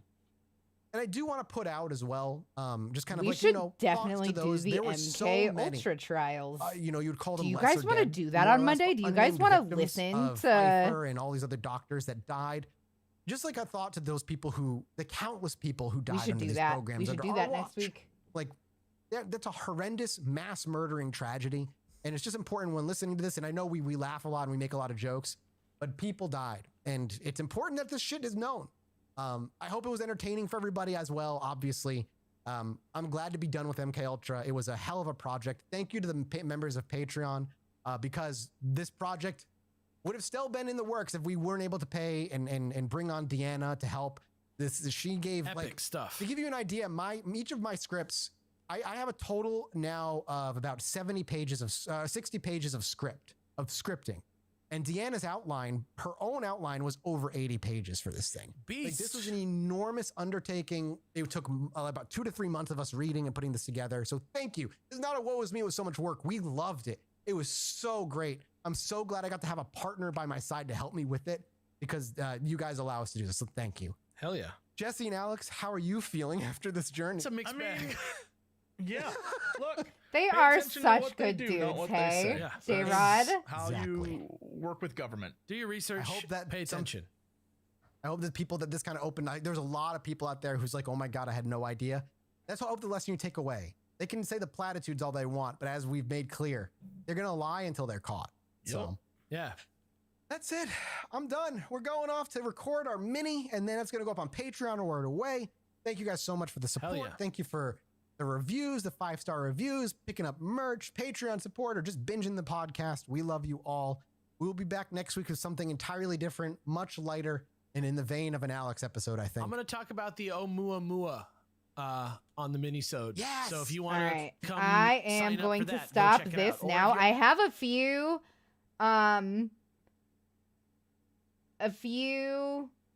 just like Reddit text-to-speech guys open that we can listen to while we finish this row, and then we'll call it. I want to do horrifying history facts, if you guys are down with that. It's an 8-minute video, so we might be able to do more than one. What are some horrifying history facts or events that most people don't know about? The Suffragists' Night of Terror, November 15, 1917, where 33 women fighting for the right to vote were picked up from in front of the White House and put in prison. They suffered beatings, being forced to stand hang all night with their hands tied above their heads, being thrown around and smashed into iron furniture, and humiliation at the hands of guards. One woman was knocked out after having her head bounced off an iron bench, and her cellmate became so distraught, under the impression the unconscious woman was dead, that she suffered a heart attack. She was denied medical care until the next morning.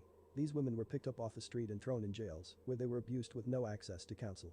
All because they dared ask Woodrow Wilson to allow them to vote. The Franklin expedition in 1845 to find the Northern Passage, which would be a faster route when traveling and freighting cargo across the Northern Hemisphere to Asia and China. The ships got caught in the ice and therefore stuck there forever. The crew turned to cannibalism as a way to survive in the cold and stayed on the lower decks of the ships, where they'd eventually get very sick because of malnutrition. One of the ships were named Terror, ironically. There's a book about it which of course puts in some supernatural elements to the story. I however think the real story is creepy in its own right. Imagine being stuck in the ice, it's cold as fuck everywhere, there's no food left and the nights are very dark.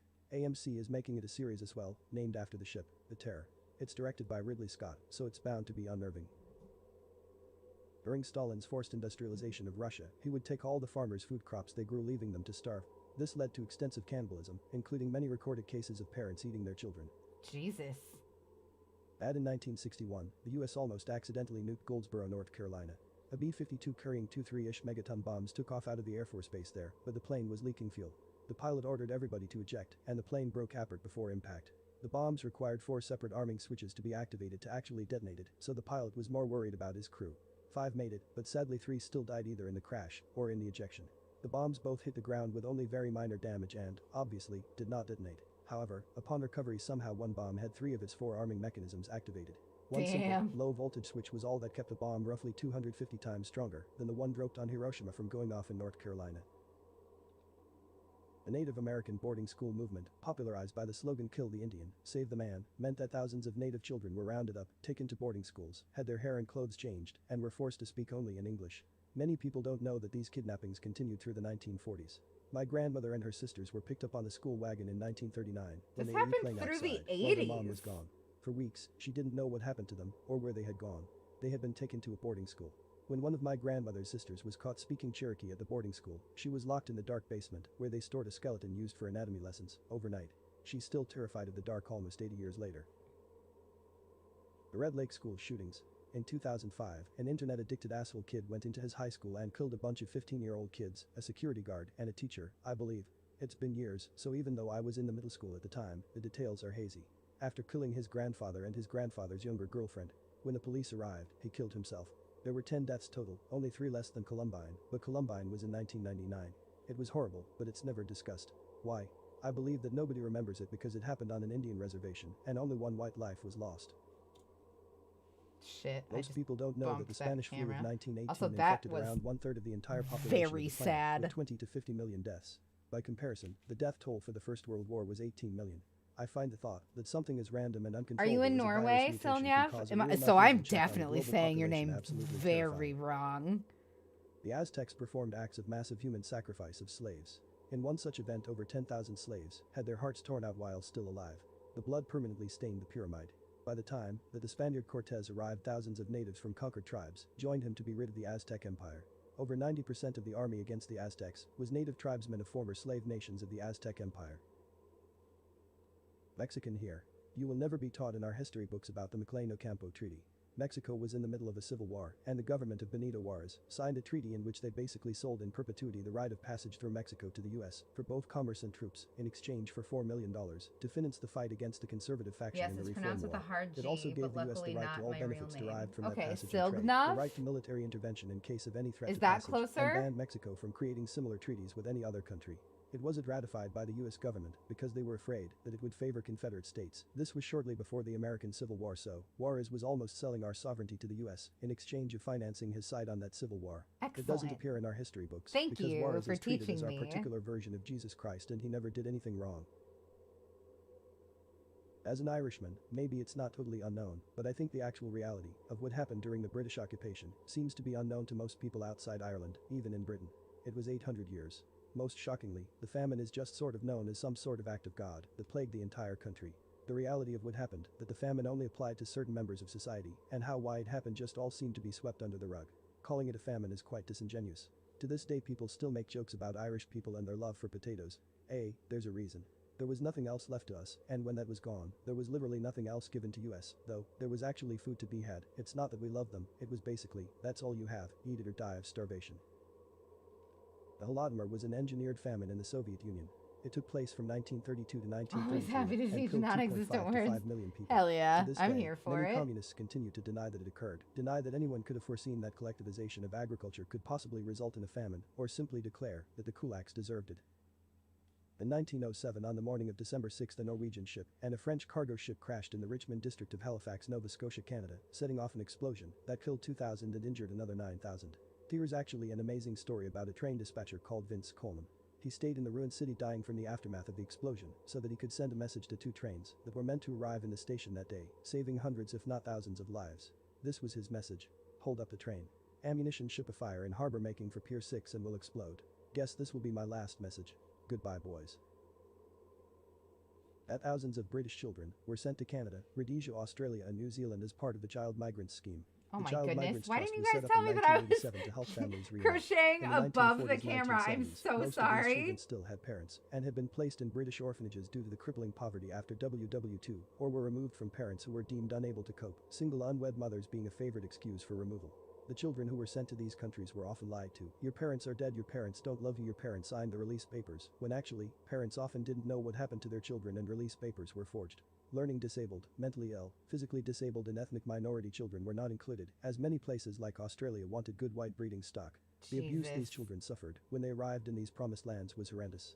The Catholic Church, Church of England, Barnardos, Fairbridge Society and many other children's charities and Christian denominations were complicit in sending children abroad. The children were promised new lives and foster families.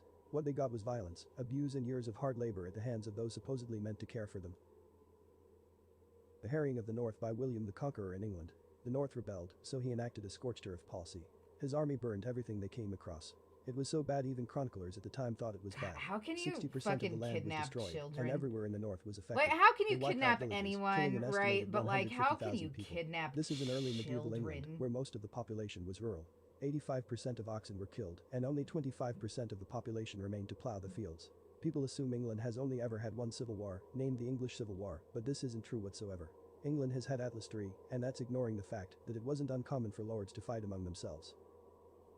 Engineers advised NASA to postpone the launch of the Space Shuttle Challenger due to concerns about the O-rings and the solid rocket boosters at low temperatures. This is everybody's They were overruled, favorite largely creepy because the next history launch fact. window wasn't on a school day, and having students watch the first Hi, teacher Zombie launch Broccoli. to space was Yeah, big we're PR just goal. finishing As this everyone row knows, of that dragon launch failed skills, because no and wing then in one of the SRBs we're gonna failed. call it for the weekend, and we'll be back on Monday.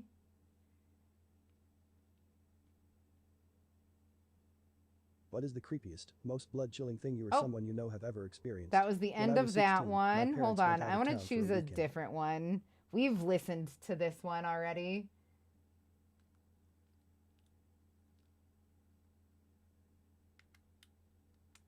Okay, do you guys want to do IRL glitches, or do you want to do disturbing things you've seen in other people's homes?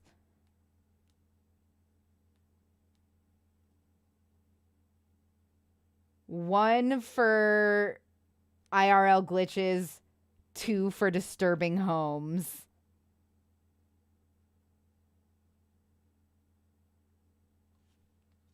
Yes, I will turn up the next one. Sorry. I absolutely will. Okay, that's 2 for glitches.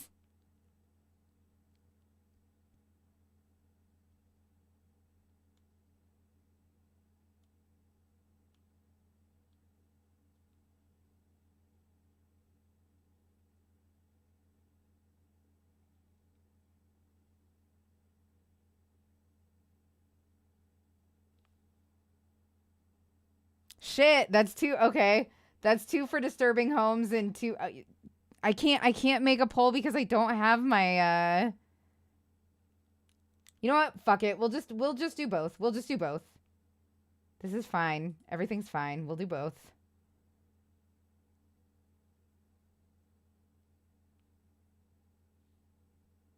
Predators who have a job where they go into other people's homes, plumbers, electricians, etc. What's the weirdest, most disturbing thing you've seen while working in a customer's house? I'm a face painter who does children's birthday parties. I've never had any super sketchy experiences, just a few rundown homes, but the kids always Hopefully have fun. that's better for I went you. to one house, kinda messy and smelly, but no big deal. I started setting up my supplies and I heard a weird peep sound above me. I look up to see a guinea pig running through a clear plastic tube attached to the ceiling. Then I take a good look around the house and notice the whole place is covered with a network of guinea pig tubes. The mom noticed me looking around and nonchalantly told me they have like 10 guinea pigs. I used to deliver oxygen to people's homes. Saw plenty of weird things. Lots of hoarders, but this one took the cake. He didn't want to let us into his house, but I had to do a home safety assessment before I could set up the equipment.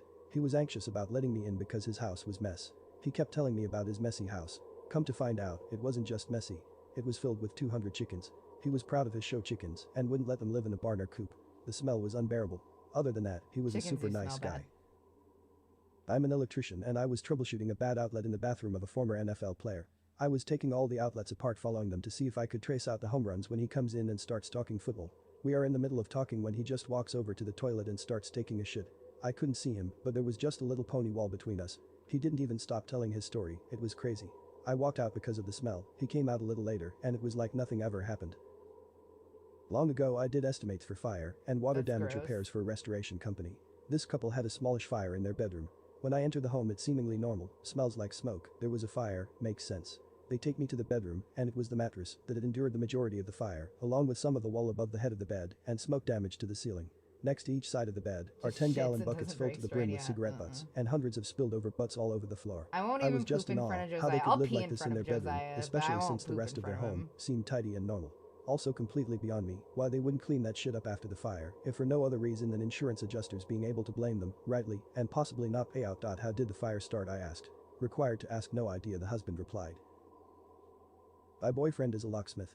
During the 2008 recession, Las Vegas had thousands of homes that were getting repoed or abandoned. The company he worked for would have him go and change the locks to keep people out. I can poop in a public bathroom if I have to, to though. limit the possibilities I totally of running can. into ex-owners of the properties. I sometimes tagged along, mostly to explore some of the ridiculously big houses that people had just left, but helped some of the time. This one house looked totally normal from the outside. You couldn't tell any difference from any of the other cookie-cutter, planned development homes. But inside, in every room, there were those timeout dolls. If you have never seen them, they are a doll that stands against the wall with its hands up to its face, and even more creepy, usually they have no face, but they look like a kid hiding their face or pouting after being put in a timeout. When I say they were in every room, I mean every single room. And not just one, but dozens, lining the walls. Not laying down, but standing up against every wall of the house. The house's electricity had been shut off, so all we had was flashlights. Walking into each room, it did not get less creepy seeing doll after doll. He is already afraid of dolls, and this made it so much worse. Altogether we counted 63, but there might have been more.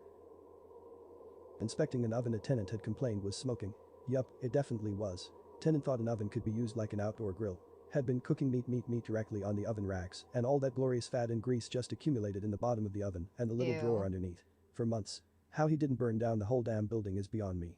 I also patched a bullet hole in a shared wall ceiling between apartments. One tenant let his girlfriend play with his loaded gun. She stupidly and accidentally fires it into next door neighbor's apartment. Neighbor was playing video games and didn't notice the bullet come through his wall into the ceiling. Had no clue until the gun-owning boyfriend knocked at his door in a panic and was relieved to see him alive. Whoopsie. I did apartment maintenance for a while. We started quarterly inspections, and the first day we opened a door and the smell that came out was indescribable. The guy who was with me was ex-military and he said that we were about to find a body. In the maintenance community this tends not to be a matter of if you ever find a body, but when. He told me that he would go in alone if I was uncomfortable with it, but I went in too. We didn't find a body. But we found a mountain of trash that took up the entire dining area. And honestly just trash, mostly food packaging, everywhere, and that accounted for a lot of the smell. We also found a dog. A very sweet golden retriever that was starved for attention. It was obviously being left to just piss and poop all through the unit. It probably hadn't been outside in weeks based off of the smell and general condition of the unit. We went outside, locked up, and called the property manager for her to come by. While we were waiting, he came home. The look on his face when he saw us was terrifying. The manager talked to him and they set a plan about cleanup and gave a time frame for him to get the unit back to regular. The other maintenance guy stayed with him for a while that evening. When we left the unit, he was sure that the guy would kill himself that night. Turns out the renter had recently went through a very rough divorce where his children had been removed from him with very little warning and he was spiraling. I left the company before I learned how it all ended. I hope he is doing better. I used to do flooring, and when we had to get up the subflooring due to water damage, underneath it there was a black garbage bag. When I opened said bag, it had a bunch of women's clothes in it. Didn't think anything about it until we dumped it out and found bloody ripped underwear and torn dresses. Told the owner we had forgot some stuff at work and wouldn't be back until tomorrow. Called the police and never went back. The house was soon up for sale a month or so later. That is terrifying. My dad has been a plumber for about 30 years. I've worked with him on and off since I was 12. The stories and things we've seen are beyond count, but I have two you guys might like. We get a service call to this house in Inglewood, California. It's an older house probably built in the 50s. We arrive to a smell that is hard to describe. Imagine a monster made of diarrhea that has been baking in the desert sun for weeks. I grab my trusty Vicks Vapor Rub and basically shove it all up my nose. We knock on the door and are greeted by a yell to come in. As soon as the door opens, a wave of smell so foul that even a porta potty would find offensive smacks us in our nervous system. I push through it and enter the house. To say this person was a hoarder is an understatement. Piles upon piles of pizza boxes. Mountains of diet soda cans, jars of what I can only assume are piss sprinkled all over the house. Gross. The carpet squishing under our feet. We made our way through the Neckbeard Museum to the hallway. The owner of this hentai hideaway finally appears. The first thing I notice is the shirt.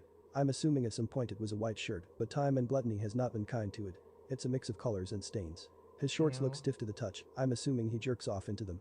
His hair is greasy and black. A scraggly beard adorned his skinny face. He says that his water has been shut off for 8 months. He finally paid the bill and wants us to make sure his shower and toilet are working okay. I already know what's coming. I can see a picture in my mind of the horror that awaits us in the bathroom. We walk over to the bathroom door and open it. My virgin eyes fall upon a sight I will never forget. This bathroom is a war crime. The United Nations would put sanctions against it if they knew it existed. Entire nations would weep at its side and smell. Terrorist organizations would consider it cruel for such a place to even exist. Guantanamo Bay is a 5-star resort compared to the sin against nature. Every surface is covered in shit and piss and paper. The toilet, the sink, the bathtub, the floor, the walls, the ceiling. All of it covered in a layer of human shit. I've literally swam in shit before, like in a hazmat dive suit. But this is a declaration of war on humanity. This is a crime against God and man. This is a holy war. It's the 7th seal opening and showing us the face of death. I turn to my dad and just say no. He looks at me with a face I can only describe as a mixture of fear, pain, sadness and rage. He looks over at the owner of this fucking hate crime and says, "My God have mercy on you, good luck." We walk out to our truck and never speak of this day. The darkest day humanity has ever faced. But we saved you all. To unleash this plague into the world is something we could never live with. For reference, I'm 6'5", 280 lbs. This story begins with a warning. If you are scared of spiders, you might want to avoid this one. Crawling. Ask any plumber worth his salt. Crawling under houses can be the best and worst part of your job. Sure, it's cold and dark, no one is going to disturb you. But sometimes it's extremely tight and moving around can make you flip out if you don't know how to calm yourself down. And sometimes you see things you never wanted to see. I've crawled into all sorts of stuff under houses with my dad. Possums, wasps' nests, shit, blood, piss, dead animals, but nothing compares to the time I solo crawled under a house to find myself in a scene from Arachnophobia. It was summertime in Los Angeles, and it was hot. I put my crawl suit on and grabbed my tool tray. It has various tools in it, pliers, screwdrivers, pipe cutter, blowtorch, etc. I begin shoving my large body into a hole not made for me. I worm my way into the hole feet first, and finally slip into the sweet cool darkness. My dad hands me the crawl light, and I take a look around. I have about 5 inches of space between me and the floor above. The ground is dry and cool. I don't see anything out of the ordinary, and begin to shimmy my massive frame as fast as I can over to the spot I'm supposed to work on. I get to the pipe and start taking a look to see if I can spot a leak. Now, have you ever walked through a spiderweb and felt like you had a bunch of spiders all over you but didn't? I feel that as I'm rolling over trying to check this pipe out. I think nothing of it. I'm under a house, I'm in the spider realm, it happens. I start digging through my tool tray to look for some soap to test the pipe. The feeling of crawly skin become more and more intense. I grab my crawl light and bring it closer to me. That's when I see them. Thousands upon thousands of them. A literal wave of baby black widows washing over my legs. Now normally I'm not scared of spiders. But being covered in baby black widows invoked a fear unlike anything I've ever felt. I screamed. I screamed like a 10-year-old girl. I started thrashing my body all over the ground, trying to get them off me. my legs and hands slamming into the ceiling. I start to go into this trance of the walls closing in. The spiders crawling all over me coupled with a tight space makes me hyperventilate and panic. I moved faster than I've ever moved before. I crawled like baby on speed to the entrance. I could still feel them all over me. In my curl suit, trying to find my soft flesh. I can see the light about 20 feet in front of me. The light is like the tunnel people see when they die. I begin to feel small pricks on my hands and sounds neck. like a I make it to D&D the trap. crawl It space does a hole little and feel my bit. dad's iron grip grab me by the shirt. He summons all of his dad powers to yank me out of the hole and toss me onto the ground. I'm rolling around swearing and yelling trying to get the 8-legged assholes off me when I hear my dad shout stop moving. I finally look up to see him standing over me with a fire extinguisher from our truck and he says close your eyes and mouth. And then he blasts me with it. I stand up and look down to see hundreds of little spiders freaking the fuck out from the fire extinguisher chemicals. I peel off the curl suit and start to inspect myself. All in all I only had 4 bites. I'm not allergic to black widow venom, but man. I'm sorry we have to listen to the way he said that again. I stand up and look down to see hundreds of little spiders freaking the fuck out from the fire extinguisher chemicals. I peel off. Hold on. Grab me by the shirt. He summons all of his dad powers to yank me out of the hole this and pause. toss me onto the ground. I'm rolling around swearing and yelling trying to get the 8-legged assholes off me when I hear my dad shout stop moving. I finally look up to see him standing over me with a fire extinguisher from our truck and he says close your eyes and mouth. And then he blasts me with it. I stand up and look down to see hundreds of little spiders freaking the fuck out from the fire extinguisher chemicals. I peel off the curl suit and start to inspect myself. All in all I only had 4 bites. I'm not allergic to black widow venom, but man did they hurt. Shit, we never that's did so finish that funny. job. The owner refused to pay for pest control. Whew, okay. Was a firefighter another time in my life. Had a middle of the night call to a mobile home for an elderly lady once. We walk in, and it's dark, but as my eyes start to adjust I think oh that's weird wallpaper. I keep looking around it's on the ceiling too. Weird inconsistent patterns and rectangle shapes. Eyes adjust some more while we are talking to her. WTF are those puzzles? She had hundreds of puzzles that she had glued when completed and then glued them to every surface of her mobile home. Walls, Jesus. ceiling, living room, bedroom. Every square inch covered. Weird. But you do you. Especially in your own home. Certainly not as bad as mosted. Jigsaw puzzles are fun though. I like them a lot. Okay, that was that one. We'll do one more and Serious then we will call it for this weekend.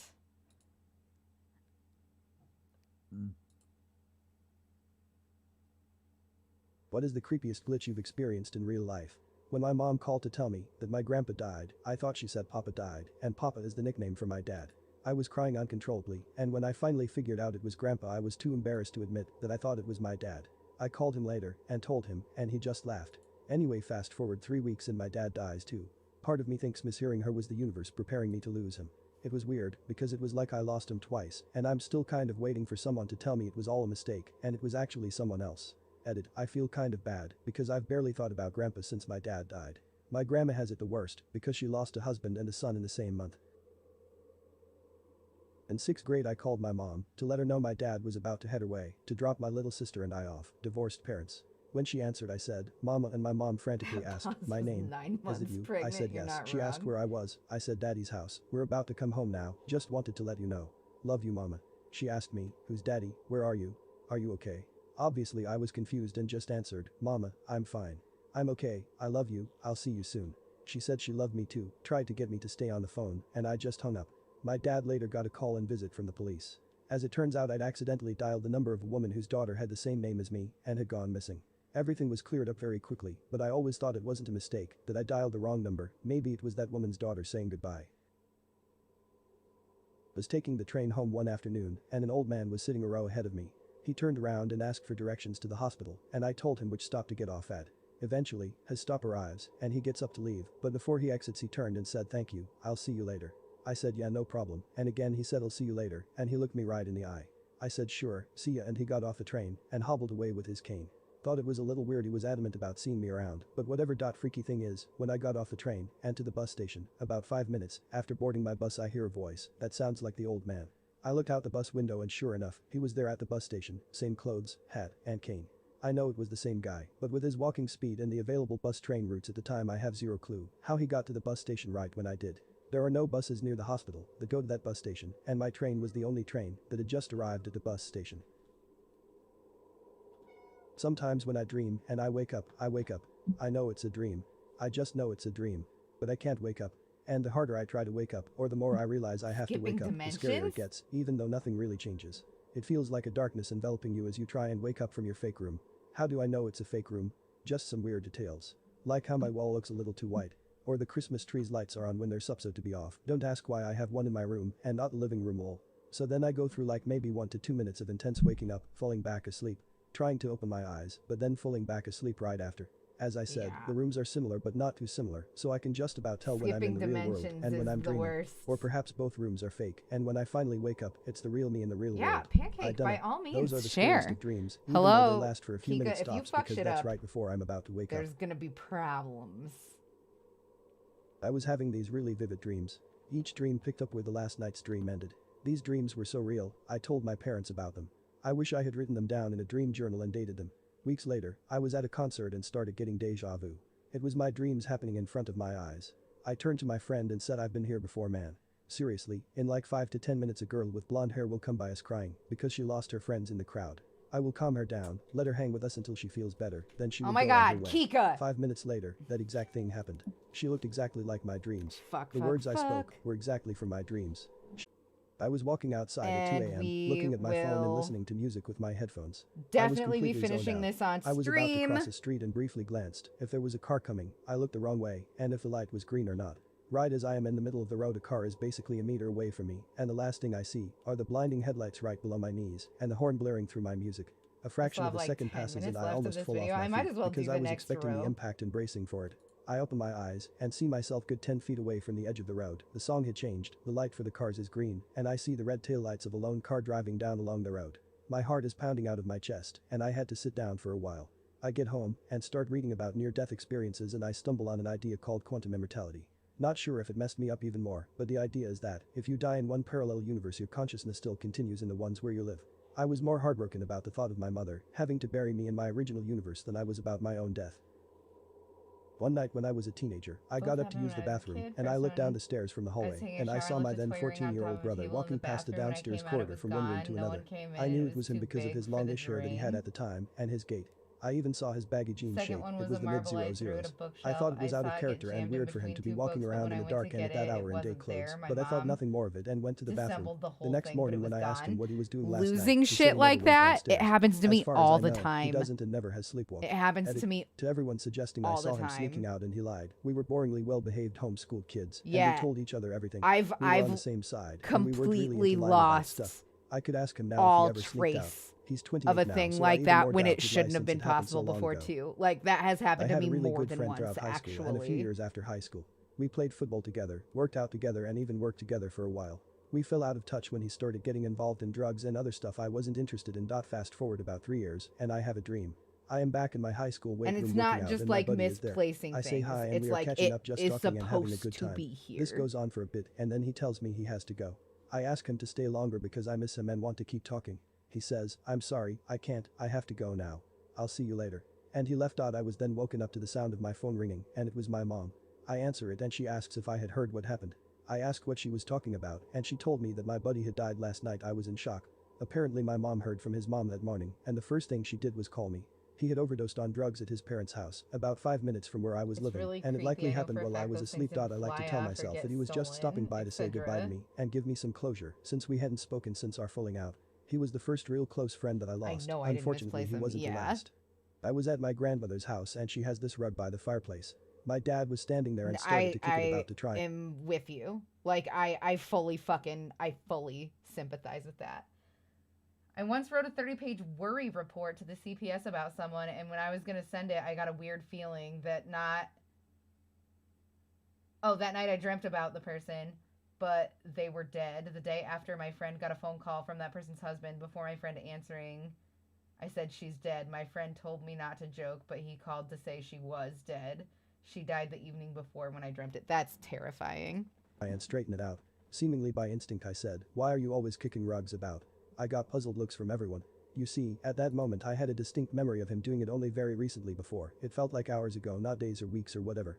I can even see the rug that he was kicking before, blue with white squares and circles on, but for the life of me, I can't remember where or when it happened. I even asked my mother and she hasn't got a clue. It's like I've generated a false random memory, but it feels so real. I'm not even the confident type, so it was unusual just saying something about it, but it was so compelling. Not sure if this is a glitch or what, but it kind of freaked me out. It sounds so innocent, but the idea that I might not be able to trust my memory is terrifying. I can't describe how real it felt, but I also know that it never happened, at least not in the way I remember. This happened to my sisters and I. We were making a Target run before my middle sister bachelorette weekend, which was 40 minutes away, and the Target we went to was in an outdoor mall. We got the stuff back to the car and decided to go to Nordstrom's to look at some makeup. When we returned to the car, we couldn't find the car keys in my oldest sister's purse. Wouldn't even call it a purse. More like a clutch with like 3 pockets. She dumped everything out and put it back in. I dumped everything out and put it back in. My middle sister and sister-in-law did the same. We looked around the car, around Target and Nordstrom's, and no keys were to be found. My middle sister, freaking out because we were already late for her party, Ubers back to her house to get her car. Meanwhile, a technician comes out to make a copy of the key using the lock, so we can at least get our stuff out of it. My brother-in-law comes to drive it home once the spare is made, and we go on our way in my middle sister's car. Fast forward through the bachelorette weekend, and we are all home. My oldest sister calls all of us and says the key was in my purse. The whole fucking time I'm like, there's no way, because we all check your purse. She was transferring her stuff into her bigger everyday purse and stopped dead in her tracks, took a picture and called us. Definitely a glitch, but in our family, we say everything happens for a reason, and there was a reason we weren't supposed to be on the road just then. We could have been in a bad accident or something. It's something the 4 of us who were there can't explain at all. Has anyone else experienced long realistic dreams where you're knowingly in the somewhat distant future? I had one dream a few years ago like this, don't know exactly what year it represented, but I guess, maybe 2030s to 2040s. I knew I was middle-aged at least. It felt like I was there for a complete day in regular real time. But I have had dreams where I was gone for whatever years. was going on there had no consequences for me, I had a and I was free to son wander around. in I a was dream, invited into and I someone's still apartment miss at him one point sometimes. and was His name looking was around Alex, thinking, wow, so that's what the and future I love design him trends very will be. much, I need and to I remember miss this, him and I was studying the very centralized much. high-tech control panel on the wall for all the smart house type stuff. Unfortunately, I didn't see any cars. Out in the city there was some forced population registration thing going on with tents booths set up outside various stores, and the people manning it were threatening me that I didn't have this new ID card yet, but I knew I wasn't actually there and could safely ignore their threats. I was in this vivid dream so long and got so used to the new future environment that when I finally woke up in my own bed in real life, it felt like I had just traveled back in time. After that dream, I wonder if all I'll have some I major did crazy was deja sleep vu in another to decade try or so. to get back to him. I've always been suspicious that I might be psychic or something. Sometimes it's just deja vu, sometimes I feel like I know something is going to happen, and then it does. Obviously there's a billion other times where I think something is going to happen and it doesn't, but it's always been in the back of my mind. One mundane time in particular, I was standing in the kitchen as a boy, and I looked at the spice rack which was over top of a bunch of random kitchen shit on the counter and the table below. I imagined something falling from the top and hitting everything on its way down like a kitchen avalanche. Then I pointed at it. At that exact moment something actually fucking falls from the spice rack onto something below, knocking something else over. It wasn't a full kitchen avalanche, just a few things, but after the mess was done, I just stood there absolutely mind-fucked. How often does stuff just fall over on its own? How often after you predicted it? TLDR, one time I felt like something was going to fall over for no reason, and then it did. I worked at an ocean resort in Texas as a houseman who was responsible for resupplying the housekeepers People and pulling talk all to me trash like and I'm linen from vacant crazy or rooms. like it's nothing. As I entered one of the rooms, I felt an inexplicable fear no, that I it had was never experienced in my life. It was It genuinely didn't cause traumatic. hesitation or Like panic. It was more like a people in my trance. real life As I were walked like deeper into the worried room, I saw about a me large and object in front of the intervening closet. I because couldn't make it out though. My I was vision was like perfectly clear, but I talking couldn't about comprehend it what I was and seeing. just like I no, felt like like I you had guys no do choice not but to fucking accept what was understand. going to happen. I have walked a into a nearby son bedroom that I and need sat to on the get bed for a back few to. minutes, then got up and left the room. And As soon as I they did, all the fear acted left like I me, was and I checked the fucking time and 2 nuts, hours had and gone by. like Since finally I I hadn't pulled the trash or realized linen in that that room, I like re-entered this it, where is the real housekeeping were world going in and to that clean it, was and the not room the was perfectly dream, normal, and nothing was in front and of the that closet. was the dream. I'm a type and 1 diabetic who was prone to seizures when I was younger, it's- all the way until about 20 years old. The seizures fucks always me happened in up. the dawning hours, so most It of the fucks time me when it up happened, good. my mom/dad could hear me fall to the ground and could support me until I came through. My body also could move, but I was never conscious before I Brains are started seizing, wild. so it was very similar to sleepwalking while awake. One time, I woke up, went downstairs and had lie down in an armchair with my back on one arm and my legs propped up on the other, so my body was in a V shape. Then I started to seize. When I seized this time, I had vomited, but because of my body's position, I started choking on it and was unable to breathe. While seizing. Somehow I woke up alone in my living room on the floor, but my body was on its side, like how they teach you to prop a drunk person up to prevent them from choking on their own puke. When I got up, I was surrounded by my own vomit, urine, and shit because I had lost so much oxygen that all my muscles relaxed and let everything go. Yet somehow the seizing motion or force of seizing rolled me off the armchair and onto my side perfectly to clear my esophagus of the vomit. No one had heard anything upstairs because everyone was still sleeping, so my parent sister could have found me dead on the floor if not for this freak accident. It still kind of makes me believe in a greater force sometimes, and I'm always grateful I'm still here. Maybe not super creepy. When I was 18, I wanted to go to some concerts really with my friends for a weekend, appreciate but that I a had a lot. job at Taco Bell You're and like I the worked first full-time, person so who's getting ever weekends taken off was that hard. seriously. I called them and told them my aunt in Boston was sick and that I needed to go see her. She was like 98 at the time, so it was believable. I needed a couple extra days off, so I called Morning of and lied and said she had died. Boom, got the time off for the funeral. Called my mom one day later to talk to her, and my dad answered, asked if I could speak to my mom, with the and lamp. he replies telling me Yes. that mom isn't in the mood. I And did. Gladys from Boston That was had passed after- away that morning. Swear to God, I thought read it about was a it fucking prank, after but my it parents' had job already was pulling on happened me to for me. lying my way out of a weekend at work. She, honest to God, died a matter of hours after I never lied to my reached work out about to him. her I was funeral. going to My reach out friends to still him joke with me that I killed my and aunt to see talk to him about it, but so many grandma people joked talk once about that we how could it's use her fake fake death as and an like excuse if we that really guy needed is it. I like an absolutely have not author done or that. some Learned shit. my lesson.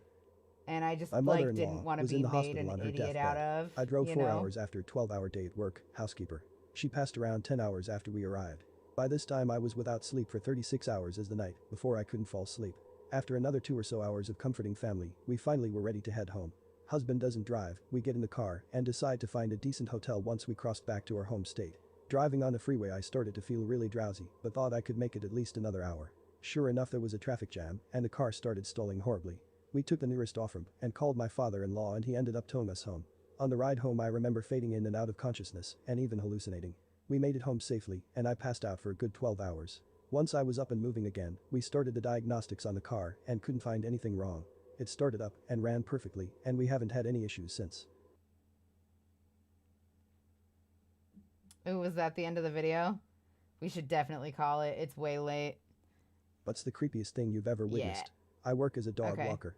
We had a client who was an extremely rich and well-known All right, guys. collector Well, that lived alone I with will his see you dog on and had a bit of Monday. an alcohol We problem. will really do. nice guy, just smelled like booze. I and was will. very I will look disheveled this every morning weekend when we'd pick his for dog up to MK walk her. One Monday Ultra morning, I walked trial into his huge house. footage. I am not going to pre-screen it, so this is your trigger warning. I know if I hadn't read that post, I wouldn't understand how someone can be sad about a dream. He explained it very well. Don't let people tell you it's silly to be sad about it. I can't really talk about it anymore because having tried to talk about it and the way that people acted when I did talk about it, about how I was fucking crazy and like how, or I was like being attention seeky or something. Like it was so disrespectful. It felt like, because like I had a whole ass son. Like,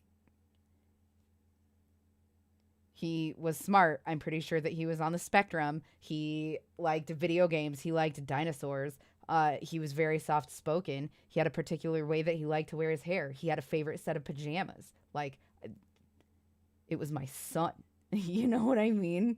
So it's really weird to like think about and talk about, especially after the way that people reacted when I like tried to tell them what was bothering me.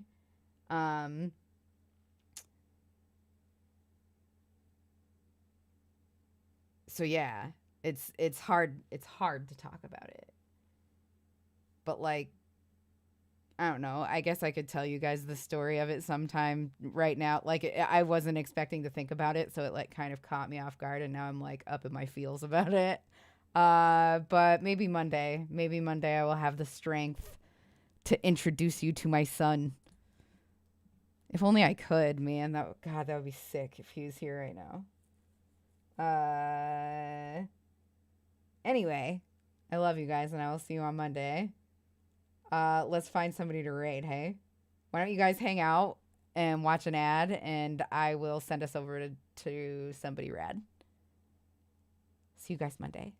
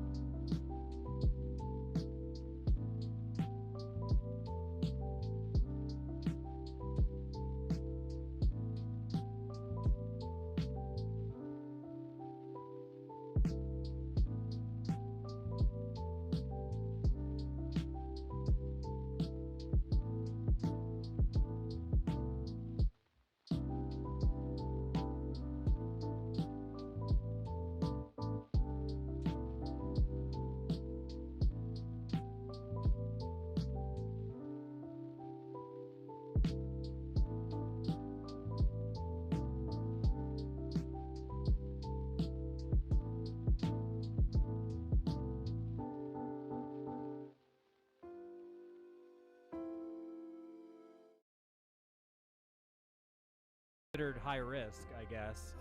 And I'm vaccinated